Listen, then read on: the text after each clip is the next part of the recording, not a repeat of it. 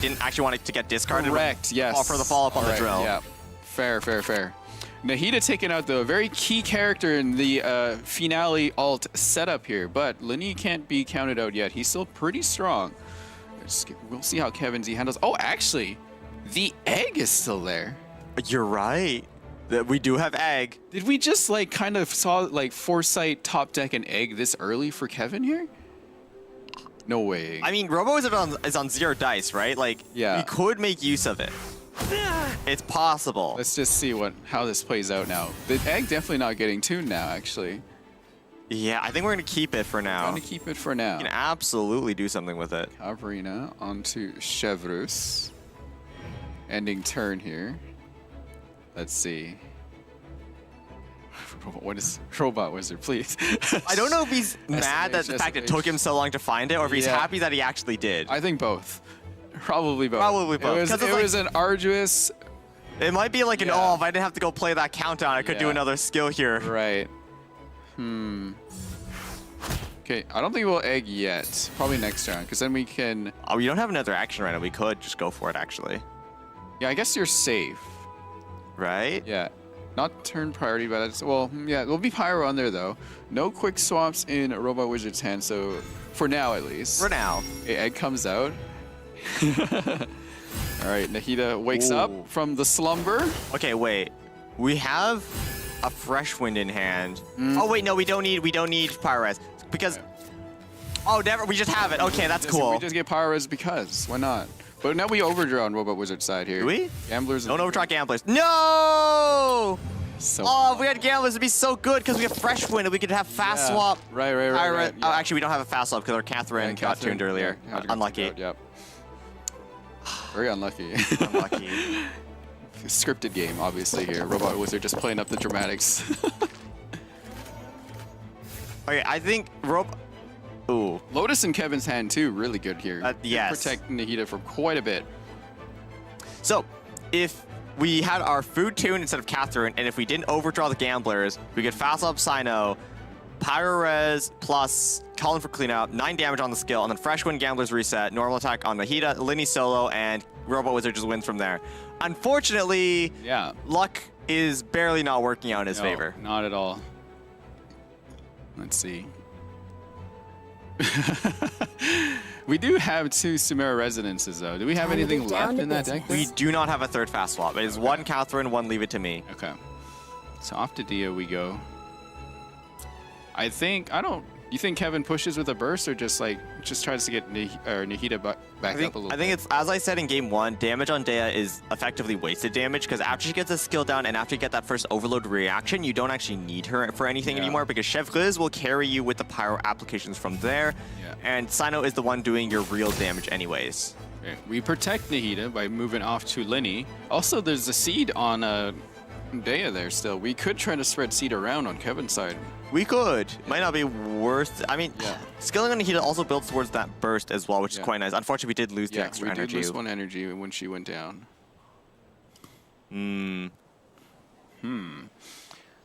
Back to Robot Wizard here. Full hand, too. Might just be swap over onto Chevreuse. Yes, we do leave ourselves open to fast swap burst on Cookie, which will do 7 damage thanks to that overload. Actually, no.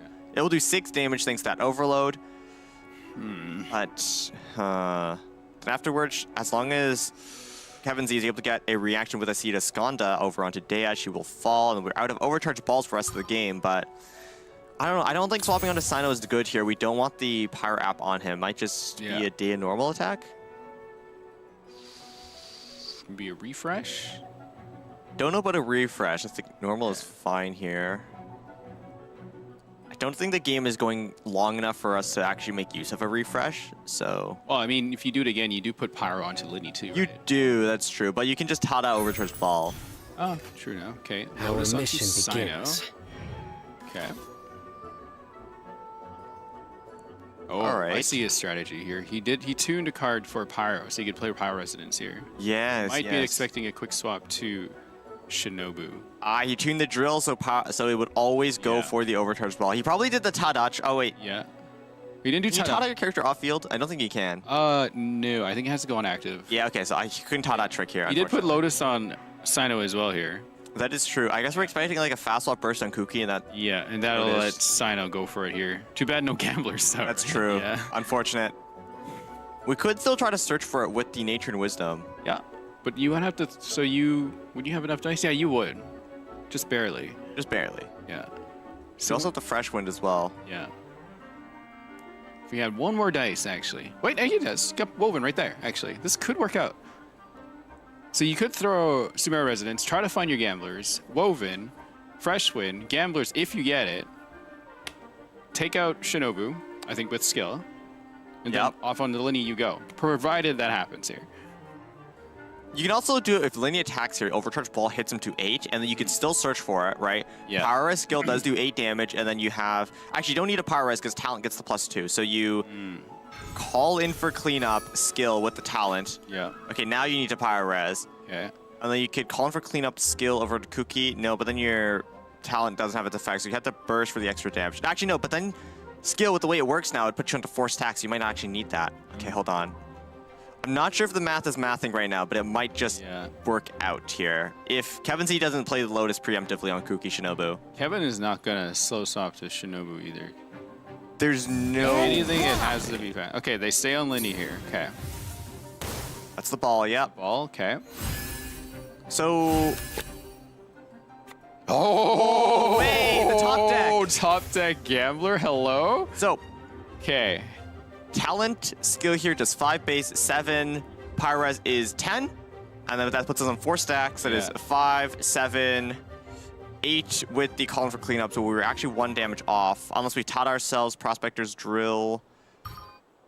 No, I think Prospector's Drill only gives the +1 once per turn. Unless I'm wrong. Hold on. Gamblers goes on. Well, we're always just going for it either way. We do have the Fresh Wind and Freedom, so we can chain a double overload. Oh, I think this will be our first overload of the turn. So we get our overcharged ball back, and we can Tada, puts Kuki onto 8. Yeah. And then I think it's 8. Fresh I think Wind, it's exactly 8 damage calling for cleanup skill, because we will be on 4 stacks. Hold on. Tuning this. Do we need to call in for cleanup this? I don't think so. This should be 10. Yeah. 11. Okay. All right. Forces the overload over to Shinobu. And this is our too. first overload, so we should Yeah. get a ball.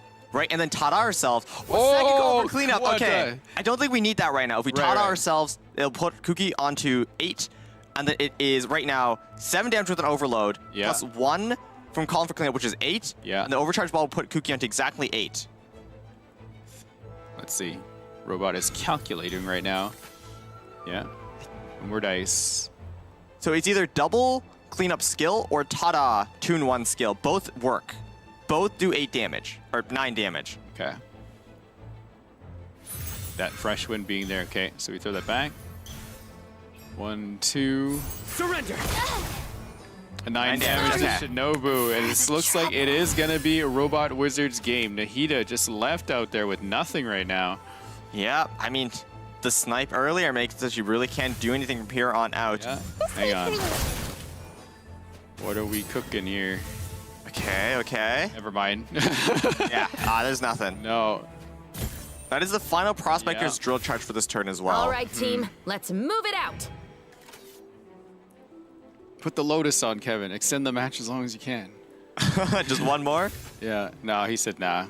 Never mind. All right, so this round does go to Robot Wizard. Nice comeback there with everything. Top deck gambler and everything else. Yeah, it was great. Wow. So Robot Wizard does get a little bit of luck with their own Sino deck. And there goes Nahida. Back to sleep. Robot Wizard takes round 2 in the losers bracket final, I guess. Yeah, before Ting. So we do even it out 1-1 through a series of potentially rather fortunate top decks for Robot Wizard. But then again, this Kusanali deck for Kevin Z has been giving him trouble in the past. And Robot Wizard knows he got quite lucky in that one. Yeah, very lucky. It took a while. Remember at the start of that one turn, 10 dice. And down to 3? digging and digging, like literally in the ground, hands scratching, looking for, what were they looking for again? Pyro-res. Pyro resonance, yeah.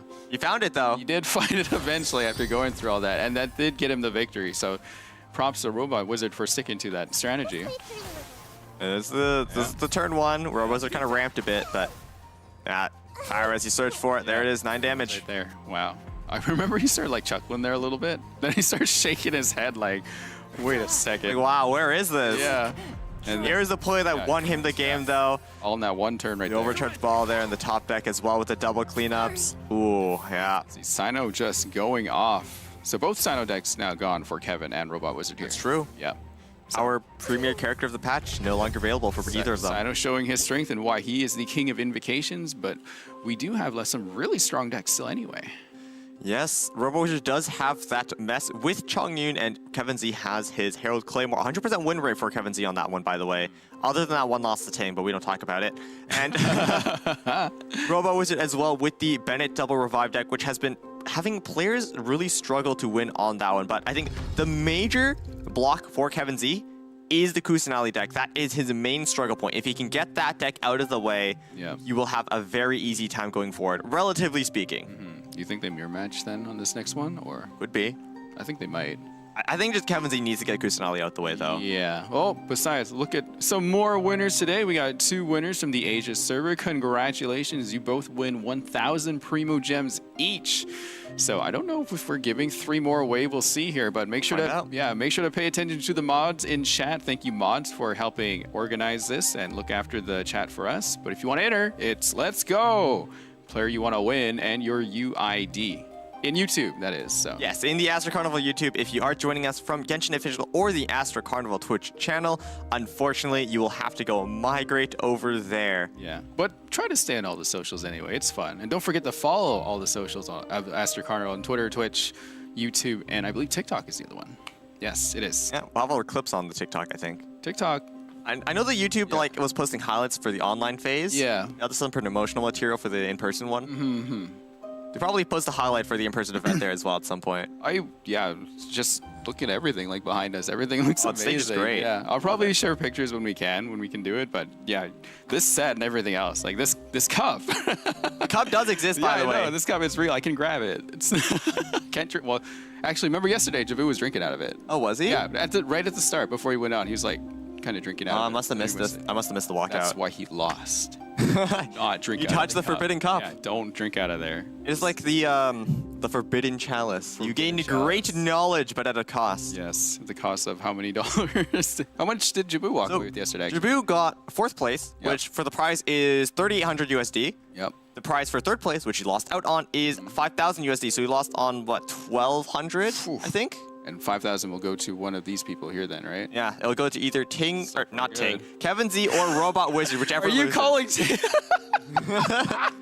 Ting is in the finals. Yeah, Ting gets the finals, right? Whoever right. wins goes against Ting. Okay.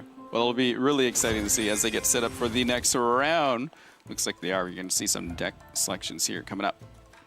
Which one shall we pick? It will be okay. Kusanali once again. Coming back. For Kevin Z. And then, yeah, we just saw this deck being played, so nothing too wild here. That egg coming in early, so hopefully it just kind of stays back in the deck with Chef Mao.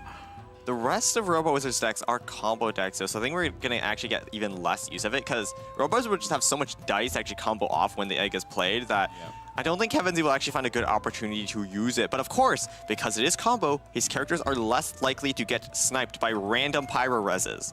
Yeah, now at least. For now. Sino is gone now, so that can come back out and be a little bit more safe.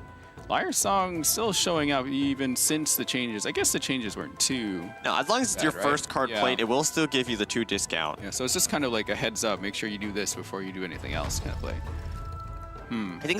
I wonder if they'll introduce more cards like that, because like, Creation is kind of like that, where you need to have at least 8 cards. If you have a ramp, you can kind of play it later, but... double revive. Talk about that later. It is Bennett double revive. This has been the main struggle point for Robot Wizard. He has been finding a hard time actually winning matches on this deck. This was the deck that got top deck yesterday, wasn't it? Against I think it was a Ting different Sino. matchup. Wasn't it? Okay, so Ting beat Robot in a mirror match against this deck because his breakpoints worked out better. Right. But maybe he got top decked on it. It's hard to say. No, Robot got top decked on a lot of decks. Okay, so this was the match with this deck because it was the hypostasis at the end. They couldn't punch through the Lotus. Yes. Ting side, right? So, yes, that was But this deck is strong for a reason. Like, it got to that point. Yes. Look, so it's basically like Sayu Wolf's Gravestone, where you're able to double dip on the Bennett damage amplification with the prepare skills. Yeah. But the thing is, we need to actually draw into the Bennett talent first. Yeah. And Shan in particular was really struggling on. In 3 games, he only had a round 2 Bennett talent, which is when you want to burst in a single game. Yeah, so hopefully we do see Bennett talent in the first draw here. I would be surprised if Robot Wizard just mulligans the whole hand until he sees it. So he actually does have the reworked Stove God in there as well. Oh, actually, yeah. Yeah, the way it works now is that if you play a Stove God on turn 1 in particular, if you have at least 2 different talents in your deck, it will draw you one of them. Okay. If you bring 2 Bennett, 1 Herald, right? So it's a 75-25. Yeah, 66% chance. Right, yeah. Yeah, 2/3 and 1/3, right? Yeah, that's how It was like works. gotcha. It is like gotcha, you're right. Yeah, so we're gonna have a little bit of gotcha here. Oh boy, but then we could try to draw it on the first hand, right? So Yeah, you can as well, in which case you can save Stove God for later. It will still have its draw effect of round number -1 up to 4. let's see. All right, they're getting set up in game. Will Kusanali actually be able to break through? I mean, it's a Bennett deck, right? If you can snipe Bennett early with a bunch of aggro, which Kusanali has a lot of early damage, Yep. Potentially. go Kevin Z's way. Yeah, that talent has to come out now. Otherwise, Bennett is gonna get run over real for my quick. signal. Bennett might also be run over before he actually has a chance to burst as well. There's a lot of damage in this deck. Oh, we didn't even get to see their cards yet. We'll find Right, out soon, though. Let's see. So, Kevin Z is fishing for 3 Electro, 3 Yeah. damage. Okay, well, he got nothing. I missed one. What did we get? Oh, there's talent right there. Okay. Okay, that's good, that's good. So we have it right there. Okay. So, what Kevin Z needed to do was pray for 3 Electro through Dendro, and then swap skill on Nahida next turn, and that should have been enough damage to eliminate Bennett. Unfortunately, we got unlucky. We got 2... We didn't even get 2 Electro. It's like... And we got no Dendro, so we're going to tune a lot of cards here. Yeah, that's looking good. I guess, no, that would discount that after that, too. Tune 1 skill Libin is, I think, what we're going for. Just... Ooh. I think Gambler's early, too. Didn't need that.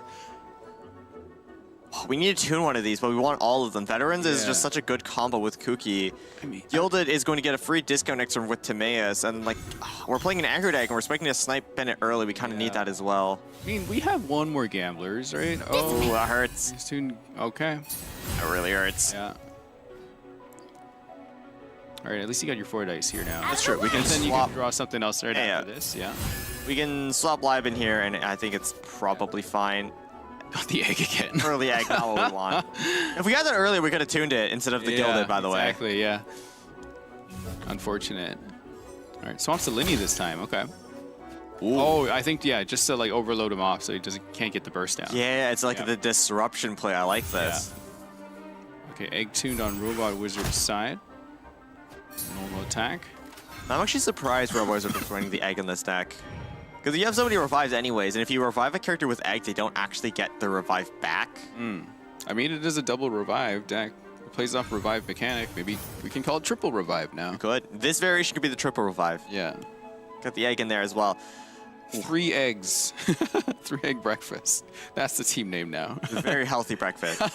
If there's 2, it could be the 4 egg breakfast. Oh. Kind of like that, actually. I like eggs for breakfast. We had some 4 of them? 4 is a bit much. 3 max. 3 max, you're good. It's a good scramble. I'm not really an egg guy myself. I mean, like, I'll eat it, but I just egg adds like a standalone meal. I don't think is my thing. I'll eat it like in conjunction with something. No, that's fair. It's like the opposite of fish for me. I'll eat fish alone, but like not when it's mixed up. Interesting. Okay. I have to eat fish with something. Usually like rice or something. Why are we talking about this? No, I'll eat it with rice, but like not when you like cook it into something. Right. Oh, God. Oh, That's right. wow. The overload on the Bennett right there. Forced out, but we still have quick swap. Do we risk going back to Bennett just to get that burst out? Yes, we will. We do. Bennett doesn't matter after burst. Also, Really? Bennett's, yes. Okay. Like, Bennett can't double dip into his own Bennett burst. He doesn't have a prepare skill, right? So just go for it. Also, we have enough dice to play our Wharf and ramp the last dice to Liban and just pass on Bennett. And then now Bennett burst is down. We can feel free to do that. And the next time we have Herald and Cube to just make work with. And Kevin Z will have to waste damage trying to bring Bennett That's right, down. because Herald can also proc off of Bennett Yeah. passive Yeah, on the prepare skill. Yeah. The idea is you double dip Oh, into the I Bennett see. burst. And if you're Cube, you triple dip. Yeah, I see it now. I get You it. see it. I see the vision. You see the vision. Yes. Also, if Herald Revive is popped, he also has the bonus Hydro Infusion as well, right? Oh, yeah. The double dip. I see the vision now. I get it. You get it? Yeah, I get it now. Yeah. So That's like wicked. with the Wow. Bennett burst and then with the prepare skill, you get to like double dunk your fries. But with Herald, you can double dunk your fries and then also have the other end in mayonnaise or something. Oh my god. People eat fries with mayonnaise? I know some people do. Yeah, I do. You do? Yeah, Okay, okay. QP specifically. Okay, I Yeah. see. we're eating all the food facts today. Sorry. If you ever wanted to learn how your casters like to eat their meals, here we go. Yeah. Are we asking for a meal with like fries later? Is that what we're We trying can to get fries later. Yeah, I'm down. Speaking of eating meals, though, Robot Wizard will eat good if he ramps. yeah. And he does. A tomato. Oh, Guild is really nice, actually. Really nice here, yeah. Okay. Yeah, I guess you don't need the Warp. You can tune that if you need an extra dice there. You're already drawing cards from Lineman, and like our setup is complete, right? Just Yep. go on to Cube, go on to For Herald. it right now, yeah. The extra dice from Guild will be much more valuable than anything we can draw right now for a Robot Wizard. Yeah. I think Kevin needs to switch and start being a little bit more aggressive then. The Maybe thing is, though, if you dump damage onto Bennett, he already got his burst down with talent as well. Yeah. And unlike Genshin, and also unlike Nilou, Bennett talent persists if he is dead. Yep. Which I think is a little bit unfair. Like, if you're gonna make Bennett burst persist if he dies, make it for Nilou as well, you know? Yeah, fair enough. I mean, yeah, Nilou has to play in a very particular lineup too, with how she works. Yeah. Bennett can work with anyone. That's Bennett. Gets along with everyone. I Gets along with Ben and the everyone in the Abyss as well. I guess Nilou also gets along with everyone in game too. She's True. a nice person. She doesn't get along with everyone in the Abyss, though. No, especially with that guy right there. Yeah. I hate Abyss Herald in the Abyss is so annoying. Oh, that's why he's designed the way he is to make you cost more dice when you do stuff. Right? Yeah, because like it doubles your cooldowns. Yeah, it's frustrating. Speaking of being frustrated, Kevin might be a little frustrated here with how things are getting set up. Robot Wizard has a good setup and ready to go, leaving ramp and everything. But what will Kevin Z do now instead? Gilded first with 7 dice is a great start, and then after that, ooh, okay. We can skill again to spread seeds, which will be nice as well. We have gamblers to reset as well, and the boar for the free equip. We have Temptation too. We could, we can at least drop one of the Herald or the Cube here. 4 gamblers, yeah. And then we could skill burst, right? Yeah. Just my luck. Can't burst yet, but we can definitely get the dome out right here now. Which is gonna come in Ooh. handy. Burst only does 5, which is 1 off eliminating Herald. But the cat will trigger. Oh, but it's wasted damage. If we can just do 1 more damage, somehow Herald will actually go down, like Yeah. completely. right. Burst would knock him to his right 4 HP and then end phase with a reaction plus the Seeds of Skanda, but choosing not to do that now. Okay. Yeah. Hopefully, Robot Wizard can dig for that talent from Lieben here though before that happens. Hopefully. All right. Yeah. Keep your Dendro. We keep Hydro on this side. Lieben procs. Strategize again. Okay. Maybe we can look for that with Kokumi. This is still okay. Yeah. We have I think that's double stacked Golden Troop on Cube right now, so its skill cost 3 Electro Dice. It's really good. So do you decide to punch now or? I think you punch now. Like, why wouldn't you? So the thing about having these revives, right, is because you have it and you have this buff prepare skill, as long as the revive is still there, you're guaranteed effectively to get that second hit.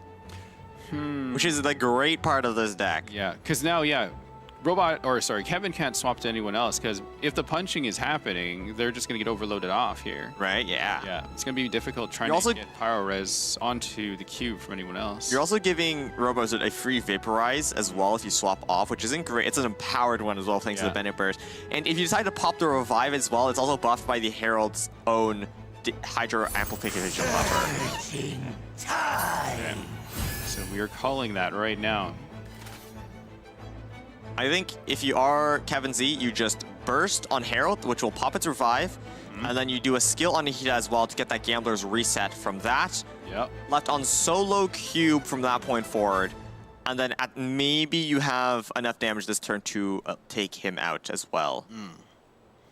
Actually, wait, you have Pyro. If you swap, you can overload Herald off and cancel the prepare skill. Yeah, that's what I was thinking. But then you also overload onto the cube and then Cube does it. No, but you interrupt that second hit, right? Which is good.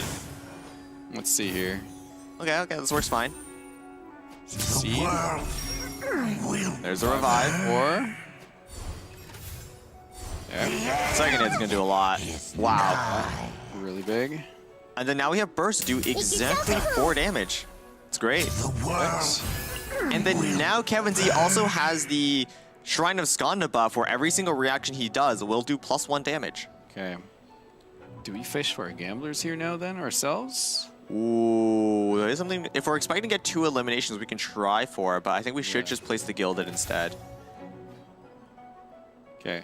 Kevin Z is probably going to play. Oh, wait, no, we can't fish for gamblers because we need to get the discount for Golden Troop first. Right, yeah, so you're going to be locked in for I think you can just normal and then still do 2 damage to Nahida. Right, but then we don't get the discount on the skill, so I think we should does do that eat first. that up, actually? When you replace Golden Troop, the discount goes away, so you need to use it before you lose it. What if you use normal attack? Does that still... No, it doesn't, So but... you could just do that. But you don't want to get gambled. Obviously, you need left with 4 dice. Okay, do that first. Okay, that's fine. Okay. We're punching, right? We're going to punch eventually. Okay. I think Kevin needs to load us onto Linny here, though. For sure.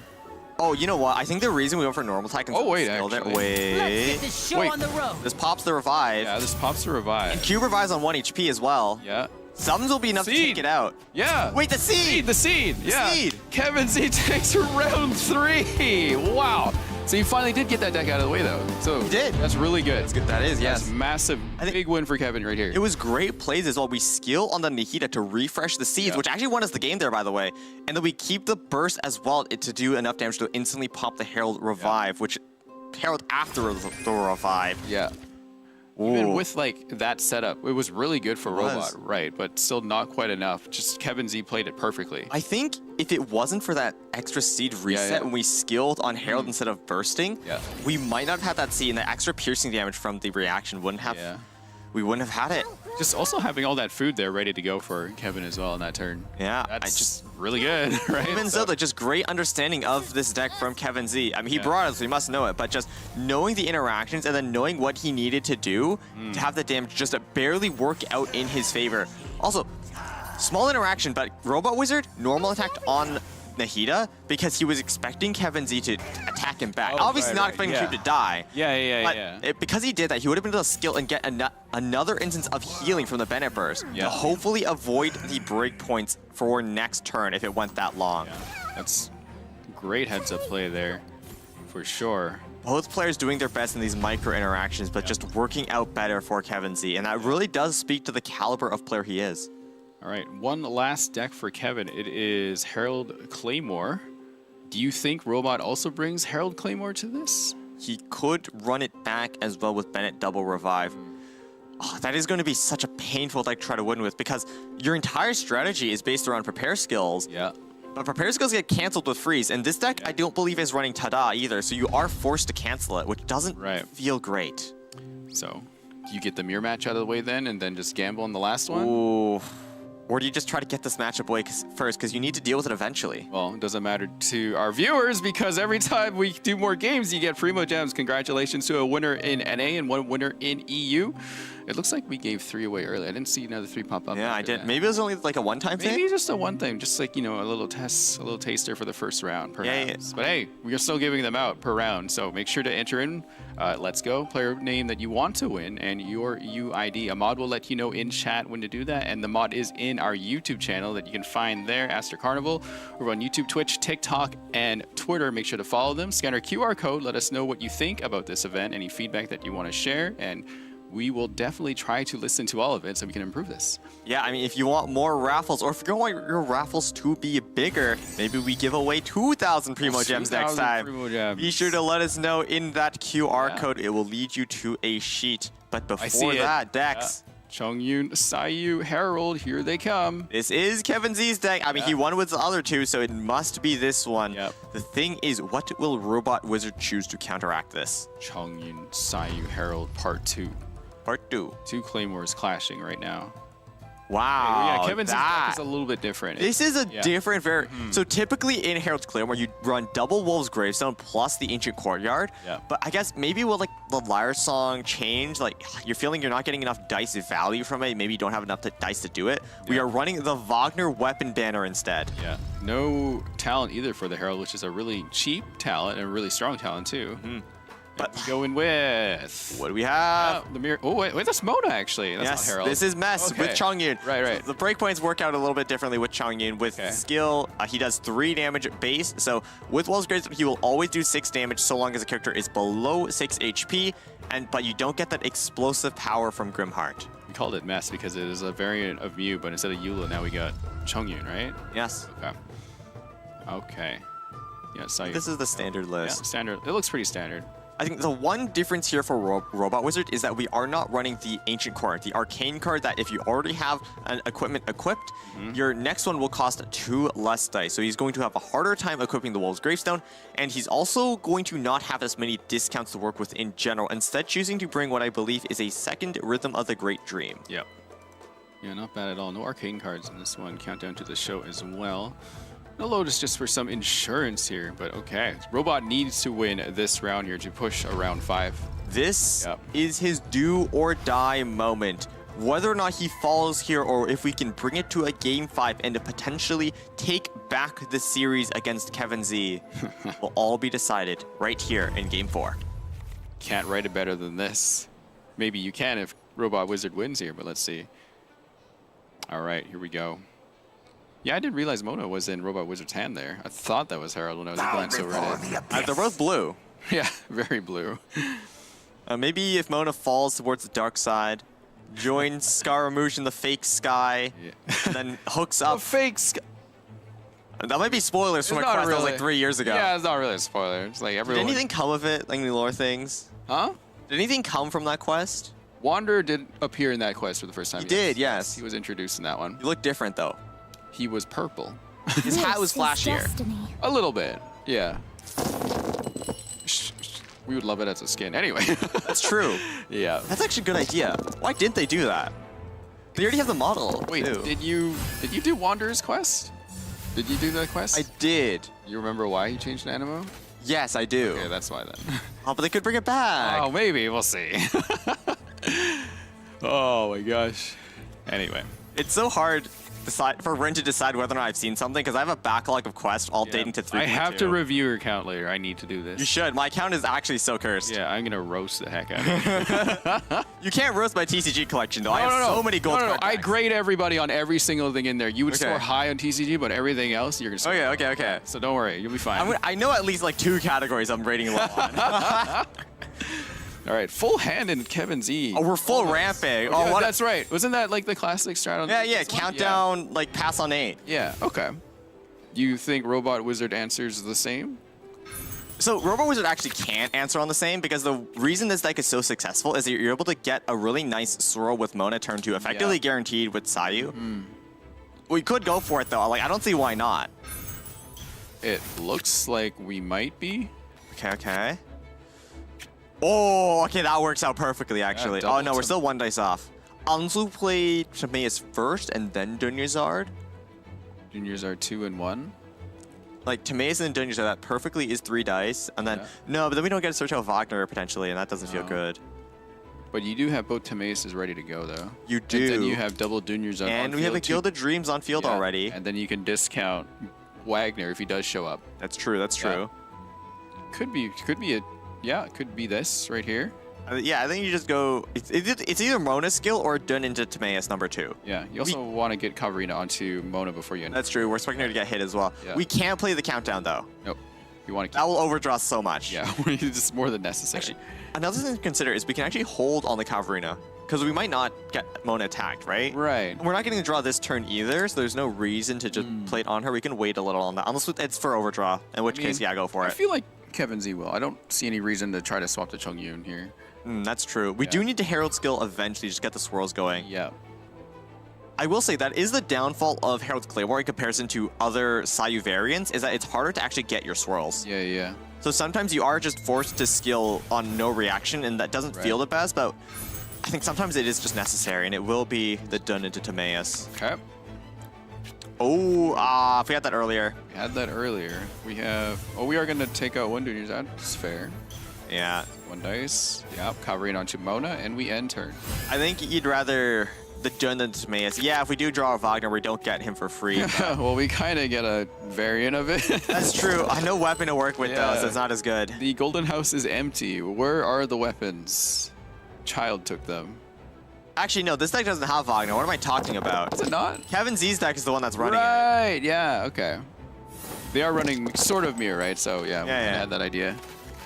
So typically, I think Mess does run, or I know Mew runs Wagner, and Mess is a variation of it, so that's why I thought it had it, but it doesn't. Yeah, it's only got 2 Claymores, but no Claymores. It got even more confusing because Kevin Z is the one that doesn't run Wagner, and he is running it. I mean, he's right there, right? So, it is there, yeah. Can we get the screen flipped for us quickly? Should just be a Herald skill coming out, though. Looks like the dice work out as well. Oh. I guess we're just going on Sayu. Yeah. I mean, screen is still split, though. It is. Yeah. A little confusing. So, there's 2 reasons I see Kevin Z swapping to Sayu. 1, we just go in on Sayu this turn, and we just don't care about the swirls or anything. Right. 2, we want Herald skill first, but we're expecting Robot Wizard to do a skill on Mona, and then this way we actually avoid the reaction for now. If Kevin Z swaps back to Herald, I think Robot Wizard would be very sad. Yeah. All right, so we get that down. There we Oh, go. yeah, it is. It's avoid the swirl. Yeah. You gotta.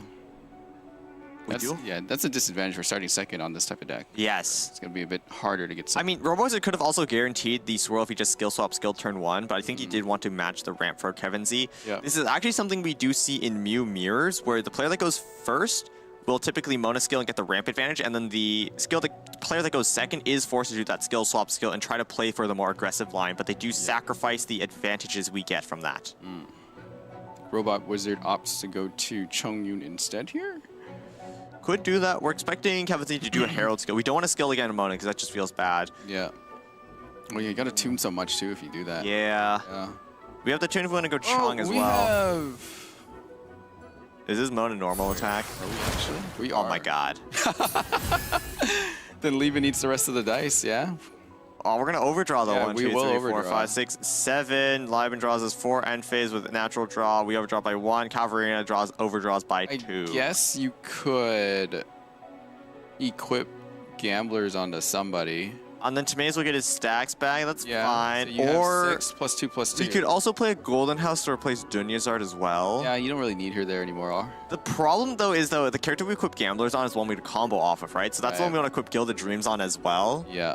Just to get the extra dice, and we want to play gamblers after, so it's like... Yeah, it's a bit difficult. Maybe, yeah. Maybe you could get rid of Dunyazad then. I think, yeah, you need her anymore. 1 Golden House for the Dunyazard, and then we Yeah. go from there. Yeah.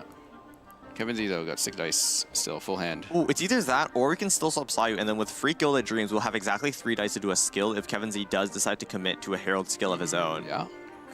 That is definitely a line we could run here, too. If Kevin Z wants to play around that, could just swap to Chongyun, and then Robot Wizard is kind of sad. Does Kevin have every weapon in hand already? Oh, you're right, he does. What the heck? That's like free-to-play behavior right there. Rather than saving up for like Wait, 6 no. months. That's whaling behavior. Whale behavior? Yeah. He could have also just saved up 6 months, which is like what I did for Ganyu. I had over 100,000 gems by the time she got a rerun. Oh my gosh. 100,000. You get her to C6? No, Oh, okay. that wasn't actually enough for. I did the math on it. I think that was left for like C2. Oh, okay. Right. Assuming I lost every 50-50, which I have. Unlucky. Unlucky. Yeah. Player turn caster now. C0, So, totally unlucky. C0 R1 though, so it's fine. Maybe you should enter the Primo Gem raffle. And I should actually. I keep forgetting. Every time. just leave it with one of the casters, enter your UID and they'll do it. Maybe. Maybe. What if they enter their own? I get scammed. Oh my gosh. Anyway, Kevin Z, what are they cooking here? They're on Chongyun right now. They are. Yeah. Oh, they did swap trying to avoid the Sayu swirl as I was talking about. Yeah. So Golden House does replace Dunyazad. This kind of actually does force Robot Wizard into the ramp line, which is Yeah. like actually kind of funny. He will get to swirl next turn though. Yes. For sure. Mona Summon will guarantee Hydro on whichever one of Kevin Z's characters doesn't have it already. Kevin Z, knowing that fact, what do they do here? Because even if they swap onto anyone else, I was just going to swirl it. So at this point, you could either choose to just skill on Chongyun or go back to Herald and skill there as well. I don't think it really makes a difference one way or another. It will just be 3 damage plus an hang on. aura. Gilded onto Chongyun. Might just be from the overdraw, actually. So sleepy. Yeah. Oh. Lotus onto side. So you play the Gilded there just for no overdraw. It was for free, Okay. and the next time we also have the discounts from Timaeus as well. And then the Lotus, because we had 1 extra dice remaining and 2 passed over to Liban just to make sure Sayu stays nice and healthy. Yeah. Good move right there. Kevin Z needs to play a couple more cards here too. They have a full hand right now. Well, you're going to play the Claymore on someone, obviously. Yeah, gotta. I don't know if you want to play one on Chongyun right now, or if you just place it onto Sayu first. Because Chongyun will skill now, but Sayu does make better use of it overall. Yeah.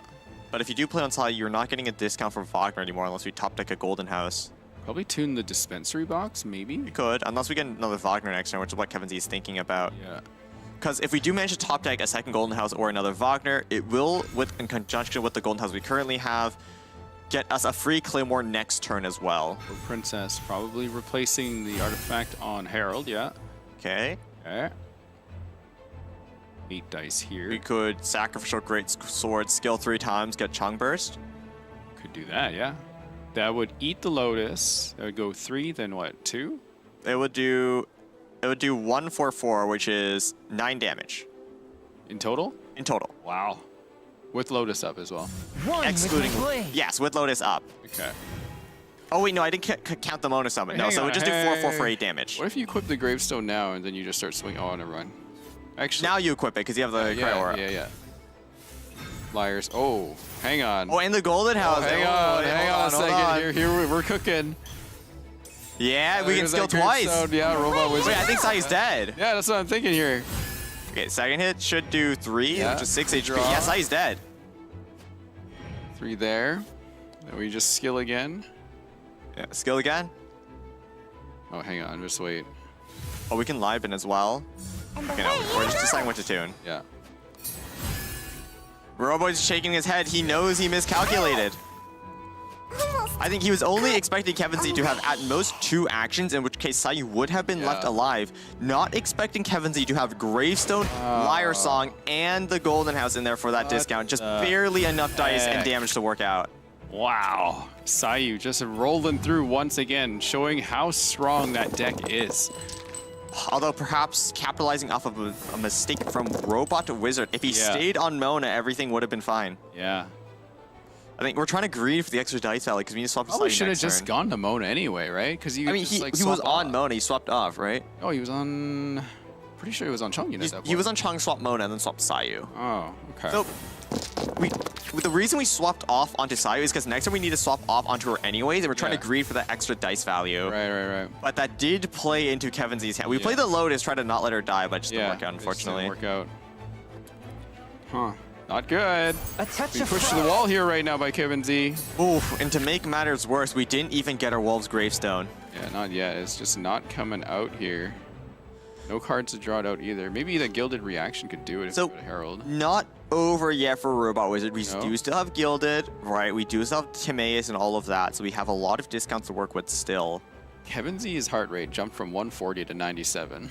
Well, yeah, because Robot Wizard's big threat if the Sayu's gone, so of course he's Yeah. relieved. Fast up Herald as well will just freeze the Robot Wizard's characters, and then Yeah. he can't do anything for the rest of the round. Unfortunately, the dice not working out.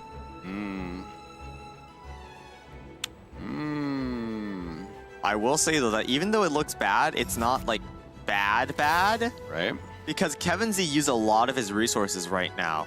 Like, 1 Lyre gone, 1 Boar gone. A lot of his discounts have been used, and because of the way Gilded Dreams work, or sorry, not Gilded Dreams, Lyre Song works now, he's going to have a lot harder time generating dice in the future. Swaps to Chongyun. Back to Robot Wizard here. Aw. Should just skill again. I don't see why not. Yeah. This is nerve-wracking. What I'm surprised about, though, is that Kevin Z didn't swap over onto Herald. Because look at how much dice Robot Wizard has, right? Before the skill, it's 10 dice, plus a full hand. We're expecting him to have probably at least 2 more equips. So that's like, what, 14 dice total? Excluding any Boar Princess, This Gambler's is Reset destiny. shenanigans. So why didn't we just go for the freeze? Huh. I don't think there was really anything to be wary about. Swaps to Mona. Mona can get frozen here. Does that happen? Mona getting frozen doesn't matter too much, is the thing. I guess so, yeah. Looks like we will just normal hit and get 2 cryo back. Oh, wait a minute. No, that wouldn't work. What are we thinking? So we get 2 dice back here. Yeah, 2 cryo dice refunded. That's another skill into Chongyun. No, never mind. I thought I saw a line here. No. Oh, I guess it wasn't? No, nothing there. Unfortunate. Yeah. What does Robo Wizard do now? He needs to even out the HP this turn, otherwise I don't think he realistically has a chance at winning. What we're worried about, though, is just fast up Herald Freeze, and that kind of stops our chances. Yeah. Oh, that's very difficult. Oof. The worst part is we can't even play Liven because look how full our hand is. We overdraw so much. You have to play so much here for sure. Don't have our Claymore either, so we actually can't afford to overdraw. If we had our Claymore, we might have actually just sacked the rest of our deck because we already have so many discounts in hand. But because we do not have that very critical card, we can't afford to do it. Do have a Lyra Song, some Golden House, and a Gilded still. Oof, forced to skill on Mona just in case Kevin Z has the fast swap Herald in order to freeze Chongyun. My blade. And now with... How did he skill for 2 dice? Oh, we What got am I a missing? Mona Burst, though. We could get some dice back, too, here. Lyra Song Gilded. Yes, we can indeed. Not entirely sure if it's worth it, though, because if we Mona Burst right now, like next turn Kevin Z just swaps over onto Herald whenever we're on Chongyun. Yeah. And then it's kind of wasted, because the only character Robot Wizard would want to use an empowered attack on is Chongyun, because he is the healthiest. Or Sayu. Sayu works too, but she's at 4 HP, so not the best. Lyra Song bringing Gilded back.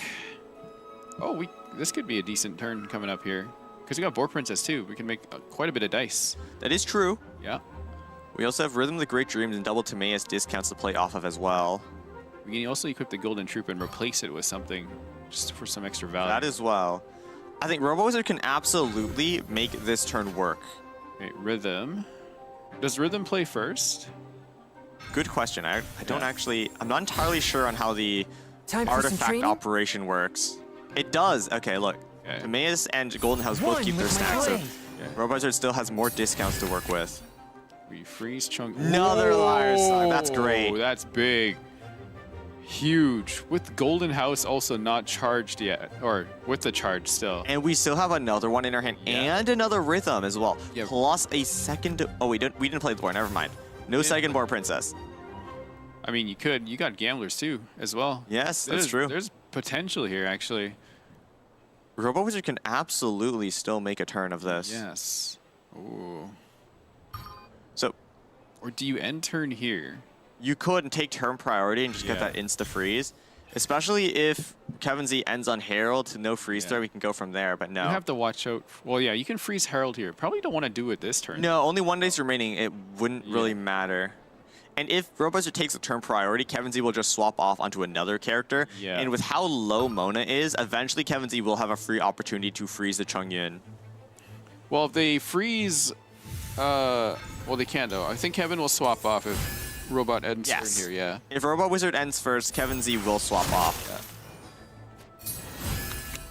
So we do have that Phantom, though, that will throw Hydro back across the other side. If we just had Claymore, we would be able to pop the revive, then all 3 of Kevin Z's characters would be in lethal range. Just not having that Claymore, it's so bad. Okay, Kevin Z decides to stay there. Yeah, no reason to swap off into any of our other characters, because Chongyun has Burst now, right? So it would be enough, with another set of Gilded Dreams refreshes, be enough to one-shot one of Kevin Z's characters. Herald takes at least 2. I don't think this is good for Robot right now. No, it's I not. have to figure something out here. So I think we do have enough to pop Revive, and then maybe also after that to get a Gambler's Refresh. Yeah. But just if we're able to get another action after that remains to be seen. If we are able to, though, we actually have a very realistic chance of winning, because a Chong Burst would one-shot Chongyun, and then Mona Burst would one-shot the Sayu. So no matter what Kevin Z goes on of, we should have a chance to win after that. Play Boar Princess. I wonder if they're going to throw down Golden Troop into Gilded. And then Rhythm into Gambler. I mean, we committed, right? I think Robot Wizard's just thinking how to maximize his dice generation right now. Unfortunate thing here, though, is, oof, we don't actually have enough dice to Lethal Herald and pop the Revive afterwards. I think Herald lives. That's so bad. Yeah. No Gravestone, it's actually such a debuff. Maybe swap over to Mona and Burst. We could skill swap Mona. Yeah, we could do that. Ooh, Oh, okay, another boar. We can work with this. Work with that. Can make some more dice here. 2 0 cost and rhythm gamblers. Hold on. That puts us on to 5. No, we still need 1 dice. We're 1 dice short. I'd say swap the Mona Burst. But then I think that would. I think Kevin would stay on Herald. Then Kevin stays on Herald, yeah. And we're forced to waste the Mona buff on Herald, and he's already at 4 HP, so. Yeah. Oh. Tricky, tricky, tricky. Lieben. Yeah. Kevin, I think both players know it's over for Robot Wizard. Yeah, it's over. Just not finding that Claymore in time. Look at all of Kevin Z's characters. They're all so close. Harold's staring at him right in the face. They're like, come and get me. If we had weapon, it'd be over. No. Well, it's going to be over for Robot Wizard. The Chongin solo is possible, but just not the weapon not coming in time. Or Princess. This is Sort of destiny. to Mona. Buying some time here. Robot Wizard, the F2P player. Not enough gems to get the weapons. Vor Princess, Vorukasha, Chongyun. 3 dice, burst. Trust. Next turn is not looking good. Yeah, there's nothing you can do other than that, right?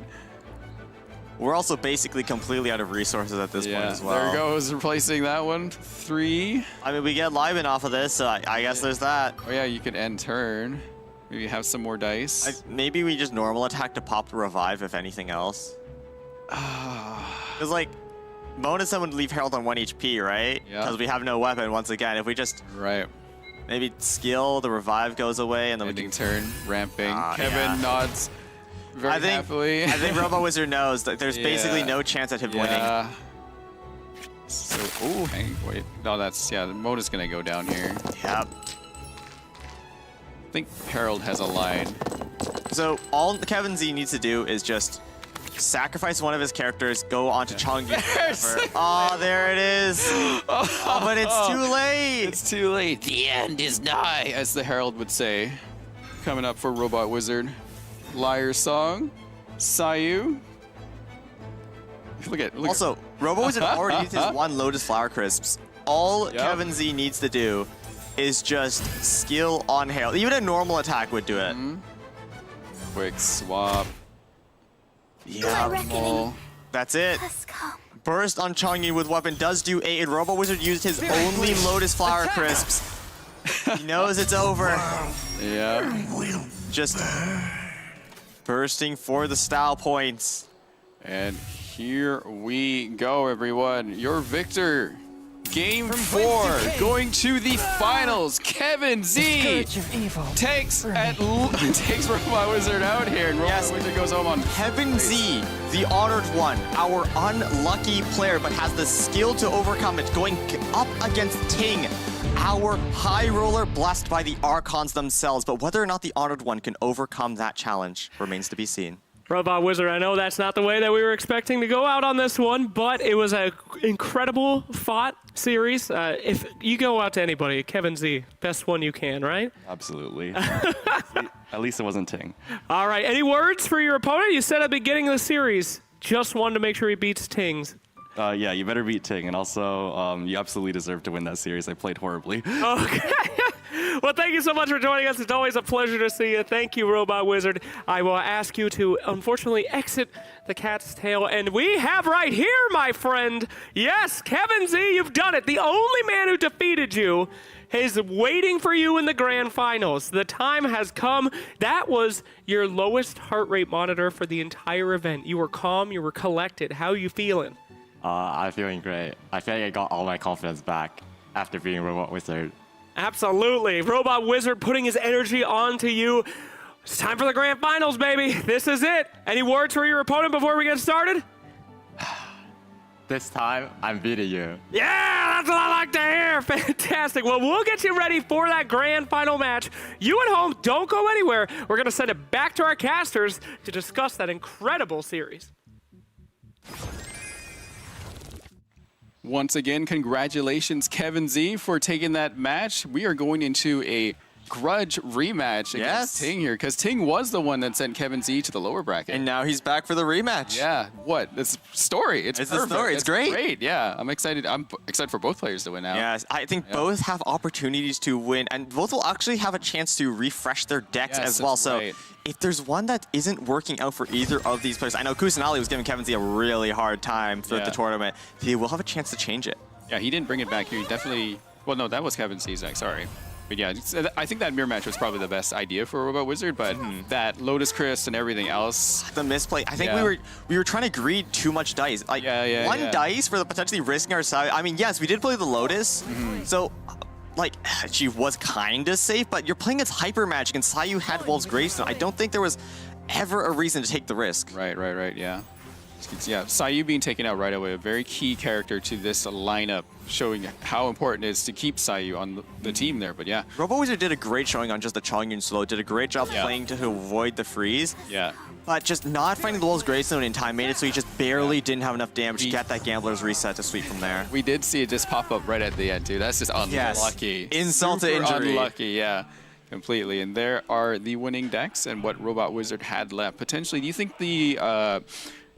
Double Revive might have had a chance? I think Double Revive would have had a worse chance. Oh, really? You are locked into the prepare skill, and Herald Claymore has freeze, right? So true. If you do a cube skill, and then like you force to cancel the second, the other 2 hits, it's like 5 dice down the drain. Don't want that. Yeah, and that deck did kind of just get knocked out earlier, right? So probably confidence shaken there once doing that. So true. Post-match data here. Robot Wizard with a big hit. I think that was the Sino deck, I'm pretty sure. Yes. 12 damage. Yeah. That is a big one. Yeah. I wonder if that calculated the damage through Lotus, or was the only the number on screen? What do you think? Probably through... Probably just on screen, I'm thinking. Yeah, I think so as well. I think it's just on screen. It's probably effectively more damage, but that's just what we saw. Yeah. But as you can see, their average rounds... Everything else was pretty close, except for the cards drawn. Yeah, Robot Wizard almost constantly had a full hand, too, right? Yes. There was a point they overdraw. His hand was so full that he was actually forced to go in on Chongyun, otherwise he'd just overdraw. Yeah. Right. I mean, sometimes you might have to just overdraw, right? Just eat it. You're forced to. Yeah, unfortunately. Oh, speaking of raffle winners, these guys are not overdrawing because you can never have too many gems. No, 2 NA winners, congratulations, and there's still more Primo Gem giveaways to come. Make sure you're on Astro Carnival YouTube to enter with Let's Go, player name you want to win, which will now be Ting or Kevin Z, and then your UID following that.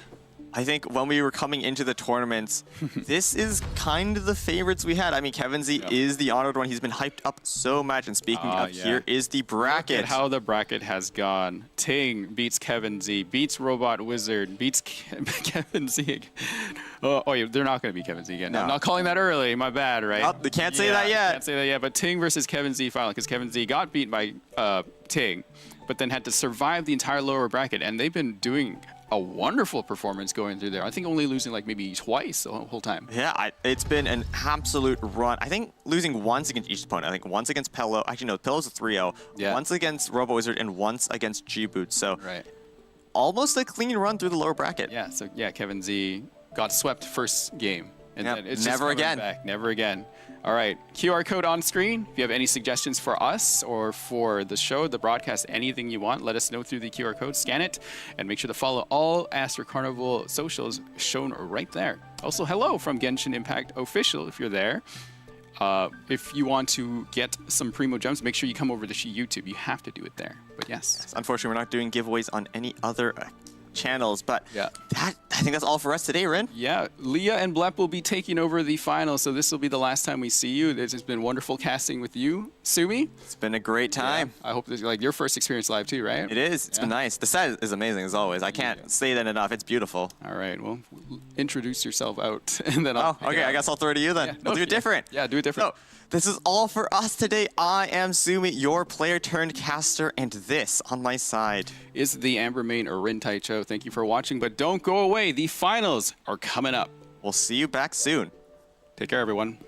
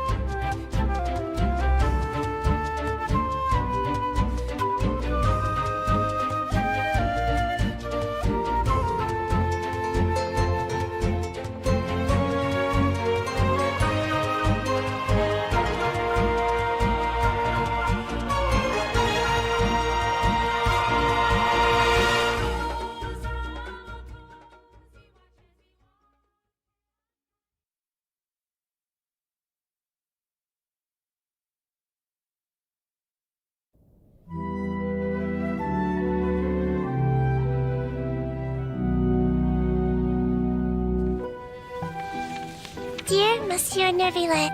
How are you? I haven't written in a while, so I thought I'd send you an update. Siege Wing.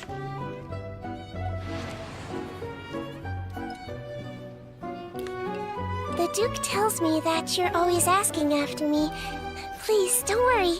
Everyone at the Fortress of Meripede is really nice to me. Walsey, we've had it with you! What even is this? It's completely inedible. Suck it up and eat it! The food here is delicious, and the people are super friendly. The other Melusines come by to visit me sometimes. They're always full of praise for the fortress, and they get along great with everyone here. Sneaky sticker for you. This one's really cute. Let's give it to a cute person. You once said we have to discover the meaning of life for ourselves. I think you're completely right. Life at the fortress is often pretty uneventful, so my infirmary is empty a lot of the time. He's down! He's down! Ha! Too easy. But everyone trusts me, which is really great. I really like being a head nurse. Anyway, the Duke and I are planning on taking a trip out, so we'll definitely see you soon.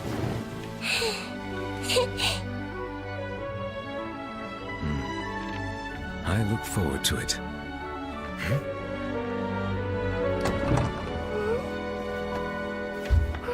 Hope you're not too busy. We're here.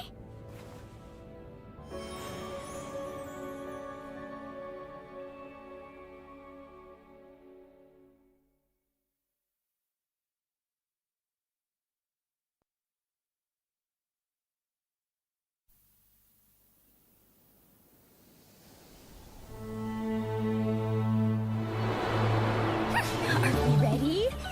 Let's go! Attention, please! Kachina will now release the ball to promote the upcoming tournament. Huh? Gotta get a photo to remember it. Hey, that's too close!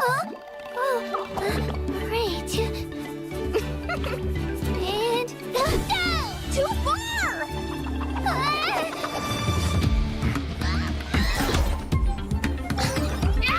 Son of a... Pass. What the heck is that? Do I have to... Get out of here! Leave me alone!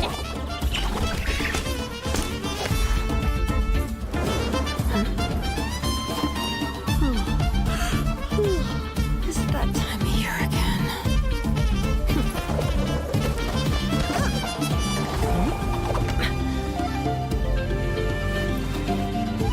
The tournament. I wonder if she's watching.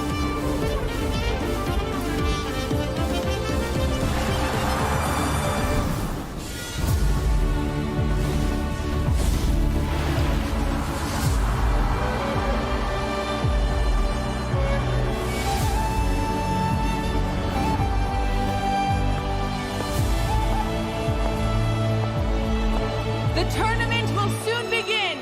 My dear friends, take your positions! Embrace your competitive spirit and give your all! This battle is for winners only! The champion will take all.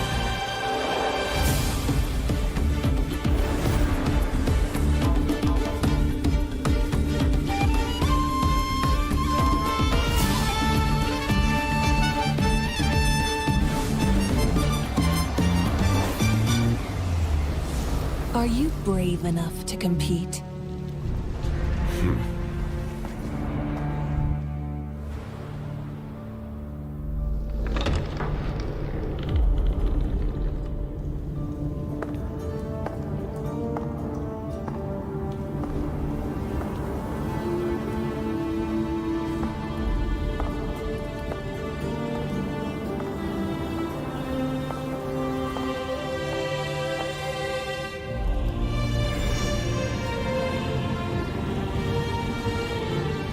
To burn again! even the tiniest of sparks, will not go unnoticed.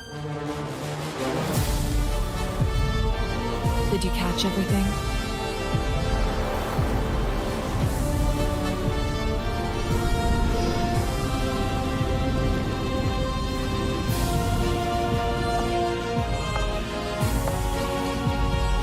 What our eyes see ought to be our fate. But now, close your eyes and feel. For with our blood, we will forge our true fate.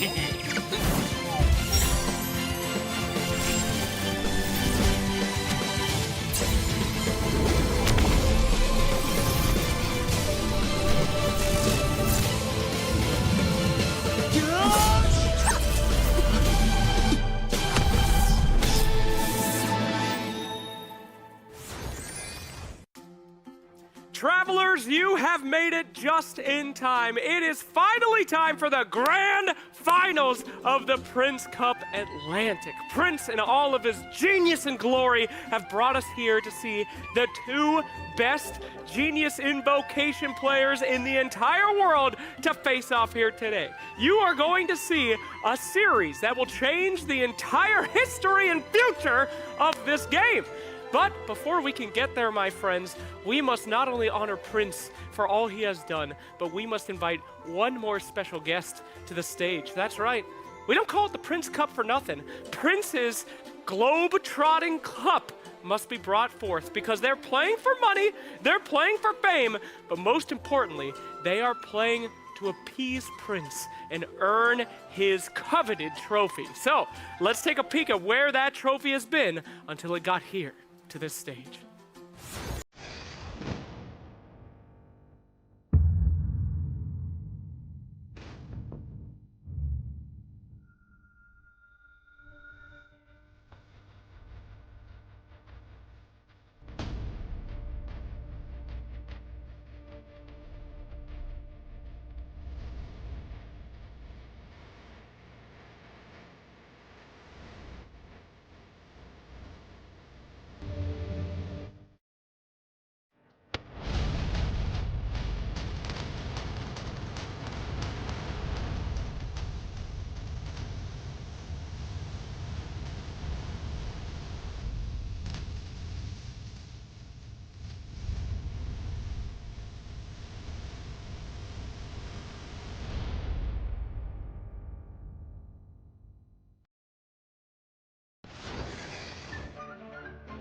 There she is, the Grand Cup of Prince. All players covet it, all humans want it, but only one will be walking away from the cat's tail with that bad boy. Look at the gold, look at the pristine of Prince's beautiful cup.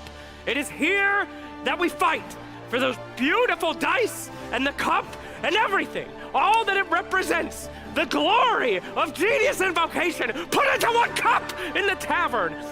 It's very exciting for me, okay? It's a big deal.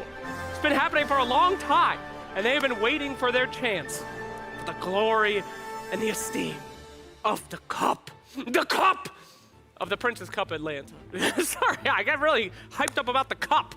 I don't know what to tell you. But anyway, we are about to have one heck of a series, a grand final where they will go head-to-head, and you will see the best decks ever created in this game. Feel free to take them, for these champions are going to do everything that they can to ensure that it is the best series you have ever seen.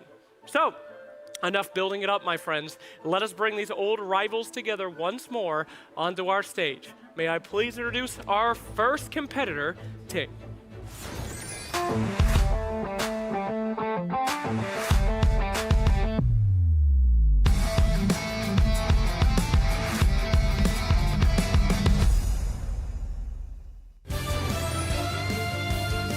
Your undefeated upper bracket champion so far, it is Top Rollin' Ting. How are we doing, Ting?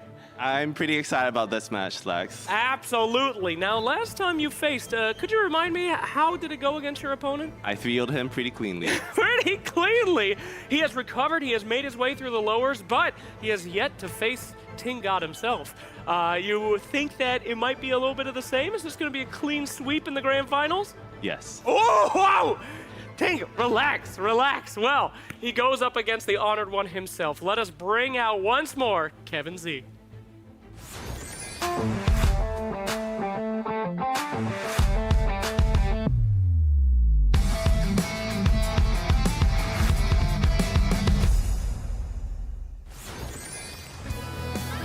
Back for his revenge, Kevin Z knocked out in the lowers, clawed his way through the stressful knockout series, and we're back again. Kevin Z, you've got a lot of, practice playing against a lot of different opponents. Seems like your nerves are gone, your heart rate is low. Are you ready for this grand final? Of course I am. All right, now, you said you especially wanted to take out Ting here today.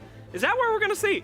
Exactly. Exactly. He made a bold claim. Not a single game you'll take from him. How do you feel about that? Last time, he faced Kevin Z. This time, he's facing the Honored One. Oh, heck yeah, there we go! The Honored One has appeared.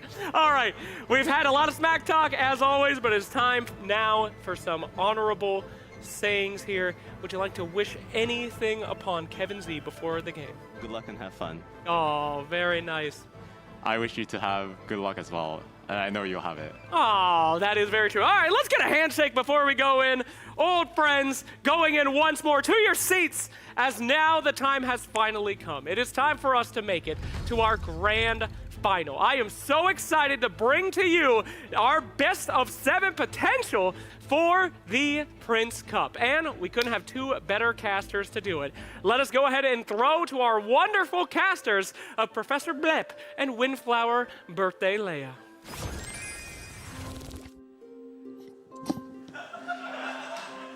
It's still not my birthday, by the way, but anyway, hello travelers, we're back for the grand finals. This is Leah, also known as Windflower Leah, here with Blep the Cat. Yeah, and it is an honor to be here casting the finals. We've had 2 days leading up to this. Epic games, but I'm so excited to be here to close it out. Definitely, and I mean, just what a journey it's been. Ting has already defeated both Robot Wizard and Kevin Z once in this tournament. Now he's up against Kevin Z again. Ting is literally a god slayer. Yes, of course, that is referred to Kevin Z's chosen tag for himself, TCG God, but we'll come to him in a little bit. Well, we're talking about Ting. He's the God Slayer. He's the God Slayer. So, I mean, look how quaint this God Slayer is. He loves baking, he loves fantasy novels, and he's definitely known in the community for being a high roller. If you've been watching the first 2 days, I'm sure you know him as a high roller too. Yeah, if you are just joining us, of course, from Genshin Impact Official, any of the Astro Carnival channels, and you don't know these players, you'll get acquainted with them very soon, but make sure to check out Day 2, that best of 5 series against Robot Wizard. Game 1. Sorry, well, the entire series, that entire series against Robot Wizard was really a highlight of not only just this tournament, but really, we've been in a lot of tournaments, and that was by far. The entire story thus far. I mean, Robot Wizard was the North American Prince Cup champion from last year. He was the one to take down, he was the one to beat. He made it to the top 3, and it was Ting that took him down a peg before Kevin Z knocked him out entirely. Exactly, yeah. I mean, it's been a hard-fought battle among all of these players. There were some statistics for the players gathered across the Prince Cup. And we see that Ting does not draw a lot of cards, so that's actually a pretty low number. And the reason why, he does prefer that aggressive playstyle. Right. Those aggro decks don't draw a lot of cards, but they do a lot of damage, and that has really paid off for him. Yeah, that's like one of the lowest card draw stats we've seen so far. But, I mean, this meta, I think, really favors aggressive type decks, and they were falling out of the meta for quite a while. Yeah. It lended way to Hyper Magic, which is more combo-oriented, and Stall, and now we're kind of back at an aggro meta. This is perfect for players like Ting who prefer that. You can even see their chosen tags there. Ting bringing that aggressive tag. But here is Kevin Z, the TCG God, the only player in the top 32 of the Atlantic Prince Cup tournament to bring that title. And that is because he is known in the community as the Honored One. He is someone who is very hyped up behind the scenes, and this is finally his time to show what he's worth. Yeah, he deserves all of these titles. Again, I've talked about him quite a few times as we've gone through the days, but he is a very good coach of players as well. He cares a lot about the correct play at any given moment. He cares about consistency, not about high rolling quite as much. I mean, he has Unlucky Roller as his tag at the end. It's kind of an ironic thing. He believes that if he can just play good decks consistently and make less mistakes, unlike me, he'll get through. I mean, that's definitely true. He told me personally that he considers inconsistent decks as a bad strategy. Like, those were his words, and I think it's shown. Like, he's the only one taking that Kazuha deck, and I know we were talking to the players earlier, like, okay, Ting, okay, Kevin Z, which one of you is Kazuha in the trailer, and which one of you is Sino? Kevin Z, of course, immediately was like, I'm Kazuha, because he prefers that consistency. Yeah, that Kazuha deck, definitely a highlight. You know, I love seeing that that deck in action. It's very cool, has a lot of combo potential, but we see here Kevin Z stats and immediate difference, you know, lots of max dice, lots of cards drawn. This is his preferred playstyle of deck, which is, as you mentioned, that hyper magic deck. If you're not familiar with TCG, the whole goal of that deck is to draw an entire deck and then play all the best cards. And that's what we mean by consistency, right? You don't need to rely on RNG and top decks and top deck Pyro-Wovens if you just draw your entire deck. I mean, you know, Ting does have the professional top decker tag, so that's his specialty. Just, you know, that's why we call the Ting mid-roll, because like his mid-luck is everyone's really good luck. Yeah, I do want to say, we go on about Ting's lucky rolls a lot of time. I had time to talk about him, that, you know, that game on again, very much a highlight, but what you didn't see in that is he chose to play around a very particular card. He took a line that played around his opponent's Lotus Crisp, which we knew Robot Wizard had in hand. There was not a guarantee that he had it, but he chose a line that would not lose to that, or would not lose 100% of the time to that card. And it's that combination of strategy and then relying on your outs that makes it so important. Very excellent observation, but we're getting into the finals now, and these are our decks. Of course, Ting has Whale with Consecrated Scorpion. It looks like on Ting's side that Sign Overload deck is banned. For Kevin Z, it looks like Crab is banned with Sino. And he's rolling with that Sayu Chongyun Herald deck. Yeah. Anything you see here? I mean, so the 4 decks for Kevin Z are the same, except for that Whale, which he did not bring in his original lineup, but now has added, which most of the players. And for Ting's side, actually quite a new lineup. We're going to have to talk about that a little bit, but we see the Sino deck banned on both sides. I think Sino has been the dominant card in this metagame, and you saw those statistics with the 10 damage stronger single strike. That was Sino, right? Exactly. You know, we have his passive plus talent plus Pyro Resonance easily being able to threaten characters in one shot, and I guess both players are very afraid of that. I mean, something to note here. So the reason why we're seeing new lineups today is because this is going to be a best of 7 leading into the grand finals. These players had the chance to submit new decks. If you were wondering why the break was going on so long, they had to think, especially, you know, Kevin Z having taken down Robot Wizard for the final time and rising up, he had to really think about what he wanted to bring against Ting now that he's finally made it to the grand finals. So all the decks were locked in up until that point, but I mean, look at them now. Yeah, in some ways, Kevin Z's worst type of player to play against is Ting, who is not afraid to bring unconventional decks, right? Kevin Z's lineup, like I said, 4 of the decks are the same. So Ting knows exactly how those 4 decks are going to play. He's seen them before. And even that Whale deck is one that is very popular by the players. So Kevin Z very much sticking to the strategy of, I'm going to play the best decks, and I'm just going to play them well and better than you. Whereas Ting, he cooked.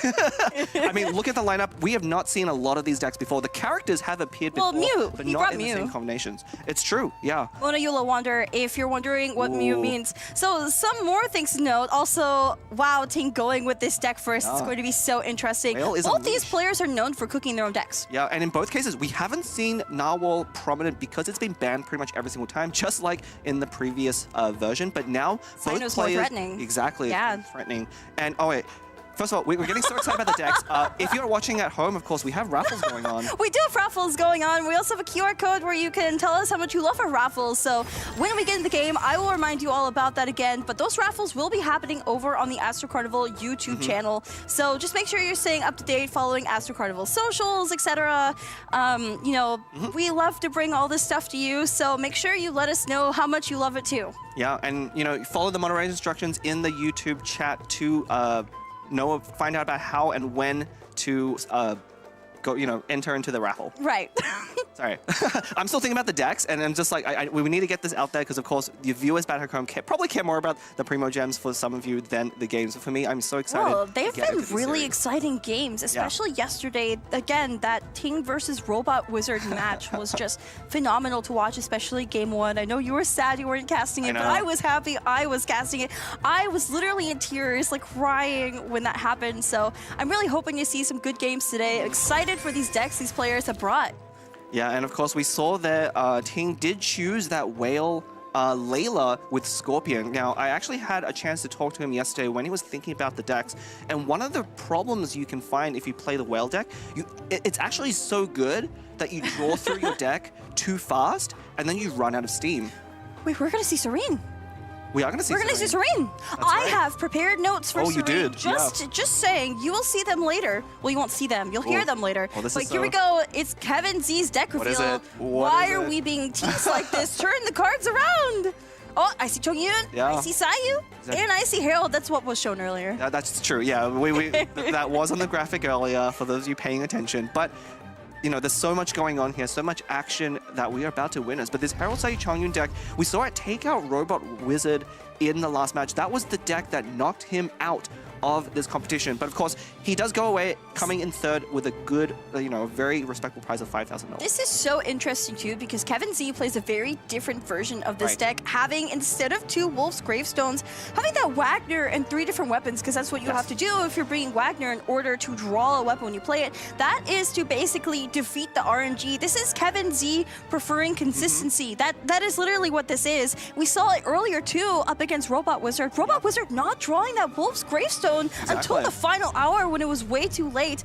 These things do come up, and that's why Kevin Z gets to where he is. He's figured out how to beat the RNG in a lot of ways. He's not relying on it. He prefers that consistency. Yeah, and notably, one missing card from here that's very popular in Sayu decks is that Sayu talent. You know, pretty much every single other deck that we've seen that features Sayu runs that talent. It's a very powerful card once you use her skill, and Swell draws you 2 extra cards, essentially a free strategize. And again, we saw how many cards Kevin Z drew over the rounds, and not cutting that talent is very much saying that this is a different strategy for the deck.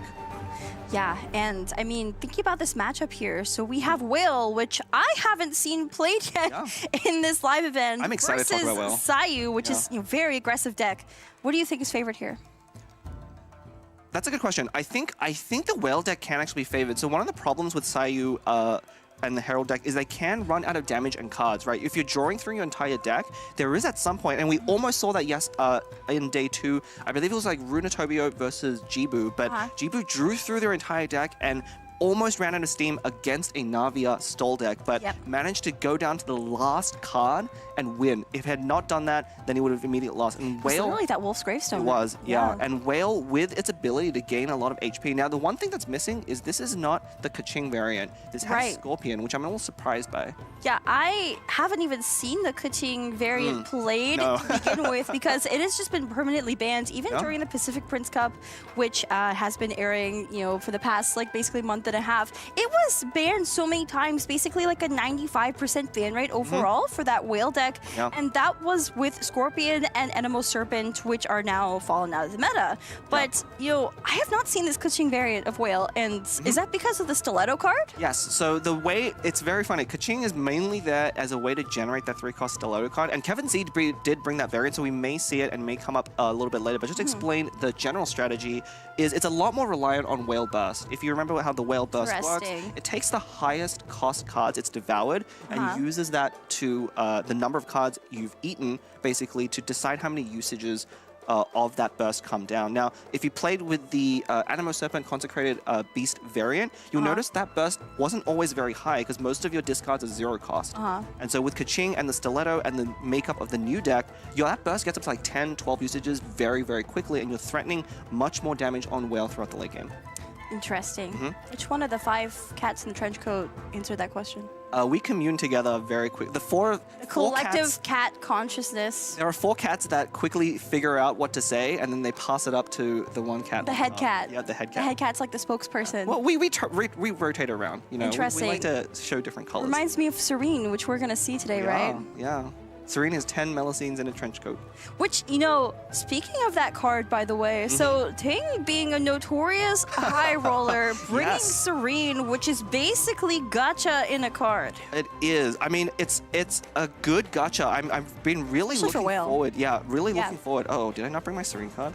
Well, I have one. Look, you took it. Okay, there we go. All right, so one of the premier cards for that Whale deck, again, is Serene. The reason why she's run in that deck is because, again, the deck wants to draw a bunch of cards, and Serene is actually very good at doing that. And she is random, but all of her random cards basically count for 2 cards. And so for the whale deck doesn't almost care what you draw as long as there's a quantity that yeah, that critical mass of cards that gets whale up to those 20 stacks of the devouring passive. So you want to know why it's Serene as the Melusine in this card? Please. So I've been doing some digging into the lore of these Melusines. Serene, just, you know, if she gets her own support card, it's 0 cost, you get 2 food, right? Yep. So if you speak to the different Melusines in Mercy Village, they actually call her their big sister. She takes care of everyone. So because she helps everyone else, she gets a bunch of helpers. So that's why we have Serene as the main card. That's so cool. It's cute, I think. It's cute. And then she gets the food because I guess, I don't know, you make food when you take care of people, right? I guess so. Yeah. Are you going to save the rest of those facts before we see each Yes, card? yes. I'm going to wait to see chat. who appears when Ting plays Serene. He has to play Serene. I hope he rolls it. Yeah, I mean, it's almost certainly going to come up. Again, the deck draws through its deck very quickly, but we'll have to keep our fingers crossed. Can we get, and you people, viewers at home, keep track of which Melusines are played. There are 10 in total. Once they come up on screen, I will read off the names. You know, it's a bit of a trivia thing if you can remember. I'm gonna read off all the names. Well, as they come up. Oh, as they come up.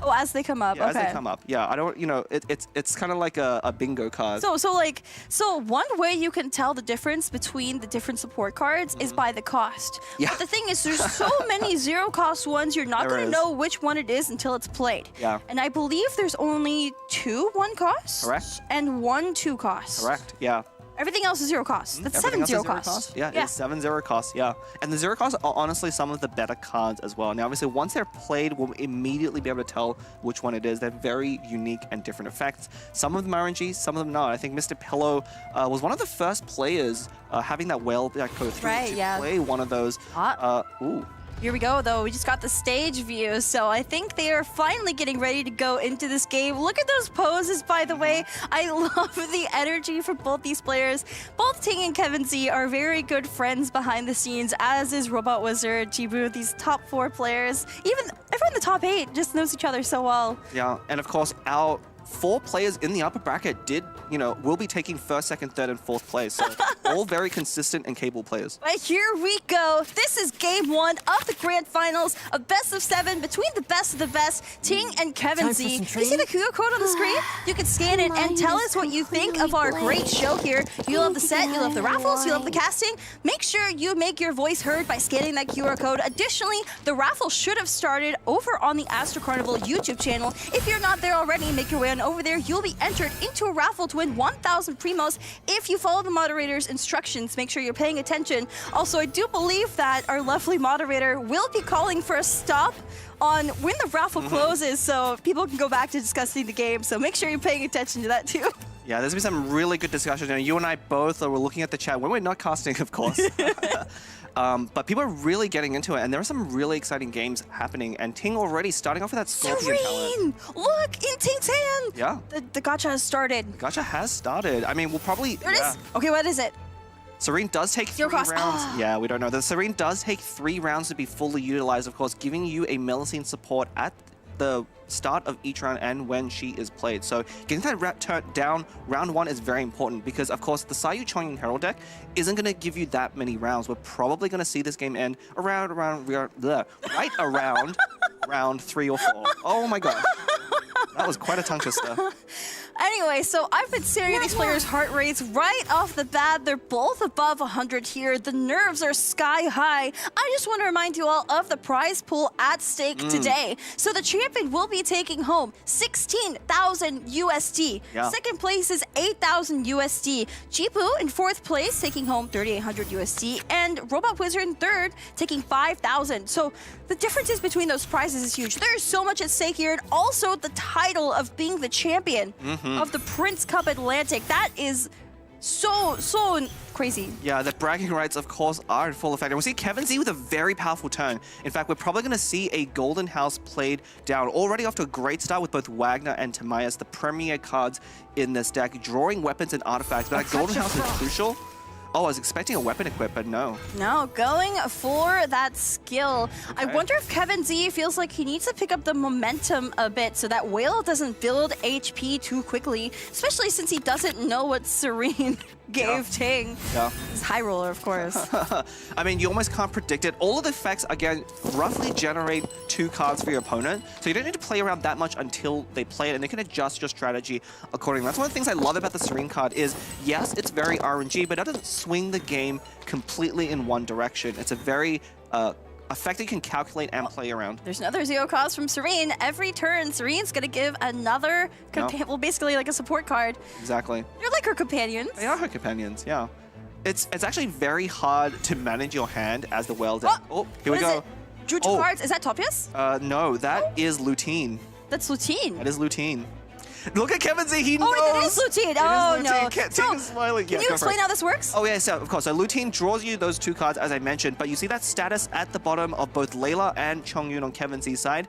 Anytime they use a skill, it will do either 2 damage or heal that character for 2. Oh, no. But it's completely random. Look at Kevin Z's reaction. He's smiling. The most expressive we've seen him so far, honestly. His pulse is skyrocketing. He knows this is now a gamble. And when it comes to, to RNG, Ting is always on top here. Yeah, it is very much a gamble. It is a 50-50, basically. You flip a coin to see, do you lose 2 or gain 2? So, a bit about Lutine, by the way, as a Meloseed. So she is someone who cooks. You'd think she would get the food cards, right? She's Ting. She's Ting. She's also Kevin Z. Kevin Z cooks too. But you would think that she would get the food cards, right? But she doesn't because she cooks Meloseed specialties. Okay. And if you remember from the Archon quest, what Sichuan was giving to people was not really normal people food, right? So there is a chance that it could heal you, or I guess there's a chance it could poison you, so it's plus or minus 2 health.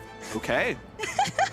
That's quite, I had no idea about that, so thank you, Leah, for providing that lore. I really look forward to hearing about all those Meloseeds, by the way, so I hope we see them I hope all. that's a different one. Okay, so that's one out of 10. It is 1 out of 10. All right, we are well on our way. Now, Kevin Z is a very interesting decision. I saw him hold onto that weapon, so he did have a free weapon equipped last round with the Golden House plus Wagner that he just played.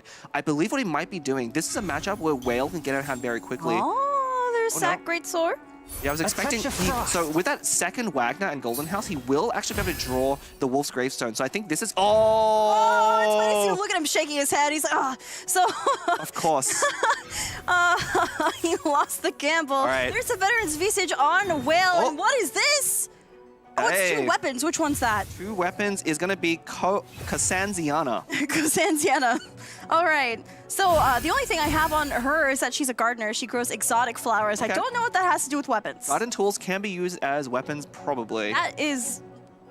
Yeah, so that was actually so one of the reasons, that is actually a very good card for Whale deck. Now, obviously the weapons, 2 of those characters cannot equip weapons. That's not why you want to play that card.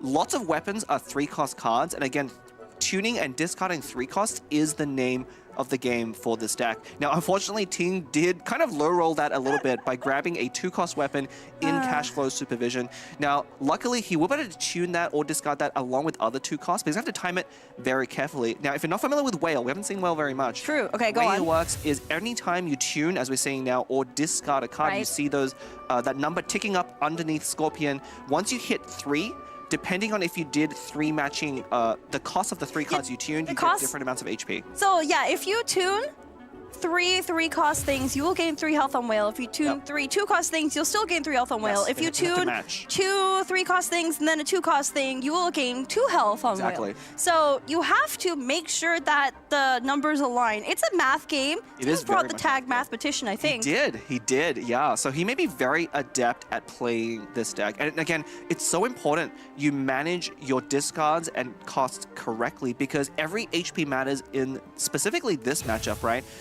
With Sayu probably eventually getting a Wolf's Gravestone, the longer you can keep Whale above 7. Oh, what's it gonna be? Oh. What's it gonna be? Is he gonna heal or take damage? Oh! This is 10, you high roller! Kevin's action here. This is severe emotional damage already inflicted by Ting right in round 2 of game 1. This is how you start a best of 7. There's still one shot left for Kevin Z. It could backfire on Ting. You know, the best case scenario is that Lutein rolls even for you. If you take 2 damage now, as long as you heal 2. But here is the really scary thing. Kevin Z has to take a gamble. If he attacks again on Chongyun, he could be brought to 3 HP and lose immediately to a Scorpion skill. And he does not, he's an unlucky roller. He brought the unlucky roller tag. Yeah, he's not taking that risk. You know, he does not want to take that gamble because if it goes poorly for him, he will just lose the game on that spot, losing that weapon equip on Chongyun as well as 3 energy. Noticing after Kevin Z swapped to Sayu, Ting swapped over to Whale, who does not have that cryo aura on. Ting does not want Sayu to be swirling anything here. Yeah, but and there's the Sapwood Great Sword. No. What is it going to be? Oh, yeah, it is. Yeah, it is. Yeah. So I was expecting a Wolf's Gravestone, but you know, I think this is the correct play because more dice. You want more dice. You know your opponent probably isn't going to, you know, get you under the threshold for Wolf's Gravestone. So in that case, both Sapwood and Gravestone are the same effectively. They are, but Ting is swapping over from Whale onto Layla, just basically swap stalling it out. Kevin Z with that, basically, so the passive of any Sapwood weapon. You normal attack, you get 2 dice back, corresponding to the character you normal attacked on with that Sapwood equipped. It's a one-time effect, and it has to be in the round that you played Sapwood in. But he got those 2 animal dice, and now he can go for the skill. Oh wait, what was that? Hang on, we missed the effect. Okay, it must have been healing. It must have been healed because Sayu didn't take damage. Okay, but here's the thing. Sayu was already at 10, so Kevin Z lost out on those 2 points of healing. He did. So he's down 2 HP to Lutein, and that can matter so much. Breakpoints are everything in this matchup. In fact, Chongyun being at 5 instead of 7 puts him in range of a Whale skill further down the line. Once Whale gets up to 12 stacks, that skill does do 5 damage at base and would have been safe at 7, but no longer at 5. Swap over to Herald to finish things off for Kevin Z. And we are going into the next round here, round 3. This is always a crucial round for these faster decks. We're basically going to be able to determine who will come out on top just by how this ends, basically, this round. Yeah, Even if the game doesn't end. You know? Right, exactly. Yeah, this is going to be the crucial round. You know, Ting has done a good setup on Well. You know, has got up to effective 11 total HP on Well. So now Well is ready probably to take the field as a character. But of course, oh, it's a one cost. Okay, could be so only that one could of 2 be things. Selassie or Canotila. Those are the 2 one cost. So either you're copying 3 cards from the opponent's deck, or you get 2 resonance cards, both of which are really strong for Ting, I think. Yes, the one cost ones are particularly strong. The event cards particularly, I do want to point out, they're not completely random. The event cards pool you draw from is always a resonance effect, meaning it could be Hydro Resonance, Cryo Resonance. Ooh, a second. Played the other Serene, got a 0 cost there. Okay.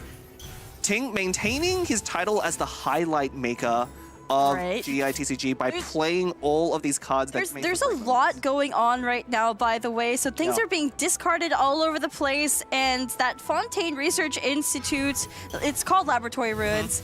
It is building up stacks as things are discarded. Wow, wait, there's Kusava. There is Kusava. That was from Sunyata.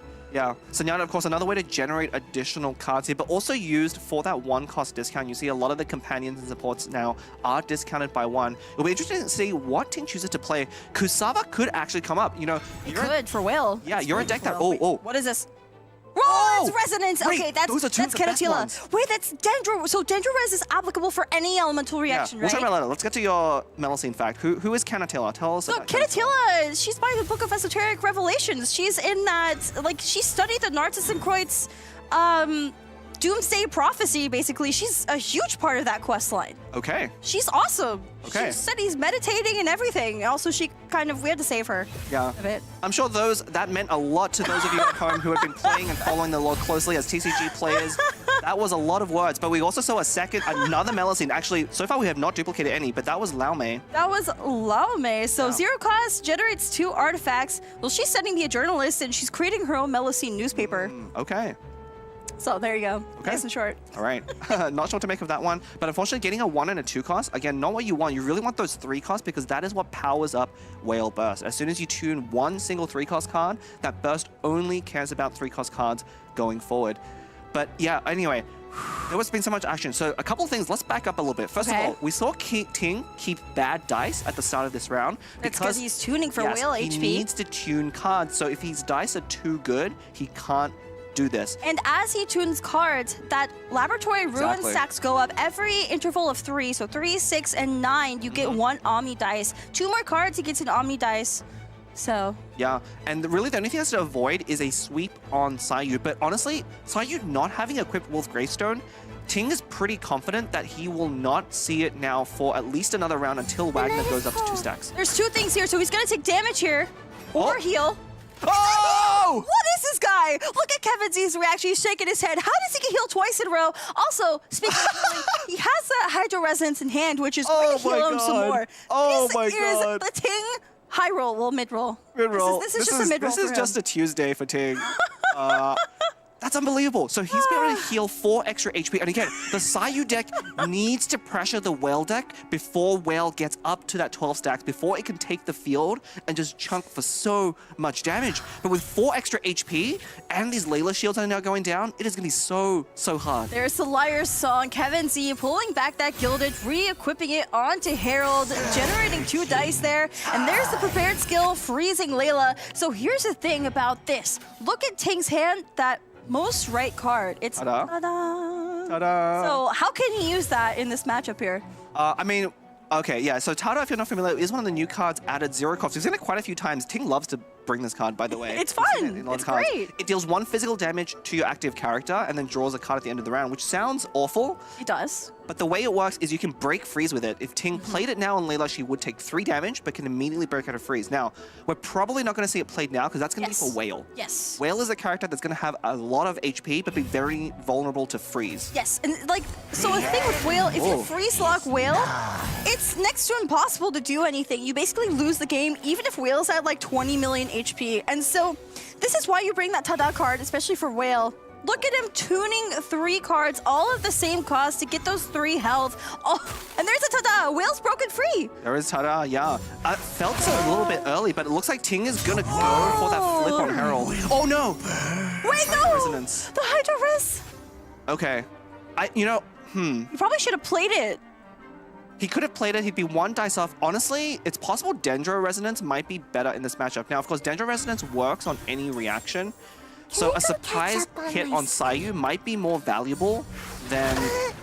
Oh, it's only discarded now anyway, His though. skill doing -5, by the way. Yeah, it gets discarded anyway. Every time Whale does a skill, we'll discard the highest cost card in your hand. But because Whale has gained 15 HP overall, if you divide that by 3, and that's how much your skill's going to do.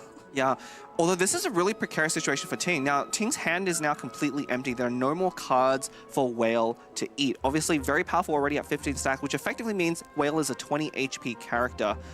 But Kevin Z has a window. This is his window to basically deal enough damage to Whale that Ting cannot safely go back onto Whale for quite some time. I think Ting has to swap over to Layla, who does not have an elemental aura. I think that is what Ting needs to do here, but Kevin Z does have at least 2 actions. Is there any way to generate more actions on the side of Kevin Z? I feel like no. There's no Boar Princess. No, there's no Boar Princess. There is a Timaeus that could draw something, but again, without a Golden House, you cannot usually utilize Timaeus on the round that is played. There's that free Gamblers, but it wouldn't generate another action, right? Unless you take out 2 characters. Exactly. Ooh, swap over onto Chongyun. Yeah, Chongyun is the one with another sacrificial greatsword. So swapping in this way protects Sayu and allows Kevin Z to basically get another die with a skill here off of that sacrificial greatsword. Just making the use of the weapons as much as he can, because really he's behind. He's behind 4 HP from Lutine and then another 2 from taking the piercing damage. You know, Kevin Z's deck is supposed to be aggro. It is aggro. It's supposed to do so much damage so fast. That's why Jibu banned it yesterday. Yeah. Did not want to face against it. Would rather face against the Sino Crab from Kevin Z. But yeah, this is really hard. He's already this far behind. That Whale is not to be messed with. Yeah, but really the danger here for Ting, again, his hand is empty, so Whale's going to have a hard time getting more cards. This is not the position you want to be in the Whale deck. It's very good at drawing out your cards, but if you don't get your card draw in quite the right order, you can get into the situation.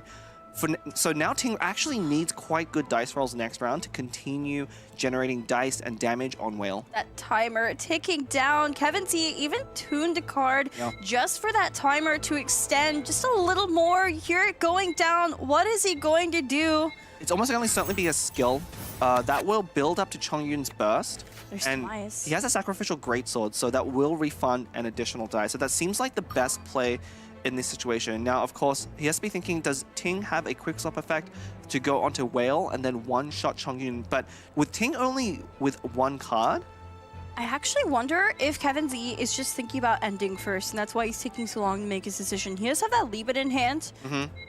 There's a chance that he doesn't skill here. Yeah, there's the Leap In, replacing that Dunyarzad, and I think those dice are just gonna go to Leap In. He does not want Ting to have turn prio. Doesn't matter if he swings now or later. There we go. Yeah, the turn priority is interesting here. Obviously, doing damage on Layla doesn't really matter at this point. Layla's already got her skill down, and she's really there for that utility. Ooh. Why did I say Hunter? Okay, and if you have been keeping track, the last 2 cards discarded to Whale was a 1 cost. Yeah, 2 1 cost. So Ting does not have another 1 cost to discard, so not going to get maximum efficiency out of that Whale. We'll see, because Serene true. is still out there. Serene's still out there. What support card are we going to get this time? I have my Melocene notes ready to go. I mean, Ting's really actually have to rely on that. He's already been blessed by RNG, but now he needs a little bit more. Okay, it's a 0 cost. 0 cost we have usually, no idea what this is. Yeah, but they usually will at least be able to draw 2 cards minimum. Now, the one scary card for Kevin Z would be Topius. Yes, but I saw Ting smiling a little bit when he drew it, so I'm wondering if it's a good card. I'm really wondering. I am watching his player cam intently right now. He's so stoic most of the time, but I want to see it played. I hope it's something that will benefit him. Yeah, one very important thing as well, you see the HP life totals on Kevin Z's side. Every character is below 5, which is crucially how much damage a skill from Whale will do. There's the Liar Song, because it's the first card played. It discounts by 2. Heart of Kavarina onto Herald. Strategize, drawing out Boar Princess. It's going to be very important here with all those artifacts in hand. Now the question is, what does Kevin Z want to do with all this dice generation that he has? Yeah, it's very tricky here. I mean, it looks like with that hard equip on Herald, we are going to see a swap onto Herald. I think what Kevin Z wants to do is stall out this turn as long as possible and force Ting to use up his dice. You know, he doesn't have a laboratory ruins on the field to generate extra dice. He's down to only 5 cards in hand, and I say only because that's actually pretty unusual for the Whale deck. Golden Troop replacing the Heart of Kavarina. Maybe we don't see a swap here. Oh, wait. Okay, so Guild replacing the Golden Troop. This is using up both stacks of Boar Princess. Countdown to the show, turning everything into Omni. Draws out that Herald talent. Yeah. That's so important. I think we're going to see it go down. Second Boar Princess being played. Yeah, almost certainly. Herald talent very devastating against Whale. And in fact, this could be really tricky. Ting only has 8 dice this round, and he didn't roll enough Hydro to really skill twice on Whale with that Herald debuff, of course, increasing all skills by an elemental die. Now, it's not only an extra die, but you have to remember it's an extra Hydro die, most importantly, and when you're running low on cards, that can really add up.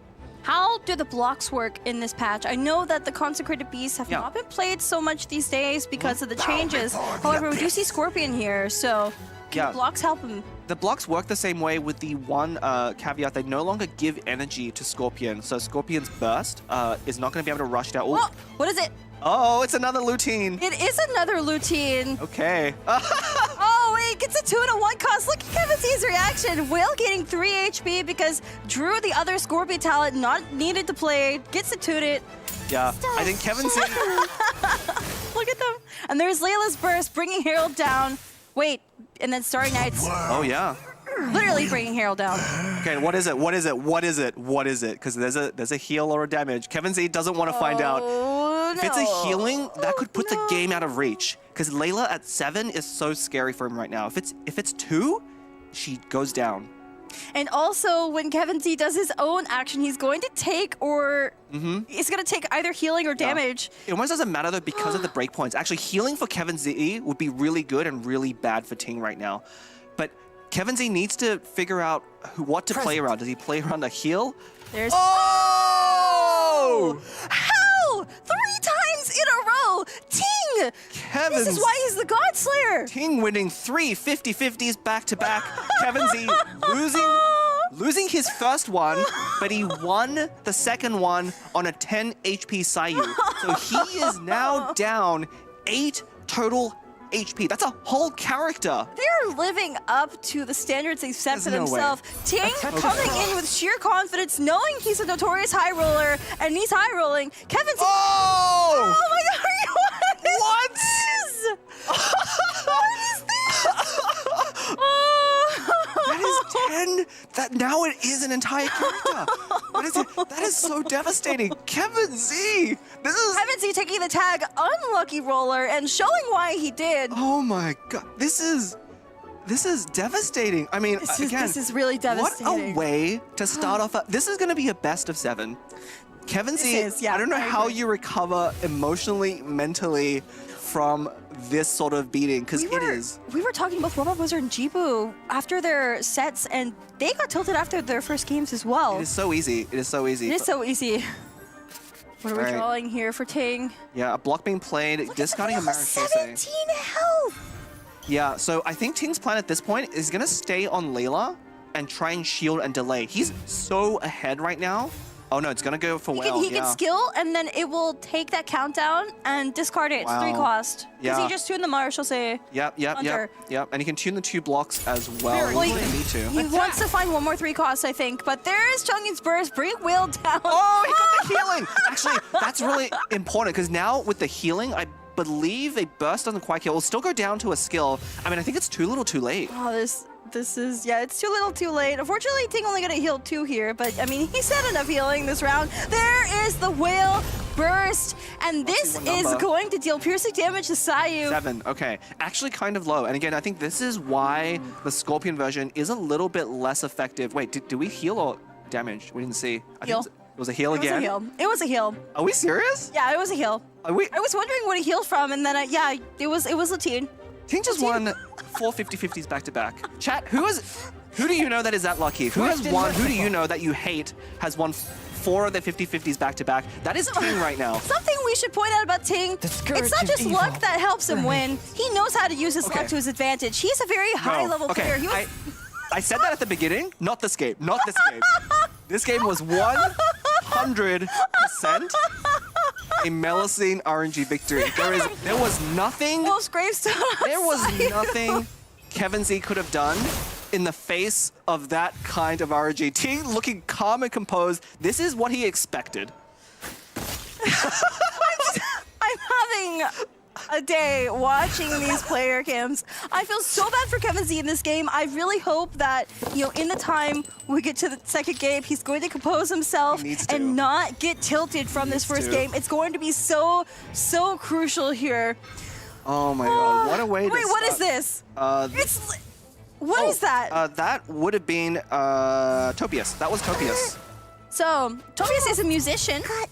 Plays the contarb. Also wants to play a song from Mirror. But here we go. Ting taking the first game here in this best of 7 grand finals. Look at Kevin Z going, how did you high roll that? Okay, can we talk about a different high roll as well? Ting literally only doubled up on Lutine. Every other Melusine that he rolled as well was a different Melusine.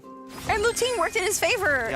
Yep. So we have 5 Melusines down. That was an unbelievable game. What a way to start this best of 7. And again, the sheer emotional damage suffered by Kevin Z here. We were talking about how Ting's first game yesterday would not be beaten today, and it's already beaten. We can watch the highlights here again. Yeah.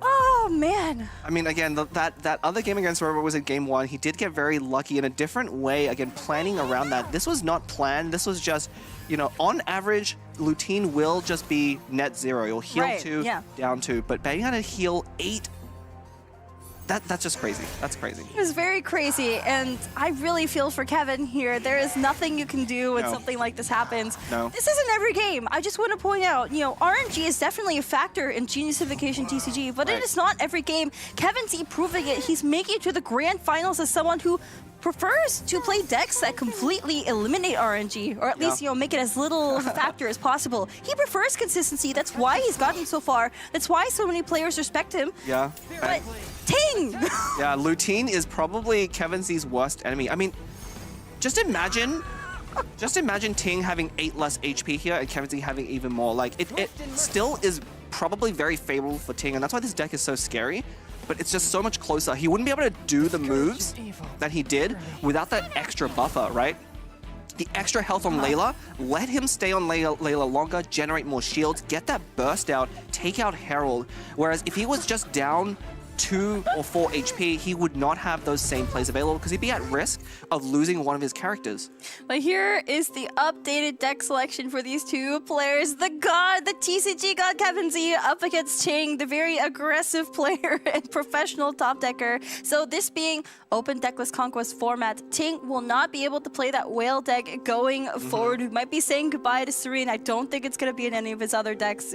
Looking at it, no. We will probably not see Serene. We have one more opportunity, of course, with Kevin Z's whale deck as well. He may choose that to try and turn the tables, like try and go for his own RNG, but maybe that is a very daunting idea for Kevin Z, who just, again, rolled so badly. Speaking of winners, we have our raffle winners. If you see your UID there below, congratulations! You have also won along with our professional top decker Ting. Sorry, I am reeling over that game. If you'd like to enter our next raffle, make your way on over to the Astro Carnival YouTube channel and follow the moderator's instructions there. I believe it is let's go the player you want to win or you think is going to win and your UID in that same message. You'll be entered into a raffle to win 1,000 Primo Gems, and that raffle will be happening every single game that we have here. So you better hope that this grand finals goes to the 7th game. You better hope that it's epic and fun. I mean, it already is. It is, yeah, that was, again, what a way to start the series, and I'm just in disbelief. Also, we have our QR code down here. Make sure you're following the official Astro social accounts. Stay up to date on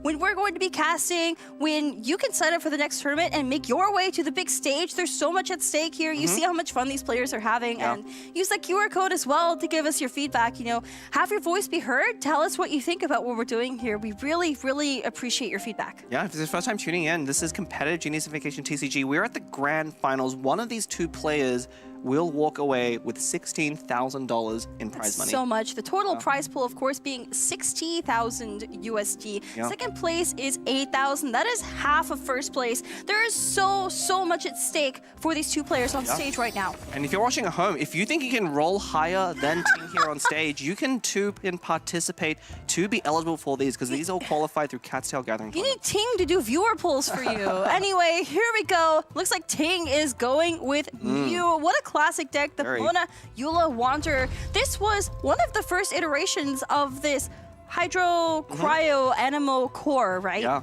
pretty much. It was when Wanderer was first released, people quickly figured out the power of that Hydro Swell into Cryo. And look at the deck list, it's very similar. We do have 2 countdowns now in here, which again is a new addition since this deck was first built. And 1 copy of Tada. Tada. Yeah, you can't go home without it. Oh, can't leave home without it. Well, hopefully Ting's not going home with it. Yeah. Tada, of course, very good at breaking freeze, and I think Kevin Z has like 2 freeze decks, right? That Kazuha deck. Also, that Whale Cube deck can also freeze. Let's see what it is. It is, wow, this is the Cookie Shinobu variation of Finale. If you're unfamiliar with Finale, it was very popular during the Asia Invitational. Finale, of course, for Fischl, not for Nahida, and Lee for Linny, and you know, Linny is the star of the show in this deck. It is his deck, and what is his voice line again? You're quizzing me on like knowledge? Anyway, moving on to the cards. Okay. Yeah, I mean, we've seen Kevin Z play this deck quite a lot. He's the only player to bring this. And again, that Electro Dendro Pyro combination, very famous as a mid-range deck, just very value-oriented, Chef Mao food, efficient at dealing damage and very reaction heavy. Personally, I'm not super confident in this deck. You know, Kevin Z has lost a few games. It does have its bad matchups. Well, you know, Kevin Z decided to take it even though it has lost some games. I think he has faith in it. Otherwise, he would have changed his decks. Of course, at the grand finals, this is a best of 7, so these players have an opportunity to bring entirely new decks from what they brought up until this point. They were locked in before. Kevin Z really having faith in that deck specifically, and we are going into game 2. Just a reminder, there will be a QR code flashing on your screen periodically. Scan it and tell us your thoughts. We really appreciate your feedback. Additionally, our raffle for 1,000 Primo Gems has started over on the Astro Carnival YouTube channel. Make sure you're following the moderator's instructions over there, and we will be announcing the winners after this game ends, so stay tuned for that. Yeah, and the Mono Yula Wanderer deck now against his Kuki Shinobu is actually very dangerous for the Kuki Shinobu player because, again, she deals 2 piercing damage to herself when she uses her skill. Eventually, you will heal that back, but it takes some time.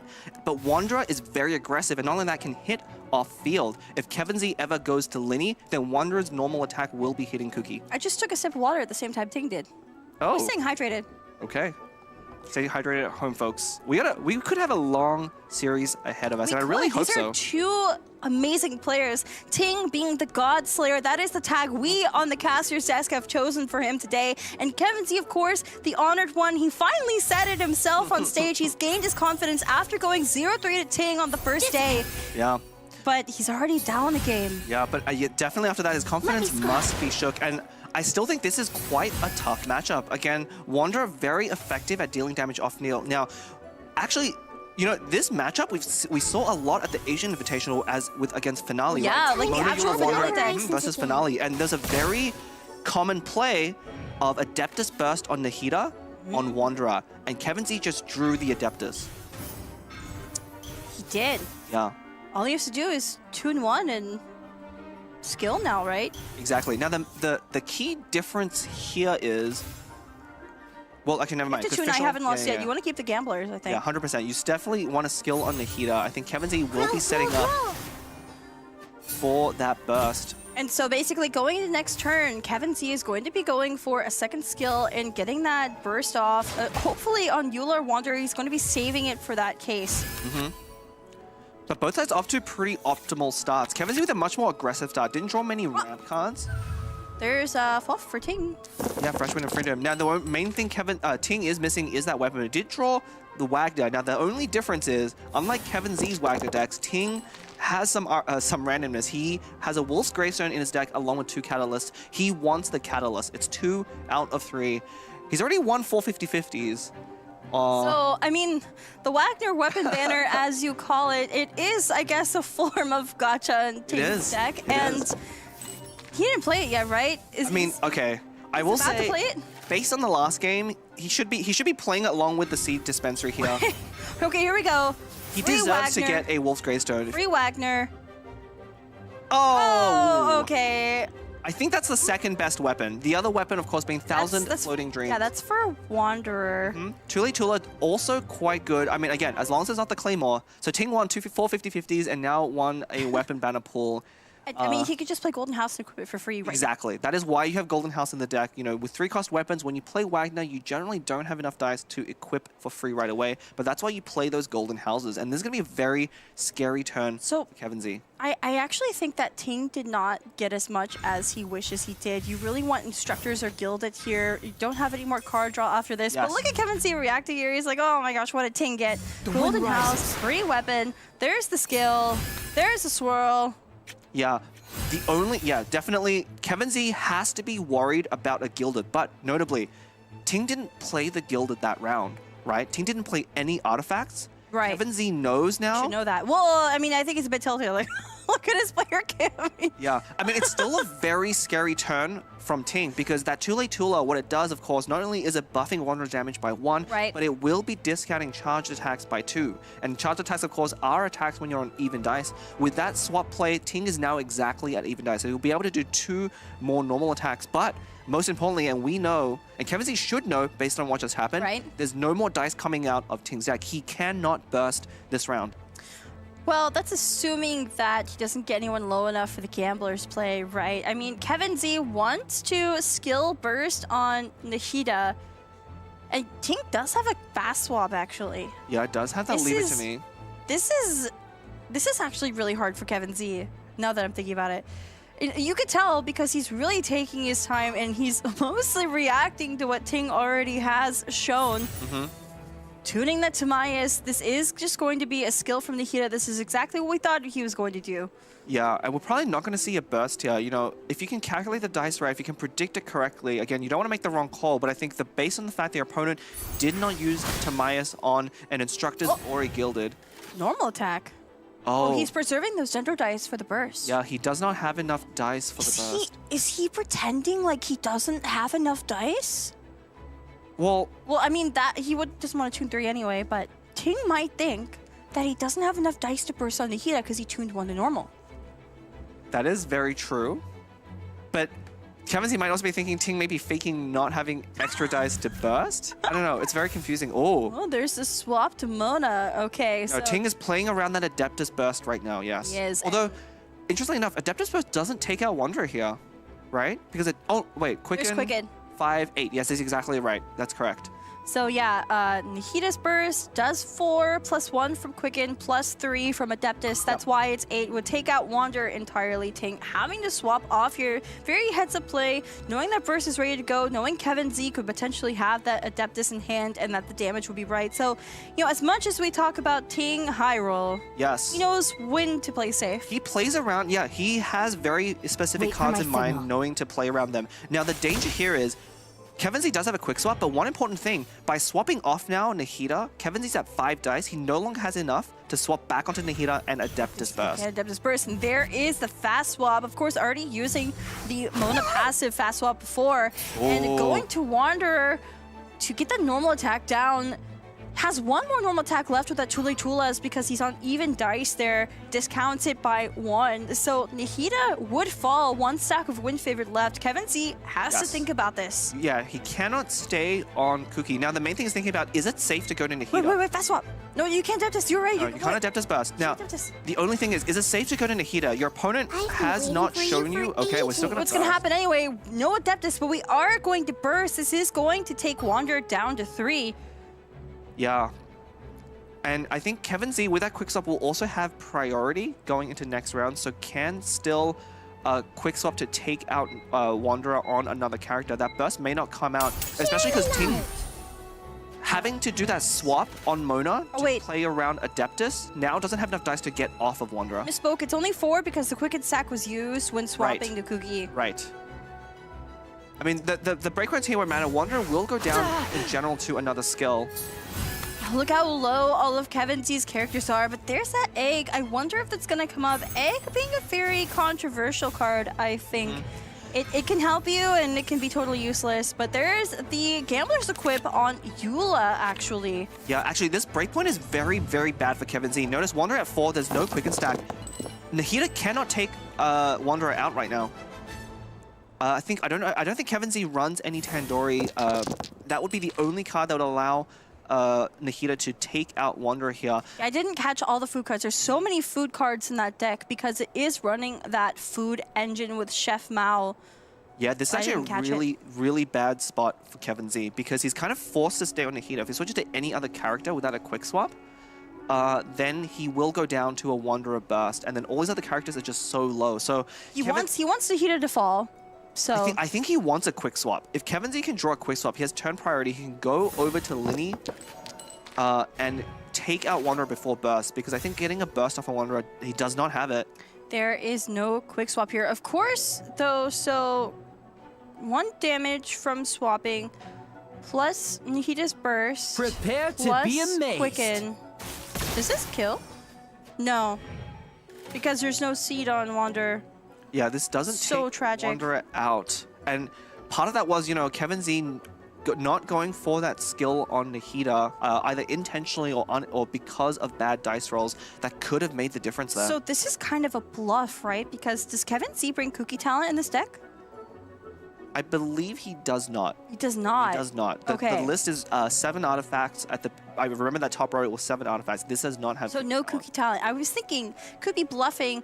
You know, if Wander bursts Linny, does have that I haven't lost yet. We know that Kevin Z tuned it. Ting does not know that Kevin Z tuned that card. So I was thinking you could I haven't lost yet burst on Cookie, and then with talent that would be even more brutal for Ting. However, without talent, it's not as threatening, but it's still a threat. Yeah, I think I'm looking at Ting's face rank. I think he's also trying to figure out what does this swap to Linny mean, because that would be the least likely character I would expect at this point, because Wanderer's burst is up. You can take out Linny here and be left with 2 characters with Hydro Aura on them for Eula to clean up. And that seems like a really good trade, especially if you have Fresh Wind and Gamblers. He could even Gamblers, Fresh Wind, and then swap off of Wanderer at this point to avoid getting taken out. There's the Golden House. There's a fruit on Mona. What are we drawing? Instructors and Tada. Tada's not going to come up here, but Instructors might. You know how Tada could come up? You can play it on Wanderer now for a free quick swap after he bursts. Oh my gosh. Well, you don't have a weapon for Mona though. Well, you don't need a weapon for Mona. You would go over to Eula. Oh, you go to Eula and freeze the next character. Next character in that's line. such a big brain play. So Wander Burst after Fresh Wind. Fresh Wind? Yes. Wander Burst, take out Linny, play Tada. Oh, no Fresh Wind. No Fresh Okay. Wind. Mustn't fail. Okay, I think Fresh Wind would have been a funny play, but maybe It this would is have been more fun. This is correct. probably, yeah, this is probably more consistent, but Yeah. that would have been so funny. Partly because you want your opponent to take out Wanderer here anyway, and really Wanderer's done his job. Look at how much damage he's done. This is all Wanderer's damage, bringing Kuki Shinobu down to 6 and Nihida down to 3, and that is through all of the other healing that has already come down. This is how you play this deck. The thing is, so Kevin Z is sitting on that egg, does have Chef Mao, so it would be a 1-cost egg essentially. So maybe Kevin Z wanting, oh, this is not good actually. This is, I mean, I think this is the best play. The way you want to take out Wanderer here is with that swap. Anything else would be really inefficient. And now, I'm pretty sure Wanderer cannot threaten Kuki Shinobu here if he goes for the skill. so, Oh, and actually the breakpoints are really good because also Eula cannot kill. yeah, Eula does not have Wolf's Gravestone.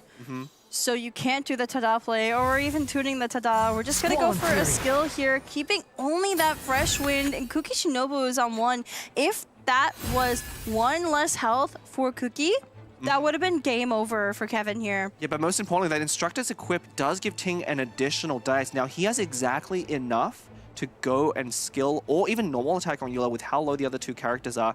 Kevin Z cannot safely go over to either of them. There's Chef Mao. Is this going to be the egg? That is the egg, bringing back Linny from the dead.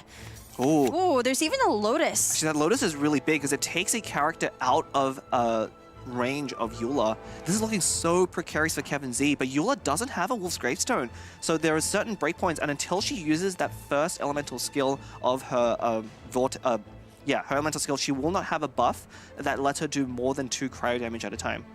Ting's luck running a bit low this game. Of course, something he needs to be worried about. He cannot stay on Kuki at all. Well, he needs to take out Wander.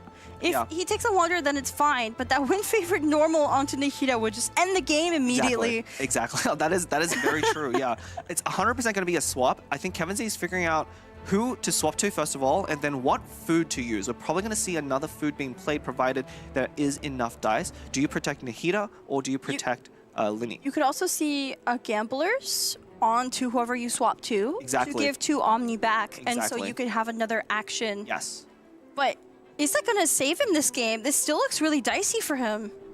Yeah, it could. And actually, so Kevin Z has 2 more actions this round, right? He actually has the Gambler's Play, but he also has Board Princess and a Liar Song, which will let him reset an artifact and then also override it with Gamblers to give him 2 more actions. That timer is ticking down. What is Kevin going to do? There's the Board Stole for more Princess, time. as you called it. There's the Liar Song.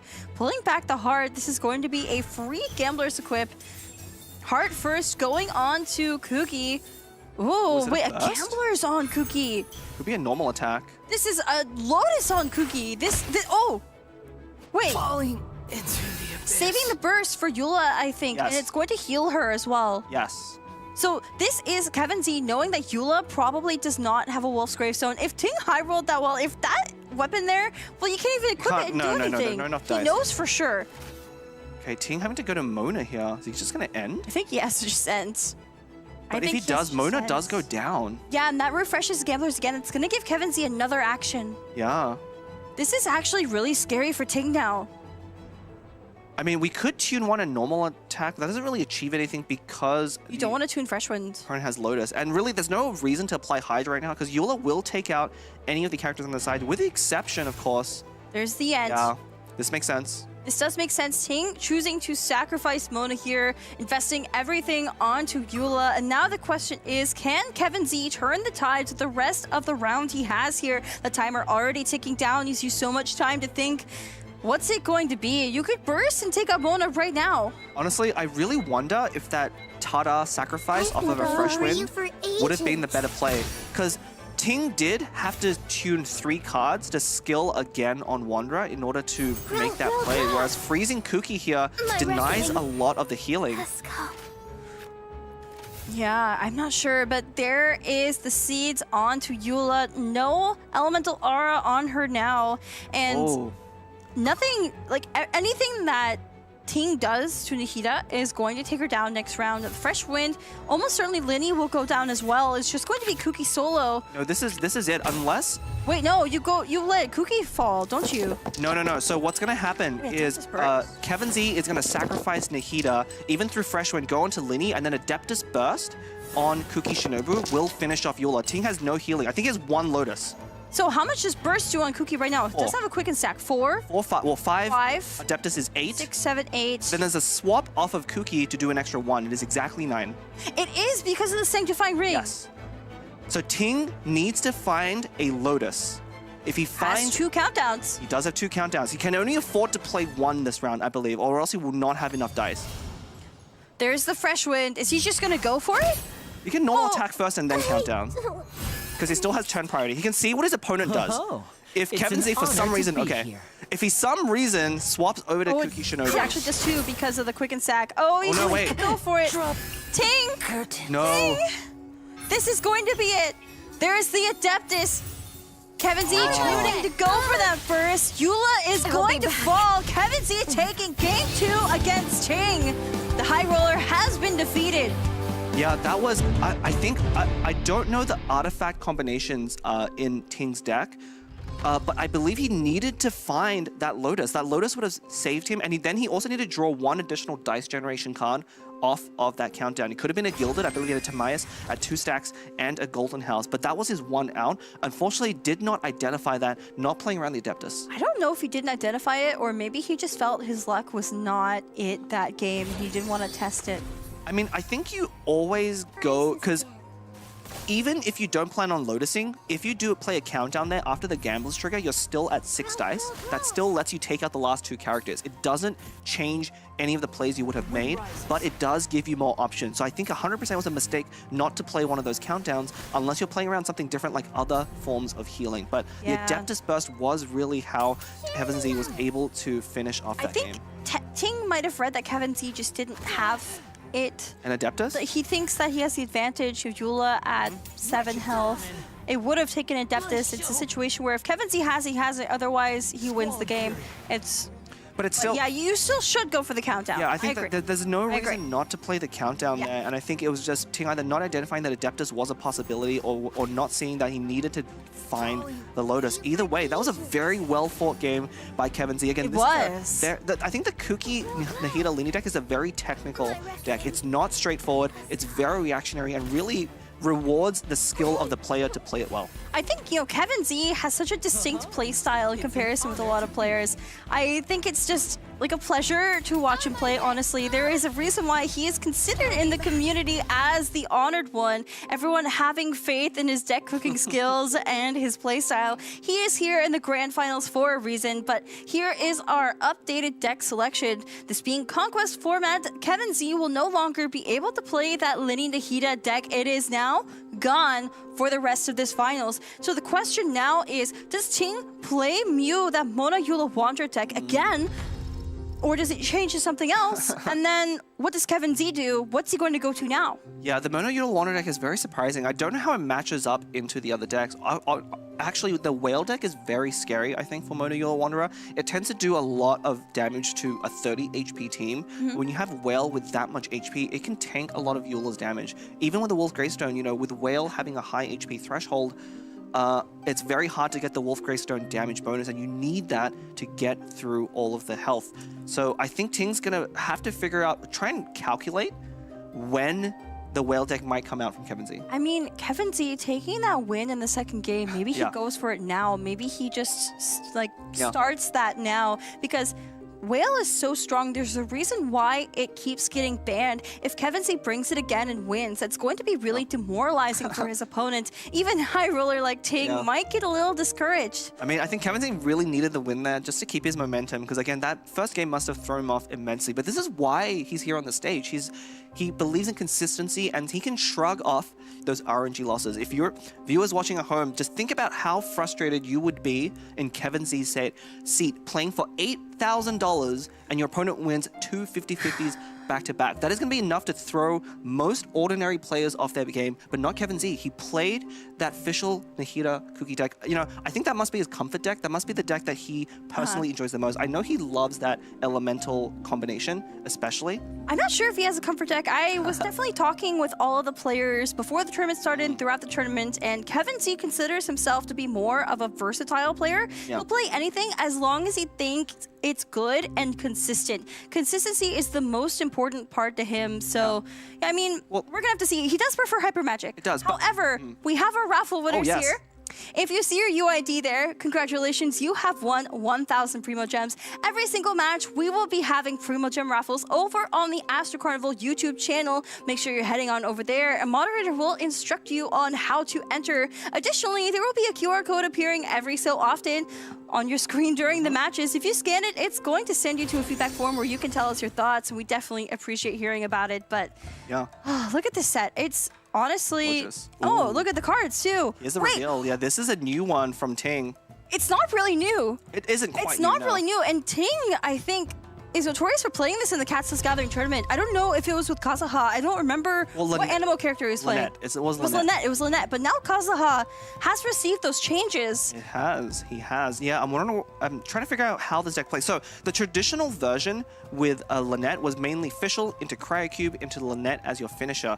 Kazuha generally is not who you want as your anchor. So we're probably going to go for either probably a Fischl start almost 100%. Then we'll probably just stay on Kazuha, spread Electro, and then go to Cryocube when it makes sense. Oh, that Gladiator there. That is a new artifact in this patch. Do you want to know what does it do? Yeah, so Gladiator is going to discount normal attacks by 1 elemental die, but provided you only have 2 or fewer cards in hand. And it's a very aggressive card, and obviously perfect for an aggressive player like Ting. Oh no, Kevin Z bringing out his own whale deck. Here is the big reveal. This is just as I predicted. I think this is the time for Kevin Z to seize the momentum against his opponent. He thinks so too. This is a very scary deck. There's a reason why whale has been banned, but these players thinking that Sino has the edge just a bit more. Sino is too unbeatable. Both chose to ban Sino. Now they have to deal with the whale. And there's our Serene here, so maybe we'll have more Melusine fun facts going into this game. I really hope so. I think we have 5 more Melusines yet to visit. Hopefully we see them. It is Kevin's turn now to hopefully turn the tables on the Origin. Okay, the worst thing that can happen for Kevin Z in this matchup is he also goes for the Lutein Gamble. Oh, no, and loses it. Every 50-50.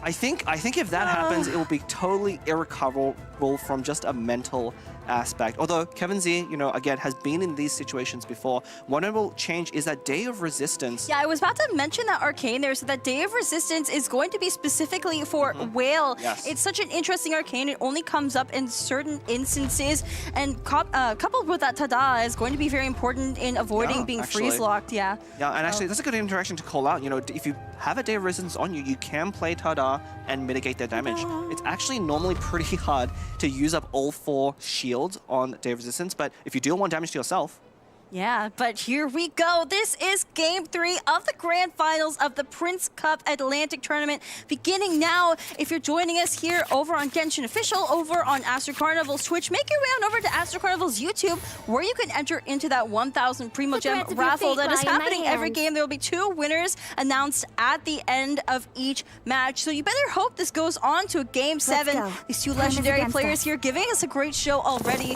Additionally, that QR code there, scan it and tell us your thoughts. If you like what we're doing here, make your voice be heard. Thank you so much.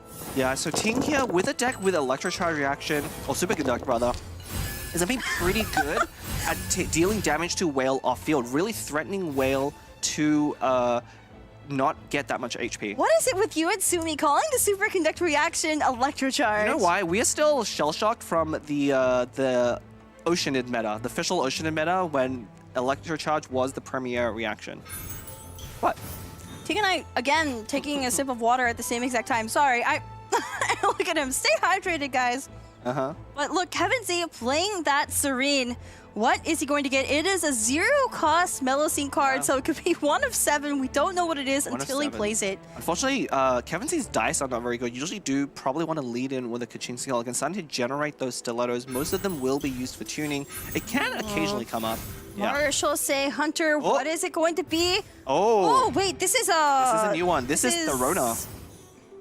Odds, reveal thyself. Throna, yeah. So Throna, 0 cost, and a super awesome event card is added to your hand for the next 2 rounds at the end of the round. So we're going to see what Kevin Z gets here. Yeah, and as a reminder, those event cards always are resonances or either elemental or regional. Throna, of course, wanting to join the Marshall say Phantoms. Oh. Yeah. So what are we getting? Oh, it's Sumeru Res. That is pretty big, I think. So, yeah, one of the main cards that Kevin Z probably wants to dig for is Laboratory. It's one of the cards that lets you get a lot of dice on one turn with the whale deck when you're tuning and discarding so many cards. So that could come up. I would say probably not the best resonance for Kevin Z at this moment. He would love a Hydro resonance against such an aggressive deck. Okay, we're 6 Melocenes down. We are 6 Melocenes down. Well, it's not. It's an event card. It's not necessarily a resonance that's added to your hand. Oh, no. So it actually is, yeah. So it's always one of the 4 elemental resonances or a regional resonance, yes. Or one of the 4 regional ones. Huh. That's really interesting. Yeah, you never get any other event card, which makes it That's not how the wording is. No, it's not. Well, you know, you just have to... Doesn't the law say anything being what type of cards that... Well, it's a super awesome event card, and so that means... Awesome. Okay, I guess so. So now we know what super awesome event card means. Super awesome. So you get to go beyond the boundaries of deck building and get resonance cards, even if you don't have that resonance in your deck. Yes, and that can be very hard to play around, right? But of course, I think Sumeru resonance is probably not one of the best things that Kevin Z can draw at this point. It's going to be pretty good. There's not really anything bad you can roll here. Tuning that Clam, going for a skill here. It's going to generate Stiletto, and that is another card that could be discarded for Whale. Poor Whale at 3 health right now, not building any HP at all. I mean, it goes up so fast. There's really no danger for Kevin Z here. He can heal, immediately get 3 HP. He just be very careful, but it's more worrying that Kaching here is already down at 3. Will go down to another skill from the cube. There's that Laboratory Ruins as well for Kevin Z. Yeah. We might see him forced off of Kaching here. We could skill again on the Cryocube, but it could be pretty risky. Now, unfortunately though, if he does swap off, he will leave himself open to a Superconduct reaction. So it might actually be a good time to sacrifice Kaching.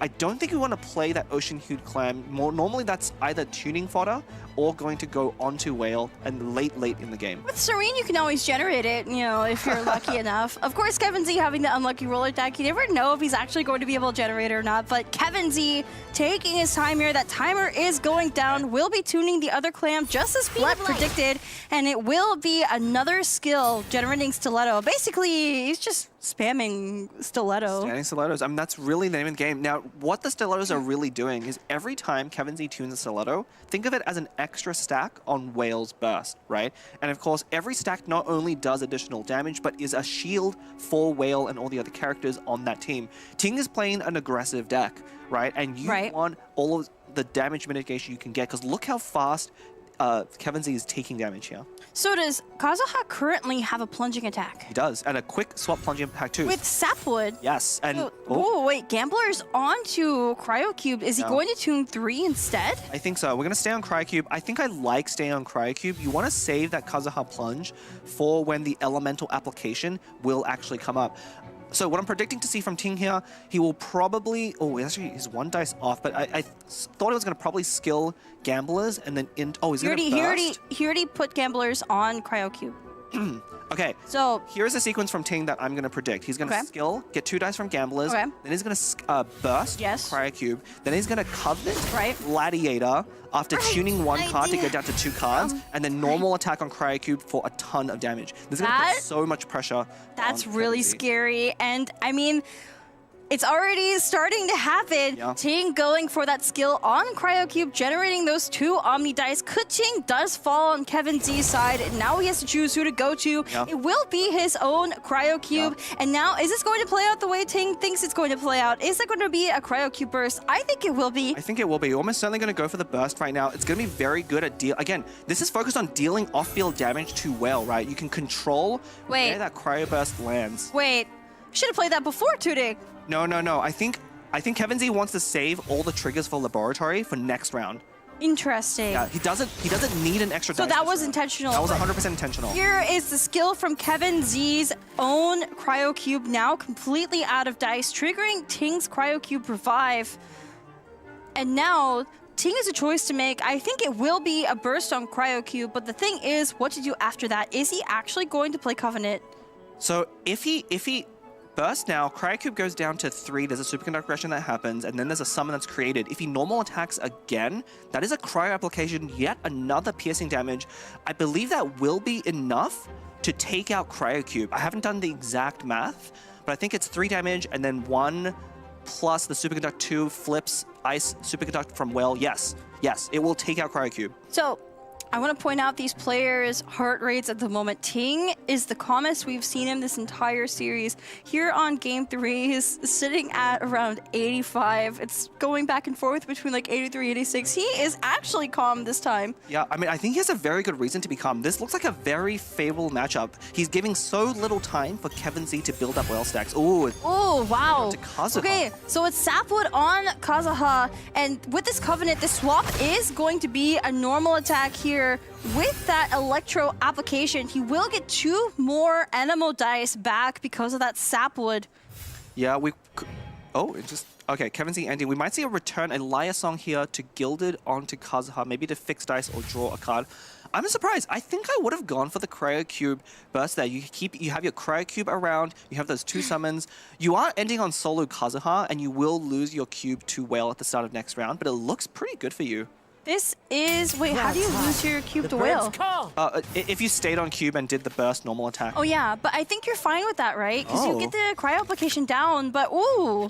Inazuma Res. Inazuma Res, that could be pretty big. That's going No, it's bad. You think it's bad? Yes, you know why? Because Inazuma Res fixes your dice, and on Whale, you want to tune. Oh yeah, and you don't have any characters left because Cryocube finally fell. Okay, Kevin Z, I believe... So this is actually not what Kevin Z wants at all. He wants bad dice to tune them for Whale. Yes, Kevin Z low-rolled the 2, I think, worst resonances. He probably could have got Monster Resonance, maybe it would be worse, but he would have loved an Elemental Resonance, right? Something like Cryo Resonance, Hydro, but that is not at all optimal for this situation. All right, Serene giving the last Melusine. Kevin Z still haven't played the one from last round. I wonder if the one he just got is going to be any better. He looks pretty disappointed, if I'm honest. Yeah, I think that is a very disappointing outcome for him. Still, I'm surprised Ting did not go for that Cryocube burst line. Kazuha's burst is not very powerful, right? You see it there. It's kind of like official Oz at some point. It only does 1 initial damage, but it's going to take 2 more rounds to get full utility. Now, this line also did take out the Cryocube, but does have less elemental reactions overall. Plus, he cannot skill safely on Kazuha because that will put him on Cube right after that, which will be then taken out by Narwhal. You know, ideally, if you are Kevin Z, this Whale should be at like, what, it was like 17 health that Ting's Whale was at before the Chongyun burst. And just not getting exactly, he doesn't have Lutine at all. Right, like, I mean, Therona is a very powerful card because it does draw you over time, but that's the thing, it does take time for it to build up. And, you know, Ting is not giving Kevin Z that time. But we're going to see a lot of problems now for Ting because, you know... Whale is going to start building that health, especially with the laboratory runes they're generating. Omni dice. Still has so many more off elemental dice that he can basically tune and gain HP with on that Whale. And this is going to be really bad for Ting if he doesn't put a stop to it. Yeah, I mean, Swell and Superconduct are not very powerful reactions for a one big, you know, HP character that Whale is right now. And we're going to have you know, we saw a lot of damage go down early on, but that's because of the power of the AoE reactions. There are no more characters left to get efficiency from there. Swell is not good and Superconduct is not good. We do not have very powerful reactions left, so... There's Seat Dispensary. What is it going to be? Are we going to play Tamias? We are. What are we drawing? It is a Veteran's Visage. Yep, that's actually, perfectly fine for Kevin Z. He's going to go basically neutral on playing. He paid 1 for the Tamias, but he's going to be able to draw a card and get a dice by re-equipping that veteran. Does Kevin Z play Sunyata here? Yes. Yeah, there's no reason not to. You're not that worried about discounting another card next round. You're not playing Paimon. You don't care about Tamias. You almost 100%. Just go for the Sunyata and see. In fact, what he could do if he gets cards he doesn't want is use that Super Resonance to put back the bad cards that were generated. You could actually. Yeah. So you don't want the Inazuma Res. Ooh, we're tuning the Melusines. I think we're going to be tuning the Inazuma Res. Okay, I know what that one is. That one was Puka. I'm 100% sure that was Puka. Puka, 0 cost, generates 2 companions. She collects pretty stones, by the way. Ah. Oh, it's Oromaru. Okay, so most importantly, Puka doesn't generate 2 companions. She fills both sides of the board with companions. with full companions. Yes. Kevin Z only had 2 companions, and Ting has 0. So playing that card... Wait, that would actually just benefit Ting more, because Ting's entire board would fill with companions. Unironically, Kevin Z is low-rolling his Serenes. He kind of is. Really that is so unfortunate. I think he still is kind of favored in this matchup. Just be very careful. There's a second one. Being tuned. I wonder which one it is. It could be a second Puka. It could be a second Puka. Oh, that would be, or it could be a Lutine and doesn't want to risk. Doesn't want to play it, yeah. At this point, although I think you always would. But maybe not.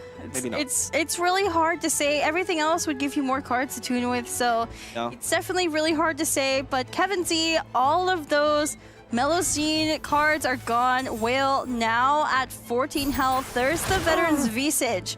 And this will be a -5 skill. Gonna consume that Paimon up. Yeah, Kevin's gonna have a very big turn here. Gonna be able to use another skill and a burst, and we're gonna get a trigger off that laboratory as well. I don't think there's enough damage here. I also don't think there's enough damage here. But it immediately swaps over onto Cryo Cube. Kevin Z, of course, is going to be taking Cryo Cube out just with a normal attack.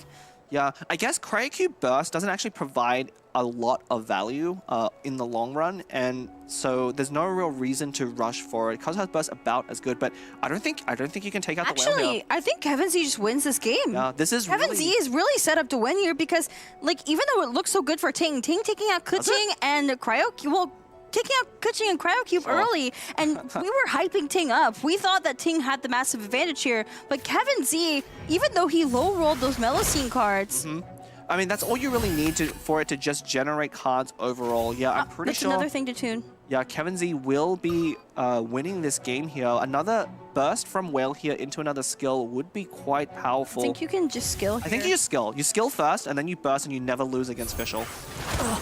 There's the skill, -5. Kazuha has fallen. In fact, and now we're going to heal 2 because it was 2 3 costs and 1 2 costs that were discarded. You know what's even worse for Ting here? Kevin's going to play that Favonius Cathedral as well.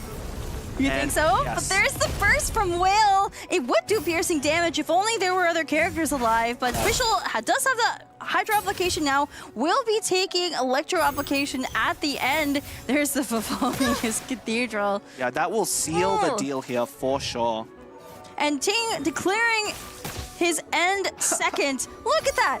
Fischl's literally on 1 health, has burst available, but Kevin Z is just going to be able to go for the skill here. I wonder if he's going to do something with it, though. I think it'd be really fun. No, Kevin Z is shaking his head because he got Mondstadt Resonance off the final of Tharona, which, again, the regional ones are the worst ones you get. You really want those elemental ones. He's rolling so hard. I wonder, he's not going to BM. I thought he would BM and play Tada for the fun of it, but no, immediately goes for the skill, takes out Ting, and this is game 3 going to Kevin Z. The score is now 2-1 in Kevin Z's favor. Yeah, and I think that was a very one-sided matchup. Ting's deck is an AoE deck. It's good at taking out characters that have spread out HP across the board. But Whale, most importantly, stacks up all of its health on one character. And when you have one character, Swirl, Superconduct, Electro Charge, all of those reactions don't do as well. You really need Pyro and Electro and those kind of reactions.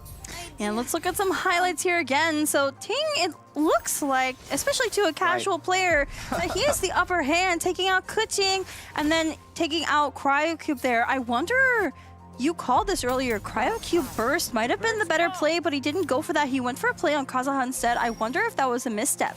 Yeah, I really don't know. I mean, one benefit is, Ting started that round on Kazuha, and we see here, Whale did get 5 damage onto Kazuha right away. Had Ting ended the round on Cryo Cube, it's possible that he would have had to use up dice on that Cryo Cube initially. But I think that's fine, because the problem for Ting is that he only had Electro application at that point because Kaza's infusion was always Electro, and then you're finishing on Fischl. You don't have any superconduct reactions. I mean, I know that you does piercing damage and there's no characters left alive for Kevin Z, but it's still additional damage on hit. You're trying to whittle that whale down. And I feel like, and you can also control, I don't know.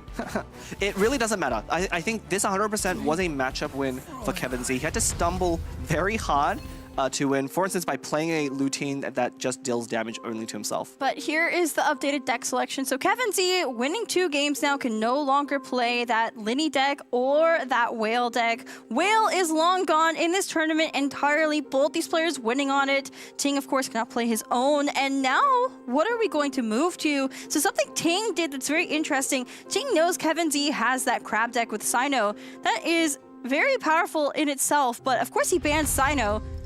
And Kevin Z bans Ting's own Sino, but now Ting has a crab deck of his own with Thunder Manifestation. Yeah, but that plays up very differently from the Sino version. I think the Sino version is better. I think what Ting was doing was spreading out his characters a little bit. Yeah. So that was the point I was trying to make. He is basically taking Kevin Z's deck that is kind of 2-in-1 and splitting them up, and you still have that spicy crab, if you want to call it that, because of the overload reaction, but without Sino. So Sino's deck was banned.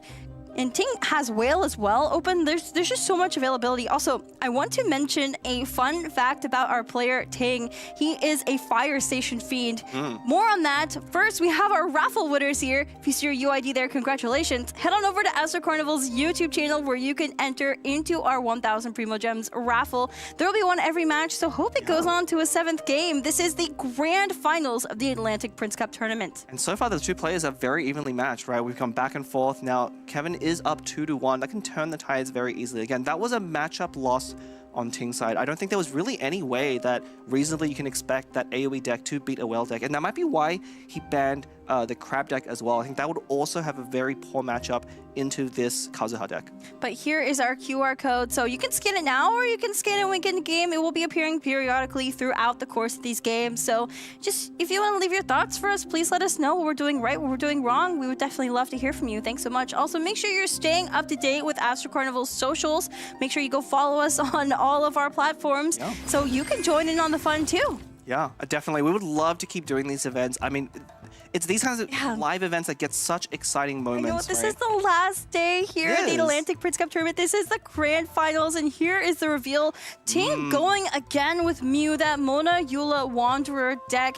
Really, this is a nice staple deck. It is. I want to say it's consistent. It's not really consistent. It's definitely high rolling. Yeah. So the if you haven't been following TCG for that long, I mean, for those of you who have, this is a very familiar deck, but this is famous for doing very poorly on camera.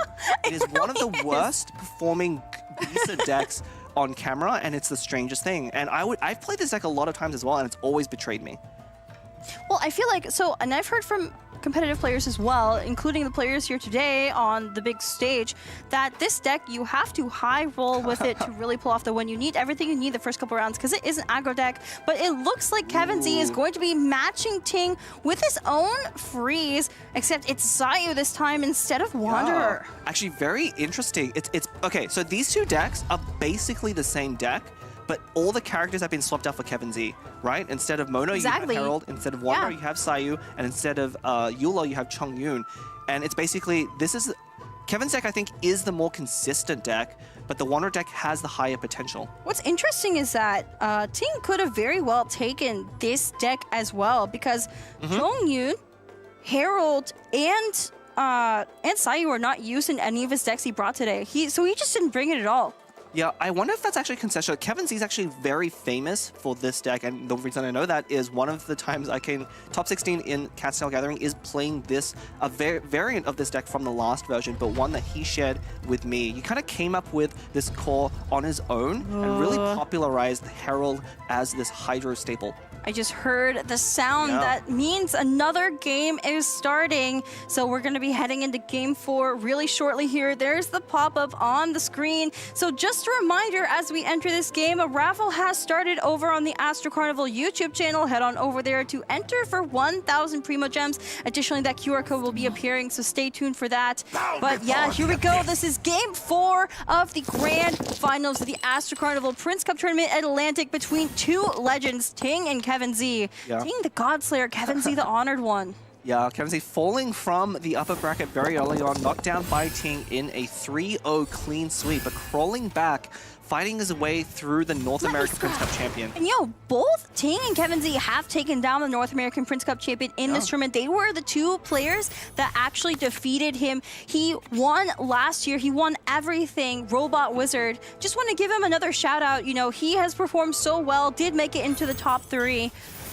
Yeah, this is a pretty tough matchup for Ting, especially because Kevin Z's deck, again, is very famous for just playing 8 dice worth of cards and passing the turn. That's what we're going to see here. Yep. So this is the legendary Herald Ramp 8. So basically, you take your 8 dice that you get, and you're starting on Herald, and, well, you just go to Ramp for next round. Yeah, and the reason why this is so good against the Mona Yola Wanderer deck, so that deck is so crucial on its swirl effect from that Hydro. Now, if you end before your Mona opponent, both summons and the initial skill damage will hit the same character, and then if you swap off as the very first action on that round, then you can dodge that swirl. But Ting knows this as well, kept 3 Animo die at the very start of the roll and knew that there was a chance if his opponent does have that ramp 8, he needed to go to Wanderer immediately so he can get that swell. And look at the damage already dealt on the side of Kevin Z from that Wanderer swirl. Herald hasn't flipped yet, but yes, it's definitely... Herald hasn't flipped yet. However, it still is, it's set up very nicely for Ting, I think. Yeah, definitely set up very nicely for Ting, although you really do want that ramp, right? Not having either a Wagner or a Timaeus. So the usual way you want to start with the Mona Yola Wanderer deck is to stay on Mona round 1 and then play like a Liben followed by a Timaeus or a Wagner in order to take those 5 dice into the next round where you combo off on Wanderer. This is a much more slower start. So there is the prepared skill from Herald. The next follow-up is Unstoppable. Ting going for Seed Dispensary into Timaeus, drawing out Instructors, which is honestly exactly what he wants. And it's totally free to equip as a 2-cost. It is. I don't think you want to override... So Wanderer still has a Gilded right now. Of course, anytime you use a reaction, he's going to override there it goes. So he can generate dice every time he does a swirl, and I think that's more important this turn to match Kevin Z's ramp from round 1. Yeah, so the important reason for equipping the Instructors there is this does give Ting the enough dice to skill again and burst. Yes, exactly. And with Gilded, you could draw cards, but what's it going to do for you, especially since Kevin Z did ramp this round? And what are you going to do here? There's no quick swap for Kevin Z. He's locked into that prepared skill on Herald. Oh, wait. Wait, no, Curse of the Undercurrent because of Herald. Hold on. Wait, we missed that. We both missed that. That's actually, if Ting didn't factor that in, that's going to be a crucial misstep. And then you would have much rather have kept that Gilded Dreams. This could actually cost him the game if it was not an intended play. We'll have to see. I don't see any other good way for him to use up the last few dice. He cannot play Countdown. He cannot even play Wagner right now. Liar Song, pulling back the heart, playing for Princess, putting back the heart on Herald, and is going to wait to equip any of those artifacts. But Ting should know it's coming. Just going for that normal here, not caring if Wanderer falls, I guess. Just getting all that damage down. He's got dice to swap over, too. This does make sense in some way because the burst isn't super relevant on Herald. You don't want to burst Herald anyway, but look how low Chongyun is, right? Chongyun also is the one with Golden Troop. Golden Troop's reward that Kevin Z equipped at the beginning of round 1. So is getting a dice discount, but now you basically need to quick swap.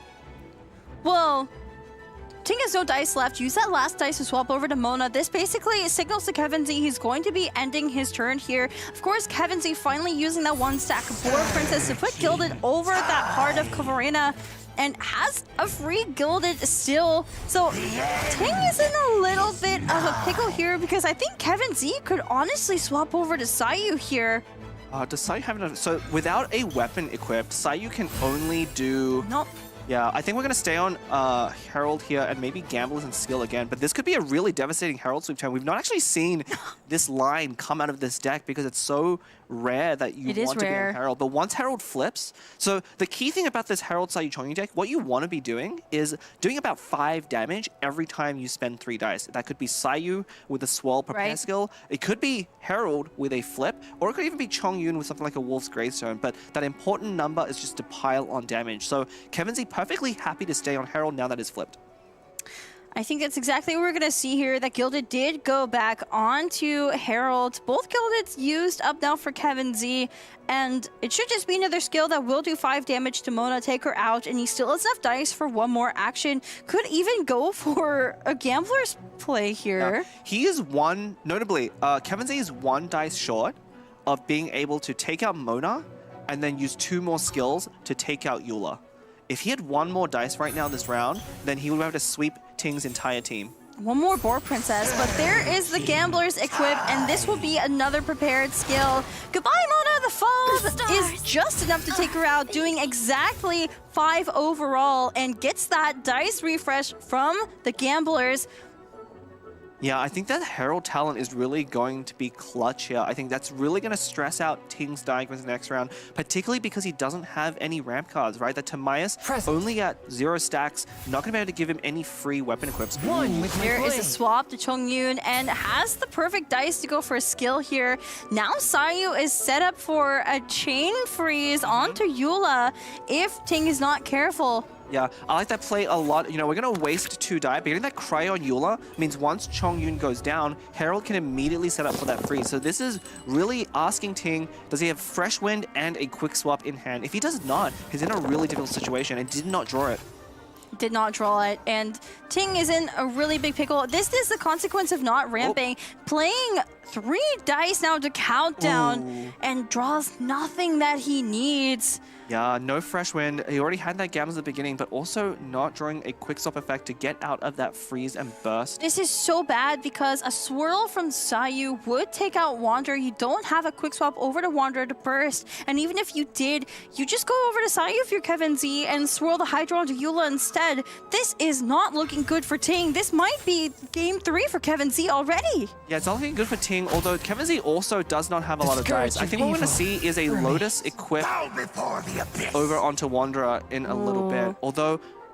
Interesting. So Kevin Z choosing to go over to Herald here, probably going to use up that Cryo Aura to freeze. Does have one round left of Chongyun's Frostfield. Yeah, that probably won't come. I mean, it probably won't come up. It won't probably come up because Wanderer is going to go down to any skill at all. But let's see, does Kevin Z... So... No fast swap though. This is it. I think this is it. Ting needs to avoid a Gambler's trigger from Herald will end the game, and I don't think there's any way for him to... No, the game's already over anyway. Well, you have to Lotus. Do you Lotus Wander? Lotus, well, if you Lotus and swap, then there's no way that you can get No, you don't dice. swap. Do you end on Eula and Lotus Wander? How are you winning after that? Well, what else are you going to do? I think it's a draw into a quick swap, but it looks like that is not it. Playing that fruit that I think just to find a card that can get him out of this situation. I don't think there is one, but yeah, that Curse of the Undercurrent really taxing the dice. He had 2 extra dice this round. Would have really loved to be able to go into Wanderer. If you skill on Wanderer and take out Herald, that's pretty good for you as long as Sayu does not take you out. But I think even then, I mean, this is definitely game over for Ting. I see his heart rate going down. He knows that this is over. Still Lotusing. He's going to be swapping over to Wander and eating the rest of that skill. But this is going to be it. What are you going to do? You have to end. Yeah. You have to end. And Kevin Z, this is your game to win. We're going to 2 and 3 and just go for another, just a normal attack. Yeah, the Gambler's refresh. It doesn't matter what you do.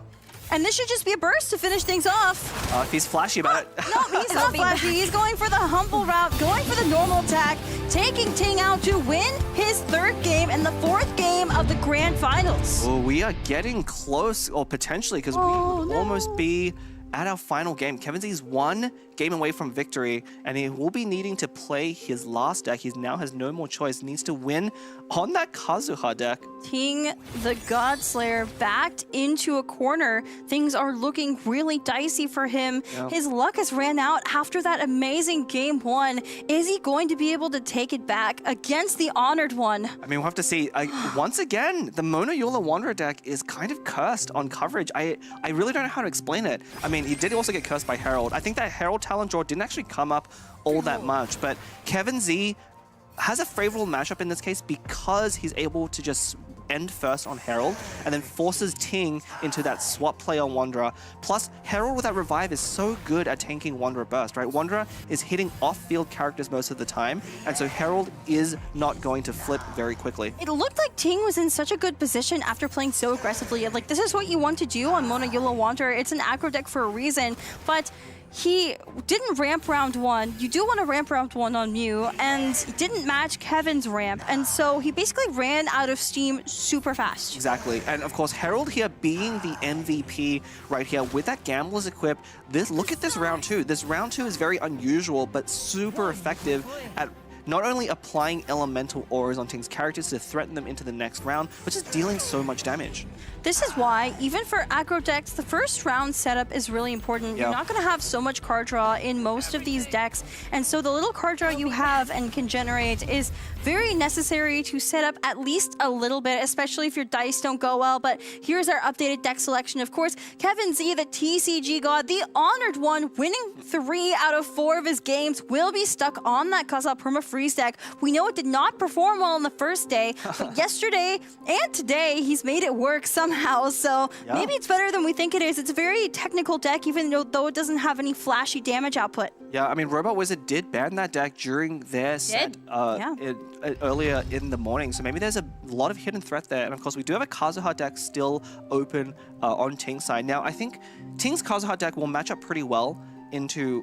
but we'll talk about that in a second. Yeah, we'll talk about that in a second. We have our raffle winners here now, so if you see your UID there, congratulations. You've won 1,000 Primo Gems, and if you'd like to enter into our next raffle, because we will be going on to a Game 5, make your way on over to the Astro Carnival YouTube, where you can enter to win. So good luck, have fun. I mean, it could be a last opportunity. We are one game away, potentially, from crowning our Prince Cup champion. Our last opportunity. This is our last cast of the Prince Cup Atlantic Tournament, Blap. Yeah, we've had such a blast here over the last 2 days. You know, if you're just tuning in as well, you're watching Competitive Genie Invocation TCG.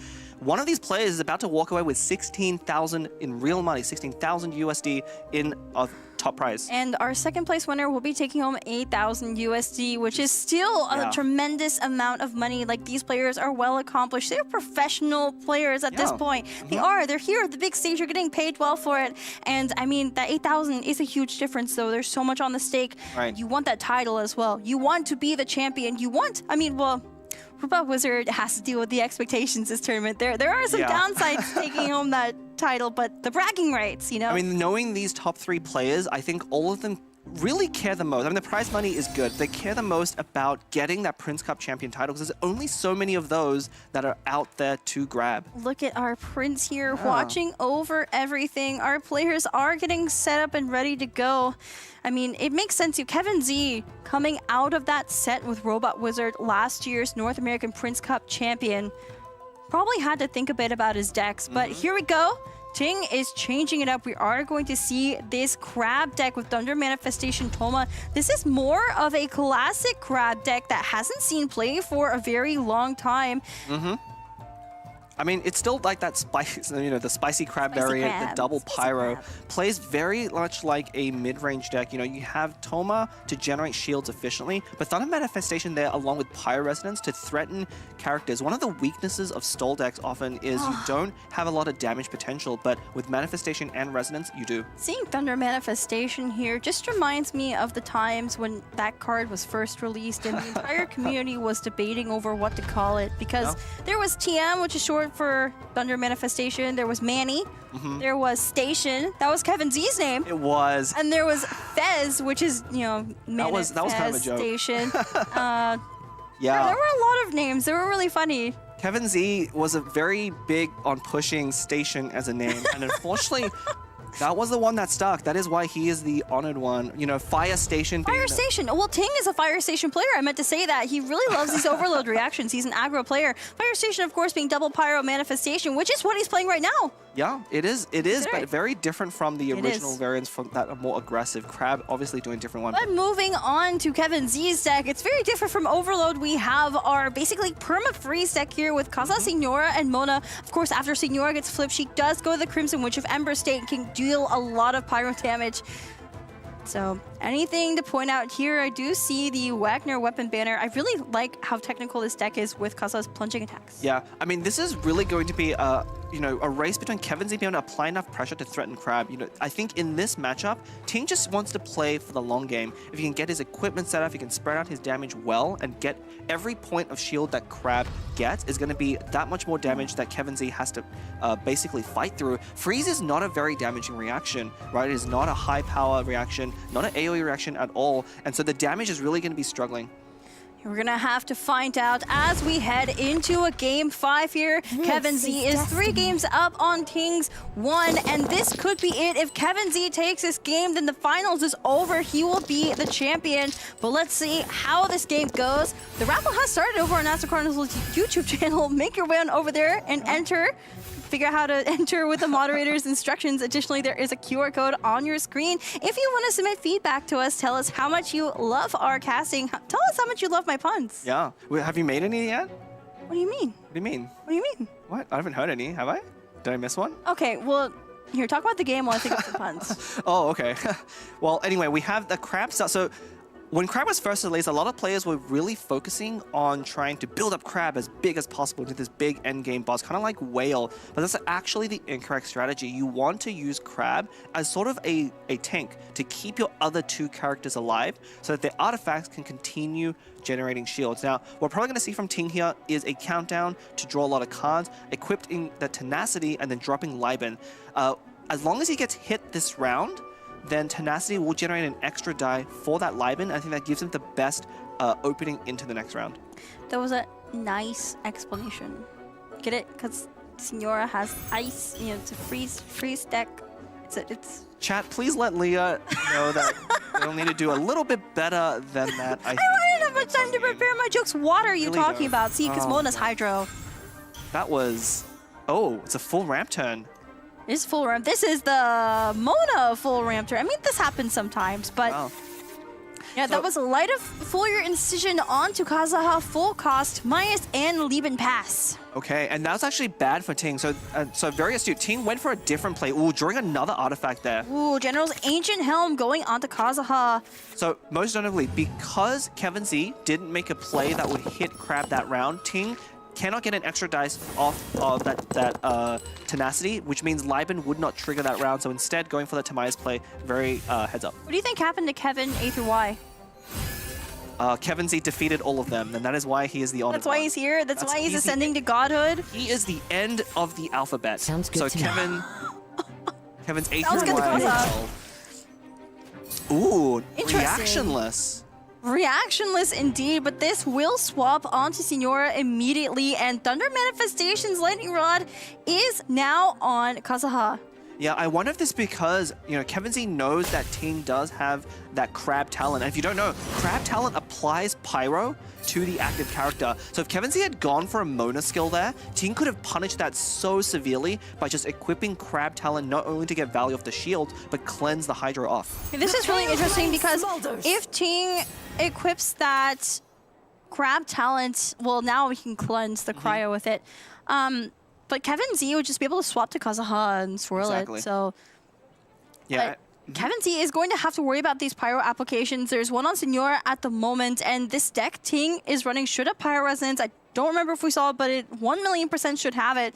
And those Thunder Manifestation skills are going to hit really hard and off-field as well. Off-field, yeah, definitely because of that lightning roll. We haven't seen Manifestation in quite a while, but that status on Kazaha right next to his plunge attack means that is the character that Thunder Manifestation skill will target. So it will not hit Signora in this case. A normal attack will, but that lightning skill will go onto Kazaha, and that's actually what Ting wants. So I didn't have time to explain this earlier, but you know, this is really going to dominate this matchup, which is, can Kevin Z avoid damage from that lightning rod on the important characters, you really want Mona to be taking as much damage as possible. Well, it's not Mona taking damage right now, but it is Senora, and if she goes to under or 4 HP or under, she will flip to a Crimson Witch of Ember state starting the turn coming up. So Kevin Z is going to have to be really careful, not only to manage those elemental auras, but also the health. But there we go, that cryo application on Crab because Ting chose not to cleanse it. Yeah, and the swap over to Kazuha will be swirling it as a plunge attack. Yeah, and this is kind of the combo with these weapons. You know, Light of Fallen Incision giving you a dice back off for every normal attack, and of course, with Kazuha's recent rework, when you swap back to him after using a skill, it will trigger a normal attack, but importantly, unlike a prepare skill, that gives you any bonuses that normally come off of a normal attack. So getting that extra die there. Now, I actually don't really like Ting staying on Crab in that last one. That opened up the ability for that Kazuha swirl, and now Crab is going to have another cryo applied at the end of the round. I think this is fine. So Ting, knowing this, swapped over to Toma after playing Macaron. So if Kevin Z swirls the cryo again onto Crab, which is what he's going to do with this burst, the sheer cold applying cryo is not going to matter, and then Ting can then cleanse it with cryo, with Crab's talent. Crab talent. I mean, that's almost exactly what's going to happen. He definitely wants to play as the first card. It's again, we haven't seen Crab in a while, so there's a funny interaction. The shields that go onto Crab, it eats all of the shield statuses on your entire team, but that doesn't happen until you play your first card. And Crab talent buffs any shields that are eaten by Crabs. It's very important that we start with Crab talent here. It is, and look at Ting keeping all of that pyro. I think, you know, playing the macarons on Toma tells me he's probably going to be staying on Toma a little bit to take damage and keep healing up. There's one more stack of healing there from the macarons. Yeah, Toma Burst is actually very important in this matchup. Like I said, Kevin Z's main struggle is going to be getting damage to stick on Crab, especially when we get down to solo Crab. Now, the reason why Toma is so good with Crab is Crab's shields. It will eat a shield status, but it doesn't matter how big that shield is. So you can see here, every 1 shield that Toma normally generates gives actually Crab 2 shields. This is how this deck gains value. Turning, so scary. Yeah, turning Toma's skill from a 2 damage, 1 shield into effectively 2 damage, 2 shields. Yeah, but, you know, that means that Toma is kind of left unprotected here, which is probably why Ting is bringing things like macarons, because you want that sustain for your characters who are shieldless, because Crab's stealing all those shields.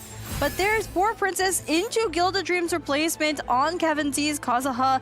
I don't think Kevin Z really cares. He's just going to go for another skill here. Yeah, this is the big turn for Kevin Z. He has that weapon equip on Kazuha. Tandori fast swap. How much is that? With lightning run on Kazuha, how much does that do? So Tandori Fat, that would 4, be 5, 6. That would be 6, I believe. Doesn't have the dice for it though. 8. Doesn't have the dice for it. Yeah, no, it's 6. 6 and 8. Wait, 4. So no, it is right. It is right. It is right. Yeah. He doesn't have the dice for it. But as long as Ting ends first, that lightning rod will persist on Kazuha. Oh, actually, wait. Yeah. This is. That's it. This is a bit worrisome.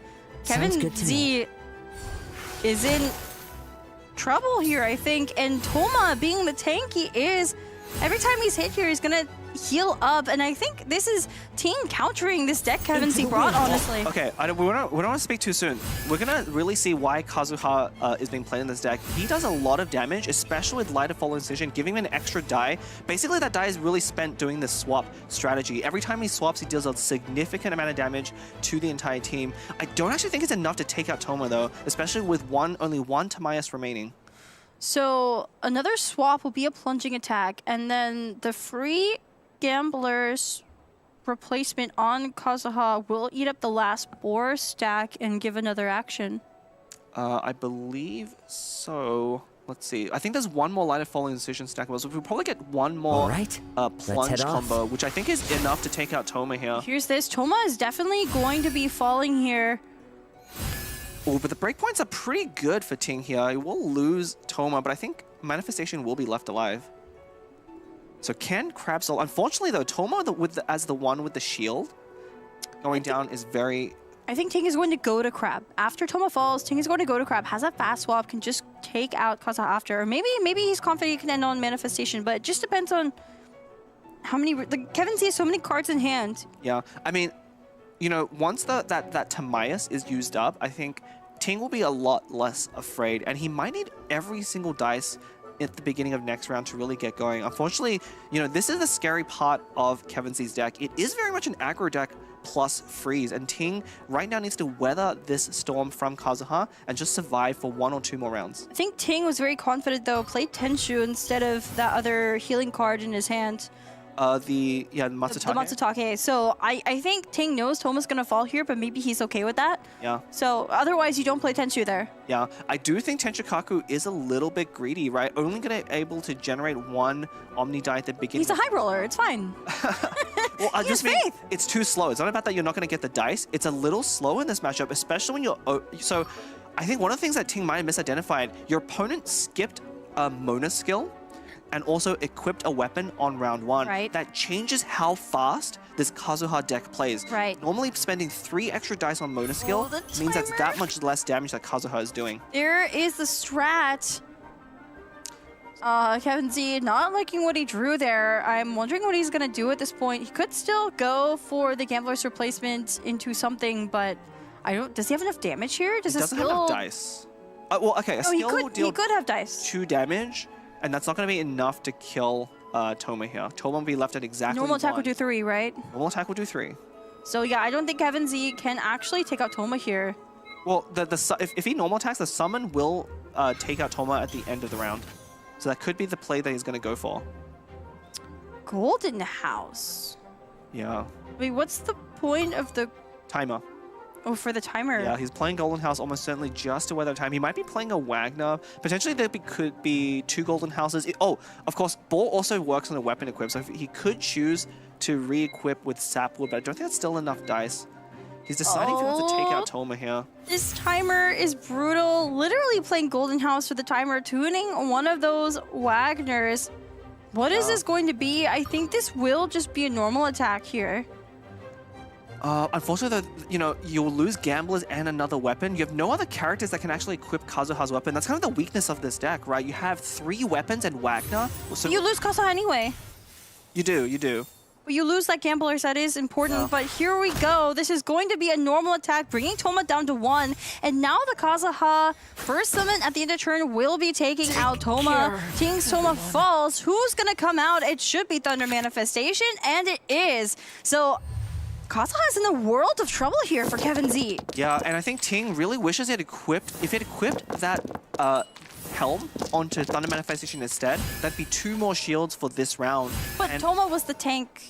Right, but you're eating up the shields anyway, right? That's true, that's so true. It's actually strange that when you're risking a character like Toma, that you're not putting all the shields onto him. And unfortunately, yeah, here it is. There's a Tandori, there's a Crab Talent eating up that Cryo Aura, and -8 with the Tandori skill does take down Kevin Z's Kazuha. Signora comes out because it's an overload reaction. Yeah, and at this point, we're going to see Ting actually swap over most likely to Crab and start tanking damage until Manifestation can recover. Ting has another Crab Talent, could cleanse again. Can, yeah. But the question is, are you going to do damage here, or are you going to play... No. I think you want to go off of Manifestation. Crab is at 18 HP. Mona and Signora are not good at dealing damage, right? Each of them only has a 1 or 2 damage skill. Even that Sheer Cold, while efficient at dealing cryo applications, isn't that good damage-wise up front. Ting having 2 Matsutake meat rolls in his hand as well. Is one of them going to be played on Manifestation this round, or maybe Pizza? No. Or do you think he's going to skill on Crab? He's going to skill on Crab. You want to, again, Kevin Z's main way you lose this game is by not doing enough damage. He has just lost Kazuha, which is, I would say, 80% of his deck's damage. And Ting can just sit on Crab, press the skill button for as long as he wants. And as long as it's not frozen, he's going to burst. That's actually really surprising. There's the burst. Eating through that Lotus. Oh, I see. The burst was to flip Signora. Yep.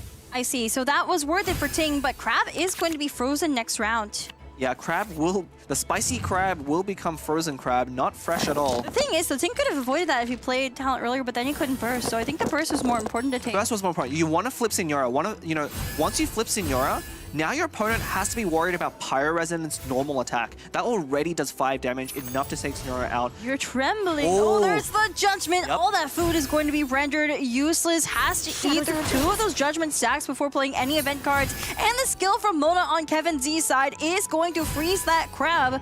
Do you like fresh crab or frozen crab? What? What kind of question is that? Of course you like fresh crab. Well, It's gotta be sorry. fresh crab. Kevin Z is cooking with frozen crab. Yeah. Well, okay. I'm trying. Okay, this is a very. This is such a tense moment, and you're distracting me. You told me I wasn't making enough puns, and so I had to think of some more puns. And I'm sure chat loves my puns, right, chat? Timing is everything in comedy, as they say, and that was great. Thank you. I appreciate anyway, I was going to say, so Passing of Judgment is a card that was very popular a few versions ago, not so much, but Kevin Z I think really likes this card, and that's because he's a consistency player. He knows that if he can stop his opponents from doing wild things like ripping Wovens off the top of their deck when they don't, where there's a very low chance, he can just win by that alone. But this is going to be really shaky. Now, Signora doesn't have her burst up, so can't actually threaten Manifestation. I think we're going to see Ting go over to Thunder Manifestation, and then swap back to Crab, and then use a lot of healing, and then wait until the next round. There it is. I mean, this is going to be a fast swap, though. No. No. I mean, this is also fine. This forces Kevin Z to use more dice, not doing damage, right? Mona skill. I think Kevin Z has to go for Mona Burst here. Mona Burst into a Signora Burst to try and get more damage. So a skill from Signora definitely doesn't take out Thunder Manifestation, then Signora just goes down, right? Well, no, because the Lightning Rod's on Mona. Well, you have to freeze Manifestation this turn. Yes, you have to freeze that. Well, you kind of want to freeze both. Yeah, it looks like Kevin Z is building up to that Mona Burst. I think this is the only way for him to win right now. But unfortunately, Mona Burst doubling Signora's 2 upfront damage is not a lot, right? You're really losing a lot of efficiency. So question, Ting has so much dice right now. Yeah, I was wondering if he's just going to be playing things. Oh, using that quick swap, I wonder if that's going to come up, but... Oh, there's a Pyros as well, but there's the healing. I was wondering if this was going to happen. Swap back onto Manifestation. Interesting. This feels risky. This does feel very risky here. I wonder why we just don't end on Crab. I think he's trying to preserve... Okay, he's trying to preserve Crab shields as much as possible because Crab is really how he wins this game. We saw him throw away all of those damage cards because he doesn't need damage. He just needs to out-sustain Mona. Once Mona's burst is gone, remember, Kevin Z is playing a Hyper Magic deck, meaning the cards in his hand and deck are how he gets value, how he wins the game. Look at how many cards are left now in Kevin Z's deck. There's one icon left. Yeah, you can see there's no cards underneath that one. He is very low on cards. There's Countdown from Ting.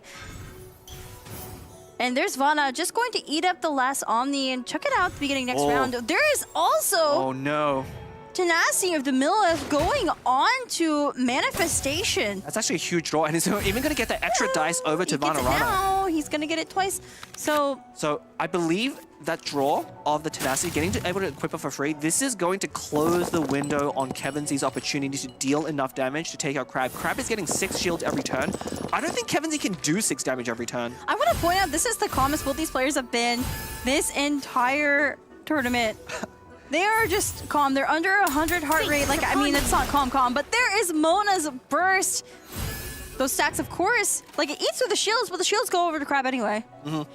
Yeah, there's no real reason that you care about the shields on Manifestation. You really just want that dice at this point. Now, Ting can either opt to take out Mona here with a Pyro Woven, but I think we're just going to see him go over to Crab. You could even play the Crab talent I think he should. and then swap over. I think he should. The Cleanse, of course, Mona's burst doubles reactions as damage as well. Oh, he's just going for it. There's a skill. It's just enough damage because it's 3+1+2 from the Overload reaction, and now it's only Signora versus the world. Yeah, this is the other sacrifice Manifestation play, which is just as effective because once Kevin Z is down to Signora, there is no... As powerful of a Fatui Harbinger Signora was, I suppose, she is not enough to take out Crab. And Mona's burst doesn't come up very often, but does double the damage there. But Ting doesn't care. He's playing Crab talent, has 18 shield stacks, and, well, Signora's left on 2 health. I guess, you know, this boss fight was pretty easy. Yeah. But there we go. Signora falls. Game 5 is going to Ting. This is out 2-3. There is the chance for a sweep. Yeah. I mean, I think Ting specifically... Again, Kevin Z is down to his last deck. Ting brought that deck, I think, as a counter to some of Kevin Z's deck, and that was a very favorable matchup for him, especially getting that opening with the double equipment. That's really the key here in this matchup. Was he able to draw that tenacity and maybe a second artifact off of Timaeus? The answer was yes. Getting those shields early on allowed Crab to take so much damage. Even though Toma went down without bursting, he provided enough value just by applying Pyro and those shields going to Crab. And here are the highlights from that game. So the unfortunate thing, Kevin Z is stuck on this deck, and it is a very high technical level to play. I don't know how it's going to match up into the rest of Ting's decks, because I think Ting knows that Kevin Z is going to be playing these decks. You pointed this out earlier. I mean, this matchup is a big weakness for a couple of reasons. First of all, Manifestation, be able to hit off field. I mean, we saw it on Kazuha. It was the active character, but that could have happened anytime. Kazuha is a character that's very hard to do damage on, and that's one of the reasons why this deck is powerful, is he's your carry that can avoid damage and let the other two characters tank. But Manifestation, able to hit off field, allows you to get around that evasiveness of Kazuha. So Ting is left with Mew and that basically Kazuha Superconduct deck with Cryocube and Fischl up against Kevin Z's Permafreeze deck here with Kazuha Senora Mona. How do you think this fares for Ting? Does he have a chance to win both these games? I actually like the matchup of the official Kazuha Cube deck into this version of Kazuha, mainly because that one focuses less just on Kazuha, and you have a bigger damage. It's a very similar deck, right, if you look at it, except rather than freeze, you have Superconduct. I'll never get that right. You have Superconduct to deal AoE damage, and that's one way you can threaten Kazuha off field. I mean, they're very similar reactions. I don't blame you. They are. It's not just you. Asumi was making the same comments yesterday. I'll just call them Supercharged and Electroconduct. How about that? We'll just come up with brand new reactions here. All right, great. So anyway, this is our updated deck selection. We were just discussing this. Those are the two decks Ting is left with because, of course, this is open deckless conquest format. These players cannot play any decks they've won with. Additionally, their decks have to have all different character lineups. This is something we haven't really talked about too much in this tournament, but this is a rule. That's why you don't see any repeating characters in any of these decks. You have to choose carefully where the characters are going to be going. And I think Ting has really targeted Kevin Z, but Kevin Z's still ahead by just a bit. Yeah, I mean, that's kind of the difference in mentality between these two players, right? Kevin Z very much a player that's going to stick to his tried and true decks because he believes, even if you try and counter them, that there is no good counter to stable play and just, grind you out. The RNG happened. He brushed off that game one, and again, what a game one. If you're just tuning in, welcome. You're watching we're almost about to crown our Prince Cup champion. We're potentially one game away, but that game one, if you have not watched it, please go back and watch it. So we are potentially one game away. Of course, Kevin Z at 3 wins, Ting at 2, and this is a best of 7. So 4 wins takes it all. The grand prize is 16,000 USD. Second place is 8,000. There's so much on the line, including the bragging rights. All these players are such good friends with each other, and it is a joy to watch them playing on stage here now. But someone's gonna have to go home early. Well, I guess everyone's going home after this. Yeah, we'll all be going home, taking a nice rest, of course. Actually, this is a good time to plug. So if you are really liking this competitive action, let's talk about it first. All right, so speaking of winners, congratulations. We have 2 raffle winners. There is a raffle ongoing over on Astro Carnival's YouTube channel. So if you make your way on over to there will be a moderator there telling you how to enter that raffle. There will be 2 winners announced every match, so make sure you're rooting for the player who hasn't, equalized yet, which is Ting right now. If Ting wins another match, we'll be 3-3, and we'll go on to a 7th game, which makes it a very long and entertaining series for us on the caster's desk. Yeah, you can tell how closely matched these players are, and again, it's very easy for one player to kind of get very ahead in 4 matches, and that's because in this conquest format, you have to win with every deck. But if you have one deck in your lineup that is a weakness, your opponent can very easily take advantage of that weakness, and if you have bad matchups into the rest of your opponent's deck, it doesn't matter if you're ahead. Do you think that Prince likes Mew because it sounds like a cat mew? Yeah, sure. Yes, okay. I don't know. What do you want me to say? I That came really out of left field. Listen, we have had such a good cast today. You've been explaining things so well as my analyst. Thank you, Blep. But I need to do my job in bringing the excitement, the entertainment, and the puns. Yeah, I mean, the players have already bringing plenty of excitement and entertainment. Those games have been very close. Again, there's a few matchups that are very one-sided. I think we saw one just there. What's it going to be? Of course we know what's going to be. There's only one deck left for Kevin Z. That rhymed, and it is this perma-freeze deck. You know, there is a bit of mental component here because this is the deck that Kevin had to play to a 0-3 record against Ting already. Wait, he played it 3 times in a row on day 1 against Ting specifically. Ting is the one that knocked him down to the lower bracket, and he lost every single match. So Kevin has never won on this deck against Ting.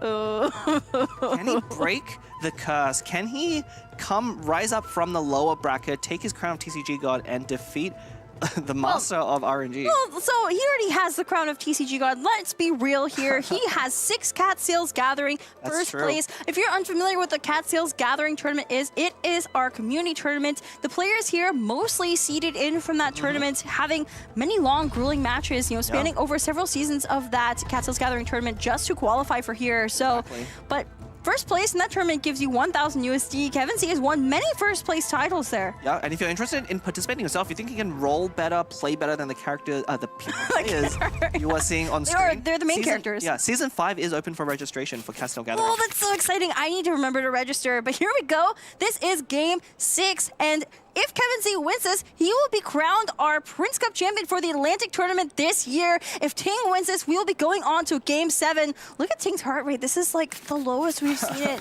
He's calming down. Meanwhile, Kevin Z, the game is starting. His nerves are going up. He knows he needs to win this. This is destiny. Actually, this is a Mona Mirror. Who goes first? Okay, this is super important. In a Mona Mirror, whoever goes first has a huge advantage. Also, one thing I need to mention before we get into this game, there is a raffle going on the Astro Carnival YouTube. It should have started now. Make your way on over there if you want to enter for Primo Gems. Also, there will be a QR code appearing on screen periodically. If you scan it, it will send you to a feedback form where you can tell us how we're doing. Yeah, thank you so much. And we'll have to see how, I haven't seen this matchup before. Again, these are 2 very similar style decks. They have the same elements. They both have Mona, and they have a very similar playstyle. The main difference is Kevin Z sets up for freeze a lot earlier, whereas Ting is a lot later after Wanderer has gone through and bursted. And Eula usually is the finisher on Ting's side, whereas Kevin Z is going to focus more on Kazuha. Indeed, and so Kevin Z going first. Did play Timaeus. I don't know if he drew the Gamblers or the Gilded, but either way, having the Gilded going in the next round is going to be pretty good. It's going to be free. Timaeus going to 3 stacks, and should just go for a Mona skill here, right? Actually, looking at his dice, though, if he Mona skills, what is he going to do with those last 3 dice? Delved into destiny. The only thing I can see is he can tune 3 cards to equip. This is actually so bad. This is a really bad roll. What is it? Now what? It could be an end. Okay, just floating just an end. But this is so tragic. You look at Kevin Z's player cam, his heart rate has gone down since the start of this game. He knows this is a low roll. I mean, okay, so one of the things I wonder, so there was an alternate play there available to Kevin Z. One thing you could have done, when your dice rolls are that bad, you can't just normal attack on Mona and hope your opponent doesn't top off. Ooh. Wait, this is Ting's going for another aggressive play here. Does have Seed Dispensary to discount the Timaeus for 1. It can't play it. Will have a free Gilded going next round, or the Instructors, depending on what he wants, but this is definitely very strange, but both these players are set up to get a Hydro Swirl off at the start of next turn. Yeah, so Kevin Z did have a decent opening in his hand, but really did not roll well. Ting rolled really well, but did not have the right support cards in his opening hand. Wait, so with that skill from Wanderer, Ting now is win favored, and because Kevin Z ended on Kazuha, there's Hydro Aura on Kazuha, so Ting is always going to be able to get off a Hydro Swirl. Well, what's probably going to happen is Kevin Z is going to use a skill right now on Kazuha, so that will push the active character over to Signora. Yeah, but then you just normal attack because you have win favored already, so you always get it off. Wait. Oh.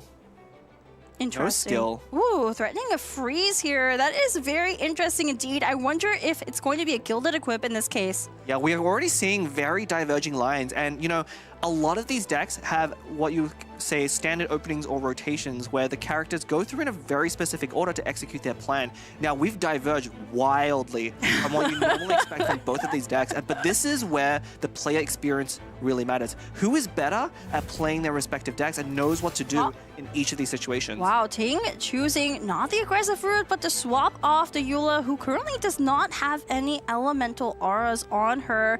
I wonder, what do you think about this one? So, because of Ting's opening, he was very much banking on being able to equip that Instructors to generate a lot of dice this round. If he gets frozen off of Wanderer right now, then he's going to lose a lot of momentum, right? Like, he's really banking on that equipment. He had a slow start and he needs to pick up the pace.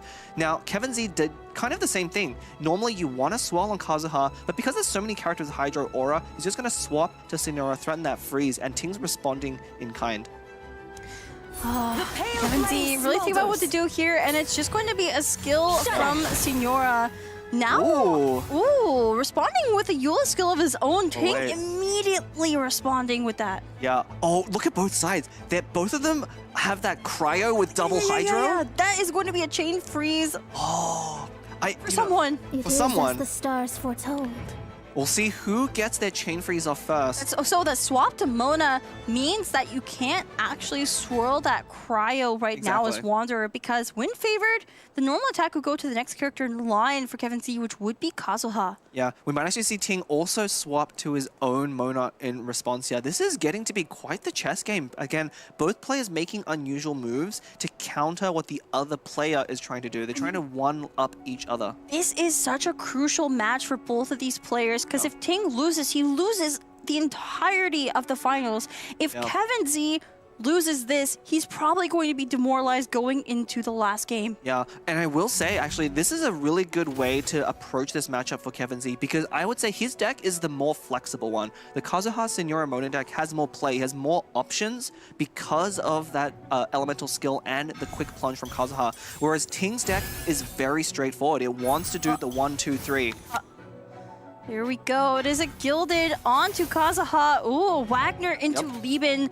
This, I don't know if this is risky or what, but there's the Instructors. It is free to cast. This normal attack is going to deal so much damage to Kazuha and free Signora. Yeah, we'll probably see Ting swap off here. I think you probably don't want, There, going over to Mona. Eula will be frozen next round, potentially. Yeah, Mona battles all around here. You know, her quick swap, actually, if you haven't really played TCG, you know, Mona's main ability is that she can quick swap, meaning you don't have to pass the turn your opponent when you swap off. It's so important for these Animo decks. And that's why she's been such a crucial character throughout the entire history of TCG. We've had Genius Unification TCG for a little under 2 years now, about like a year and 8 months or so, something like that. And basically, Mona has been a staple this entire time up until Herald's release, and he's kind of taken over in some ways. Yeah, Mona, Bennett, actually two characters that have really been around for quite a while. Ooh. Yeah, you could say Bennett is very beneficial, especially with Fischl.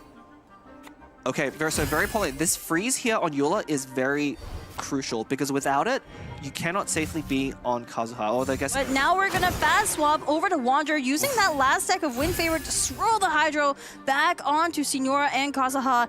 This is scary, and with Wanderer's Burst ready to go, I think Kevin Z is going to be forced to freeze. Yeah, I mean, you want to freeze anyway. This is always what you're going to do.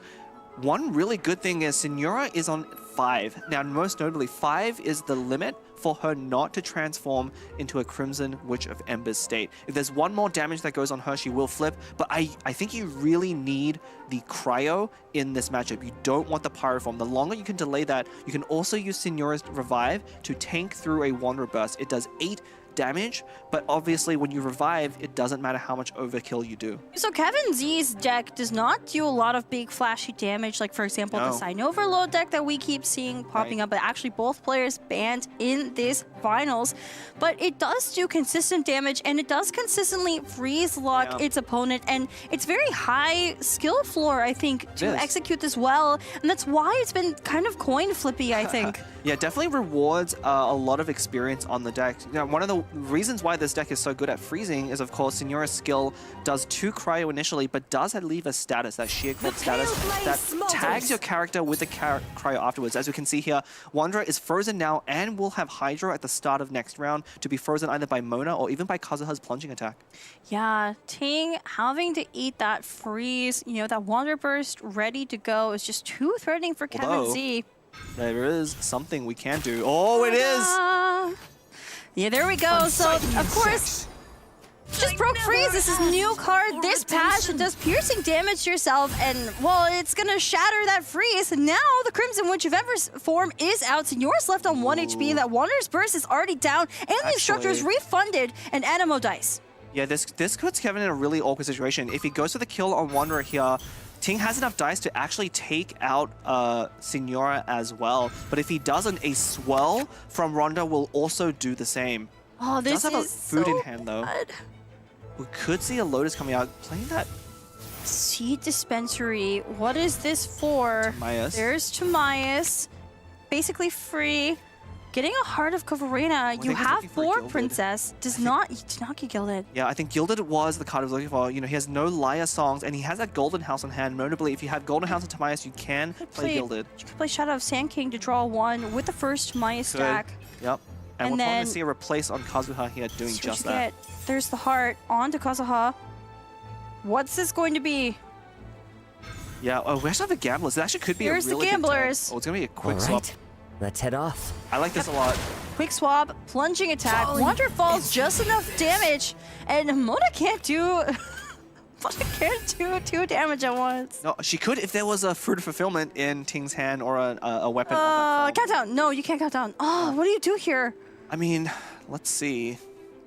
So Kazuha has a Light of Fallen's Incision, so we could actually see Kazuha take out Mona here quite handily, especially if there's any more dice coming out of Kevin Z. Of course, saving that Signora Burst for Eula, most likely. Now, Ting has 1 Lotus in his deck, which might be required. He might need to pull something off very similar to his Sino, his famed Sino version deck, where he needs to find, he has a fresh one already, but he needs to find that Lotus potentially to live through a Signora Burst and take out 2. He does have that countdown. He would have to tune it to play it now. I don't know if you Mona skill. Yeah, you Mona skill, because if your opponent ends on Kazuha or Signora, the Mona skill will take them out. Oh, so good to have. If you had Egg Wanderer into a swirl, this would be so brilliant. Also, Mona skill gives some damage reduction to Mona. That is probably going to be very crucial. Is that an important enough breakpoint? 7, I think it was already safe. So Kazuha has normal attacks do 3 damage each. There's a skill bringing Mona down to 6, and there is Signora out. It's possible having to end his turn here. Okay, wait, I'm sorry. I'm trying to look at all the math here. Yeah, there's another Light of Fallen Incision. Oh, I think the normal attack. Normal attack does this. It does, and it gets 2 more dice as well. What are we drawing? Sapwood. That's not what you want to see. Yeah, not really useful at this point. You know, I think a Lyre Song or something else would be enough, but Mona does fall. The Gambler's refresh comes in, but can you do anything with those 2 dice? The answer is no. We're going to be swapping over to Mona here, and it's going to be Eula versus the world. Does have the Grimheart stack, but with all these characters on 1 HP, what does it matter? Oh, there's Wolf's Waistcoat too. It's Lotus or Bust. It is Lotus or Bust. If he draws a Lotus... Oh, there's the other countdown. Oh, there's Fruit. Does he have enough dice? If he has a Lotus, he can actually survive a Signora Burst, and he gets to take out 2 characters with Gamblers. He has it in hand. He's got a countdown. He has to play countdown. He has to play countdown. Is he going to play it? Kevin Z also has a Lotus that might actually be enough. No, but he has Wolf's. No, but you don't have enough dice to do all of that. Oh no, there's a Gilded. Oh, he's countdown. There's countdown. What did he draw? There it is. Oh my God! There's a Lotus. There's the free Gilded. I think with that Lotus, it's enough. Oh, look at Kevin Z. He's hoping he doesn't have it. He's so scared. His heart rate is skyrocketing. There's a fresh wind of freedom. There's the elemental skill. Ting is going to get to go again after Mona falls. Has plenty of dice left for 2 actions. Mona and... Mona's down. Kazuha Signora both on 1 HP. There's the Lotus. Look at the zoom in on Kevin's reaction. Oh, wait a minute. Signora's Lotus as well puts her above 4. Eula without a weapon right now. And I don't think there's enough dice, is there? You have Wagner Gold now! Wagner Gold. You have Wagner Gold! Oh, there's no way! There's no way! Eula's gonna survive on 2 AFK. Oh. Wait, no! Grip Heart! Oh, did you say Grip Heart? Oh, Grip Heart! Because Grip Heart was used on Mona, and then the skill, and then the second skill didn't even equal Space Stone. I was Ting expecting... wins this game. We're going on to game 7. Oh, right, of course. Countdown fixed Ting's dice so he could Eula skill twice in a row. Normally, you cannot do that. He evens it up. Anyway. He evened it up. Look at him just drinking water. I mean, he needs to hydrate. I mean, again, okay, we are about to head into game 7. Players at home, it's so exhausting to be playing these games. 3 games in a row, and these are very close games as well. You need all of your mental capacity here, and you have to just stay in there until the end. I mean, what an intense match. Again, Ting needed that Lotus. He has 1 Lotus in his deck. And Professional top decker. That's why he brought the deck. He knows he's lucky. This is a concept in the TCG world we call playing to your outs. What it means is there are many situations you'll find yourself in where you may be losing, and you may need to take a line that has a 10% chance of winning, but it is always better than doing something with a 0% chance of winning. If Ting had done anything else, if he hadn't identified that he needed the Lotus, then he always loses that game. But because he knows that he has a Lotus in his deck, that if he draws into it, it will put him out of Signora Burst range, that is what he needed to do. And oh, it was so close on both sides. Things are so tense in the studio, by the way. I'm not sure if you could hear them talking, but the players and also the ones still at the studio watching Robot Wizards also here, they are communicating about that game. Now we're going on to game 7. I'm sure for those of you at home, you're very happy you get another Primo Gem raffle. But this will be the last game. Primo Gem raffle for today. And our last game we're gonna cast. Here is the matchup. It's gonna be Kazuha Mirror. It's Kazuha Mirror. Oh, what a way to finish this tournament. You know, Kazuha and Sino being double banned. And then Kazuha being... double picked. Oh, what a way to end the tournament. Of course, if you don't know what I'm talking about, there is a very awesome animation that we've been playing throughout this tournament. It's been playing every so often, the beginning of end of certain sections. And it has, Kazuha and Sino up against each other in this most epic battle ever. And that's kind of how it feels, seeing these characters in play. They weren't normally in play before, we're going on to a game 7, but this is our last game we're going to be casting for the tournament. Yeah, this is going to be the end, one way or another, of Prince Cup Atlantia. We're going to crown a victor very soon. If you're just tuning in, you're probably tuning in at the best moment, because one of these players on the stage is going to walk away with $16,000 and the title of Prince Cup champion. But if you're going to love this action, we are not done with our championships, because next weekend, there will actually be another Prince Cup Pacific. There will be a Prince Cup Pacific, and on top of our raffles, we have our QR code here. Make sure you're staying up to date on Astro Socials as well, so you can get on the fun, and also you can come join more raffles as we have more tournaments. But yeah, that QR code there will send you to a feedback form where you can tell us how we're doing here. If you love the games, if you love our casting, if you love our set, if you love our amazing host Slacks, everything here, we love to do it. And your comments definitely help support us. So make sure your voice is being heard. And if for any reason you find any fault with the last 3 days of competition we had, I mean, there's nothing more we can do to please you. These last 2 and 3 days have been just phenomenal in terms of the quality of the TCG games, the banter of these players on stage, the personality, everything. It has been phenomenal. I thought we peaked yesterday on day 2 with that unbelievable match between Ting and Robot Wizard that also went to all 5 games, but now this might actually be better. It's so interesting because I just want to kind of reintroduce some information about these 2 players. Ting is someone who is notorious in the Genius Invocation TCG community for high rolling. He gets really lucky when it matters. And we've seen him have unlucky moments. It's not like he's always going to get lucky, but in these crucial moments, he is sweeping games by the skin of his teeth. And it's so fun to watch. And he knows how to take that luck and translate it into a win. That is the skill part of him. I will say in that last match that they already demonstrated his skillfulness, because both sides open very unusually. Meanwhile, Kevin Z is someone who prefers more of a consistent playstyle, does not like relying on RNG for anything, and actually considers that a bad strategy. So they're kind of opposites up against each other. They both do their own deck cooking, which is so impressive, and it's really a battle of titans here. But we have our raffle winners. I just want to shout them out real quick. If you see your UID there, congratulations. You have won 1,000 Primo Gems. Make your way on over to the Astro Carnival YouTube for one last Primo Gem raffle. There will be 2 more winners, and this is going to be our last game. We are moving on to a Game 7. Can the God Slayer Ting take down the Honored One, the God Ascending himself, Kevin Z? Kevin Z is now 5 losses on this Kazuha deck. Don't say that. No, you're cursing him. Oh. So this is going to be tough. I'm not really sure. We have not seen this deck played very much, and that actually is an advantage towards Ting, because Kevin Z may not be sure exactly how best to play against these decks. Now, these are professional players, and a lot of the plays that you make come down to these things called breakpoints, which is dealing just enough damage to take out other characters. The more efficiently you can do that, the better your games go. But every deck has slightly different breakpoints because of the damage you do and the reactions you trigger. How interesting. I just noticed that there's 2 copies of Dawn Winery here. You know, Dawn Winery having some changes lately that gives you 2 free swaps. And I guess it's just an ideal card, especially when you're playing something like Kazuha, where you have a lot of plunging attacks that rely on swapping over to him. Yeah, and of course, Dawnray doesn't present itself in Kevin Z's deck. You know, he has to pay dice for those swaps to Kazuha, but part of the reason he can do that is he does have that Light of Folly Incision. Definitely, I think, the best weapon for his deck, Lo-Fi. It's really paid off for him, but again, not quite enough in that last matchup to clutch it out. What's it going to be? Of course, we already know Prince is staring down this deck because it has disappointed him too many times, but Kevin Z needs to get one more win off. He chose to bring it to the finals. Let's be clear. He chose to bring that to the finals because he had the option to bring something else. So he has faith in this deck. I mean, he definitely does. You know, we saw a lot of players also, I think Nahida specifically also brought this deck, convinced by Kevin Z that it was good.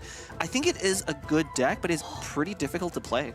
You know, what's unfortunate, you know, Robot Wizard was blessing Kevin Z to win against Ting. They made a pact together. They were like, no matter who wins here, we have to go on to beat Ting. We have to beat this guy. They're all friends, of course. But I wonder if Robot Wizard banning out this deck gave Kevin Z some hope that it would do well. I mean, I think, look, Kevin Z is not the type of person that would be swayed by things like that, I think. Again, he's a player that believes in his own confidence and strategy. If he thinks this deck is good, he will play it no matter what things that other people will tell him. That is true, but I just heard the sound. I believe Game 7 is starting. Look at this. This is the final game of the Prince Cup Atlantic Tournament. The grand finals. Here we go. King versus Kevin Z. There's a QR code there. If you scan it, it will send you to a feedback form where you can tell us how we're doing. Additionally, the raffle over on Astro Carnival's YouTube has begun, so make sure you're making your way on over there. This is the last one, and this is the last game we're casting together, Blab. Yeah, this will be the last game we are casting for this Prince Cup, and we'll have to see. Again, so the last game started very unusually, and I think, like I said, I was trying to say, we focus a lot on Ting's ability to draw and get lucky. But that last game, starting off very unusually, does showcase his skill. He knows that Wanderer skill, of course, not swirling was the right play, but now it's a very different deck. Now, Ting's deck is pretty predictable, but on the other hand, Kevin Z doesn't quite know exactly what the optimal lines are for Ting's deck. That's going to give him advantage. I think he has a surprise factor going into this, especially because Kevin Z has played this deck now for the 6th time against him. There's a lot I want to say in response to what you said. I want to mention first, though, that Ting's tournament history is actually very good. It's not, you know, he's not just a high roller. He's very skilled, as you're saying. He actually was top 4 in the North American Prince Cup tournament last year, lost to Nahida, who lost to Robot Wizard for 2nd place. So Nahida, being a very strong player, was also here in the top 8. It makes sense that, you know, Ting could lose to someone equally as strong. Exactly. He also won 1st place in the North American Cattails Gathering 2024 Season 2, which is a whole ordeal in itself. Those online tournaments are very hard to win sometimes, so that is quite the accomplishment. And he lost to Blep and very early on. Look, Ting has grown so much as a player since that, and you know, these players' journeys have started since the beginning of TCG, almost more than a year ago. And on this very stage, a lot of these players have already played with and against each other 1 year ago. But of course, Robot Wizard, our previous champion, is no longer up for contention for a second Prince Cup title. Both of these players took him down. Both of them did. That's what it takes. That is what it takes. Ting here with a very aggressive opening. Now, we saw that Dawn Winery play. This is one of the plays that the new buff has really enabled, getting that swap on the first round with 2 skills as well. Look at how few cards are in Ting's hand right now. That's completely intentional. He's going to have a big turn round 2. This is actually the round to be very scared of as Kevin Z, and this is why he's going for the freeze. And I'm super worried now, actually, for Ting because of this. Well, the parametric transformer is going to start ticking up, as is that Chang the Ninth. There is the treasure-seeking Sealy, and there's the plunging attack from Ting. I think Ting has to be careful to not lose his Cryo Cube too early. That Cryo Cube will have Sheer Cold applied at the end of turn to deal 1 point of cryo damage, as well as being frozen right now. There's only Electro application on the side of Kevin Z. Yeah, I think if the fact that Ting left this deck to last, I believe this is actually a little bit of a weakness against this matchup. Kevin Z having access to freeze, and in particular that fast swap freeze also of Mona, this is locking Ting out of Cryo Cube for an entire round.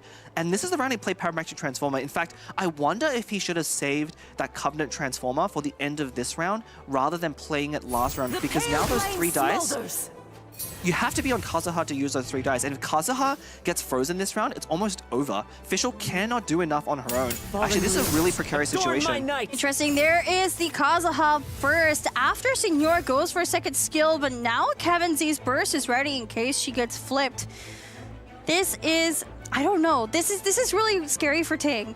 This is really scary, but it's a reactionless opening from Ting with only Swirl and Electro damage. You're not actually doing enough AoE to threaten Kazuha. I'm really worried from this spot. For the first time in a few games, Ting's heart rate is going up above 100. It is skyrocketing. He is realizing the implications of this game. His heart is racing. He knows that this is it. This is it. He has to win this game. Or else. Yeah. Or else. Or else. I mean, both of them have to, right? Both of them have to. It's not just Ting. I mean, Kevin Z's never been... He was at like 130 earlier consistently. He's at 110 now. It's going down. But this is such a good opening, mainly because, again, one of Ting's characters, Fischl, does not do that much on her own. Oz is a very powerful summon, but, you know, takes time to get value, and there's no other skills that Fischl can use to efficiently do damage while that summon is already out. I think Kevin Z... I think Kevin Z is thinking about quick swapping over to Mona here. Oh, it's going to happen. Here we go. There is the quick swap. It's not... Wait, it is over to Mona. It is. This is going to be very, very deadly for Ting. Both his characters, his 2 main characters, Cryocube and Kazuha, will be locked out on that crucial turn that he used Parametric Transformer. So only Fischl will be left alive. This is why I think he really... You know, Kevin Z yesterday punished a round 1 Parametric Transformer opening. I think he's doing it again in a very different way. So, okay, I see what you're saying. However, the Hydro... Or no, I guess so.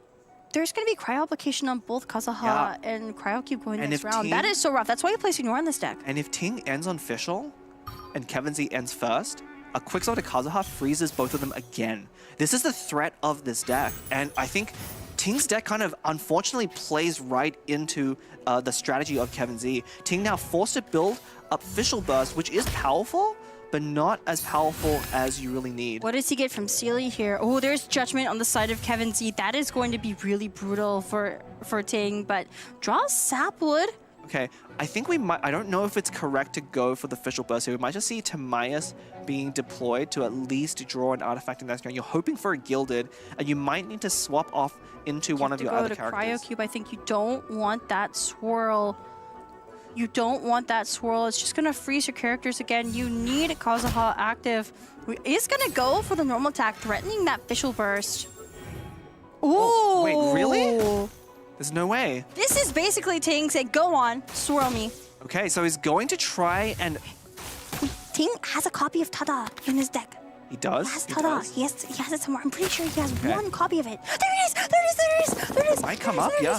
I mean, for now, we're going for a Fischl Burst with Gambler. So Ting is baiting Kevin Z into this freeze. Now, it could still be the right move from Kevin Z, but if he does this, he will lose Mona. Of course, Fischl's Burst, we haven't seen it in so long, but does off-field piercing damage, and Mona is currently on 1. It's too juicy to go for. You have to go for it, right? You have to go, I think you do. To go for that swirl, and then you Fischl Burst, and you get the Gambler's Refresh. I have to see the HP of the character. As long as Kazuha doesn't go down to this play, but yeah, that Tada is really going to be what decides this game, I think. Is it enough?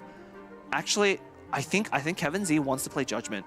Gladiator Sapwood as Actually, this is where that Judgment from Kevin Z might be the most devastating card. If Kevin identifies that the only way he loses this game by double freezing his opponent's characters, leave them with solo official, is for them to break out of freeze, then Judgment will be passed, and Ting may be out of contention for first place. Seed Dispensary, free Wagner, draws Sacrificial Sword. What is Kevin Z looking for? Probably a weapon for Kazuha, because he is going to go for that chain freeze. Is he going to play the Judgment? I think Is he going to play it? Will the Honored One pass Judgment? There's on the Kevin Z? Gilded. This is almost certainly Kazuha as well. Oh, there is no Judgment. There is no... Wait, there's the Boar. There's the Sapwood. Does he not have enough dice? I think I think it's He has gonna the count his Gamblers, dice. though. Well, the Gamblers probably won't take out any characters right now. I think he's doing math right now. I think going over to his notepad, he's probably checking his opponent's card. But he knows Ting has Tadas. Oh, Okay. no. Not playing around it. Well, so here's the thing. Kazuha, you'd have to Tada on Cryo Cube specifically, because you can't take damage on Kazuha right now. Correct. Yes, it would have to be Cryo Cube. I think you want to be on Cryo Cube anyway because all of your opponent's characters have Electro. Did not play that Judgment, but Ting, having that Gambler's on official, will be able to refresh his dice by going for this burst. Also will flip Signora. I think Ting might need to think about whether Judgment is very important right now, because if he thinks Judgment will lock him out of being able to take out at least Kazuha, if not Signora as well, then he needs to pre-play a lot of his cards. But how does he do that? He has no quick swaps in this deck. He has no way of going over there. Well, your opponent is out of dice, right? So they're I guess Kazuha still has the plunge attack, so never mind. We still Kevin has a lot in his disposal right now. Well, the plunge attack from Kazuha will go onto Fischl. Then the weapon was Sapwood, which already was triggered.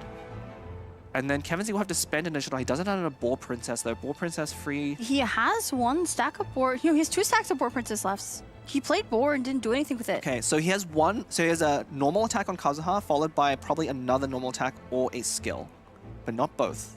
Or burst. Yeah, or a burst. It could be a burst. Ooh. Oh, what is this? It might be sacrificing Kazuha here to the Signora burst. I think Ting wants Kevin Z to use up all of his dice. I think that's what's going on here. But Kevin Z does have that Gamblers. Yeah, Kevin Z does have Gamblers, but the Gamblers is on Kazuha. There's the Judgment. There's the Gamblers onto Kazuha. This is going to be a plunging attack. This fast action -3 to take out Kazuha. Regrets. And refreshing those Omni dice. Now what do? Do you burst from Fischl? Now? Now might be a good time to burst. So what Ting needs to do is try and take out Signora off field. I don't think you can afford. I don't think you can afford to Tada anyway. Keeping the Cryo Cube revive is too important. Fischl first and Mona falls. The Gamblers refresh coming in. Signora is now 4 HP or under, and Kazuha is left on 4 HP as well. Yeah, but look at all those dice out from Kevin Z. And one of the things that Kazuha can do, again, is keep himself super safe by using his skill. He can swap out here, take more damage on Signora, and then come back for another plunge. Now, He doesn't have the plunging attack right now, does he? Oh, no, but he can skill to get off of Kazuha here, go onto Signora. That probably is the safest play. Signora still has not flipped her revive, but will definitely next time. There's no other healing from Kevin Z, yeah. There's the skill. I think if you're... do you just swap over to Cube? If you're Ting? Do you just swap still? You can't though, because you... Oh. Wait, what? Okay. Maybe so changing shifts, Liar Song, and Boar Princess all don't really do anything right now. So we could see him burn 3 cards just because Tada is the card that actually matters. But if you swap over to Cryo Cube, Signora... You can't play Tada anymore at that point. And well, especially if Signora using a skill on Cube would be deadly, because then the revive... The sheer cold, yeah. But it is a swap over to Cryo Cube. Ooh, this is not looking good. It is not looking good for Ting. This is really scary. Yeah, I think really Ting is hoping that somehow Kevin makes a misstep here, plays into one of the cards in his hand. Kevin Z must be thinking, you know, something weird with that changing shifts being played. I think the pressure is getting to Ting. I think he actually did pass over the passing of judgment here very briefly and forgot about it. Otherwise, he would have played 2 more cards into a 3rd card. He didn't need to play that changing shifts anyway, though, because he had another copy of Dawn. He had another thing of Dawn Winery left. It's true. So it's true. I wonder if he's actually playing a mind game. I wonder if he has a plan. I want to know if he has a plan. He has so many dice. He has like gladiators and Boar Princess. He can still. Let's see. He can play the Tada on Cryo Cube after Signora's skills. No, because the revive would. You'd have triggered the revive already, and then you would take out your own Cryo Cube. No, exactly. And then it's a free swap over to official. And then that uses an event card. And then you can play Boar Princess. But what does Boar Princess do? We'll see. We'll see. We'll see. Maybe I'm wrong. Maybe I'm wrong. Maybe I'm wrong. Maybe I'm wrong.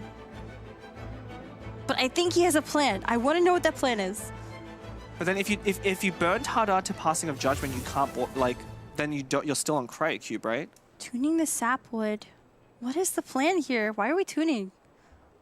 Maybe if tuning for time. I'm actually not sure. sure. No, he doesn't have time. Is there a miscalculation here about whether Tada, because Tada will take out Cryo Cube, but you'll lose Cryo Cube, and I don't think that's actually a way for Fischl with only 7 dice. Now, of course, he's tuning to get under for Gladiators. He's planning on playing Gladiators this round.